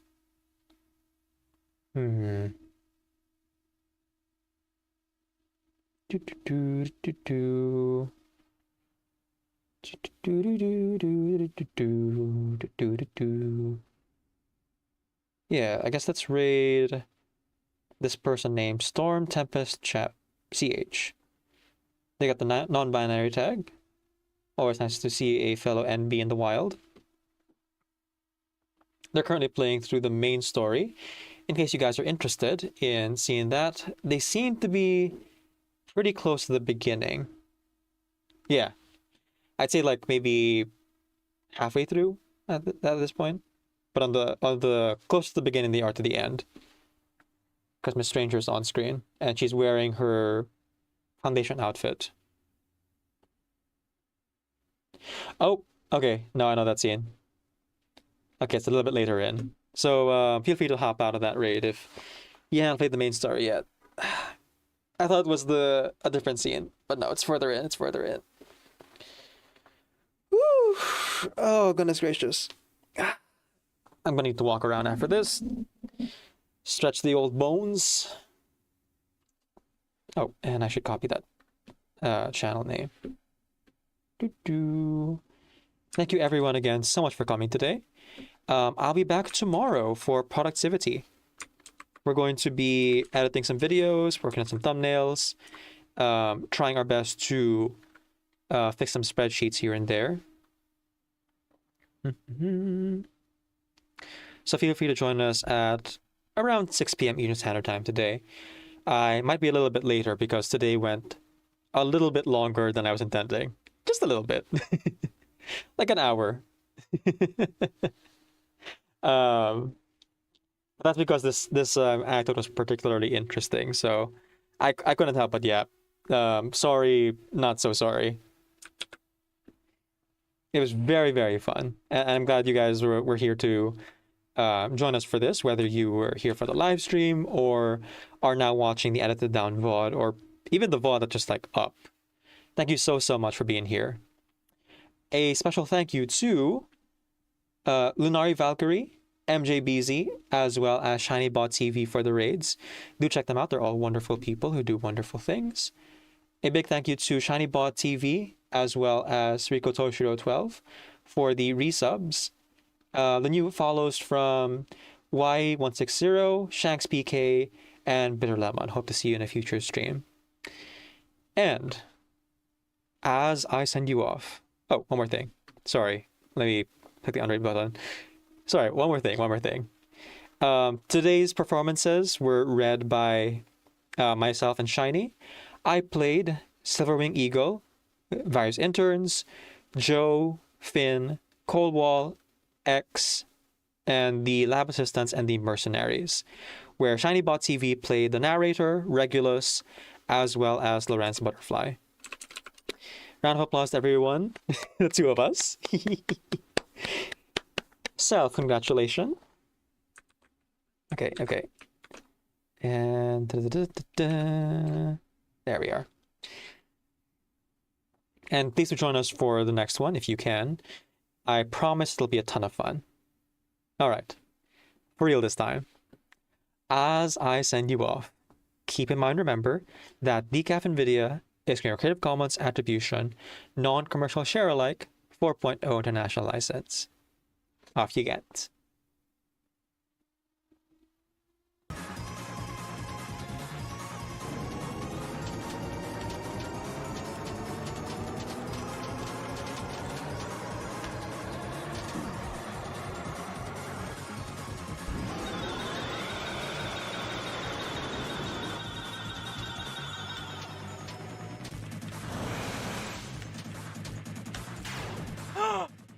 I did it! I did it! I'm done! I'm done!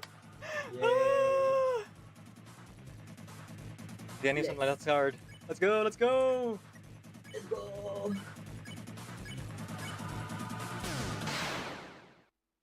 Woo! That's the final boss! Yahoo! Oh, I mean, sorry. Final secret boss of chapter 3.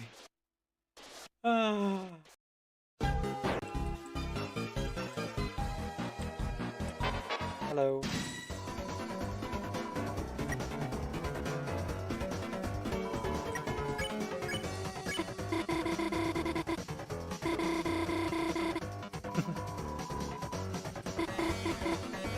Was it first time battle? Yes.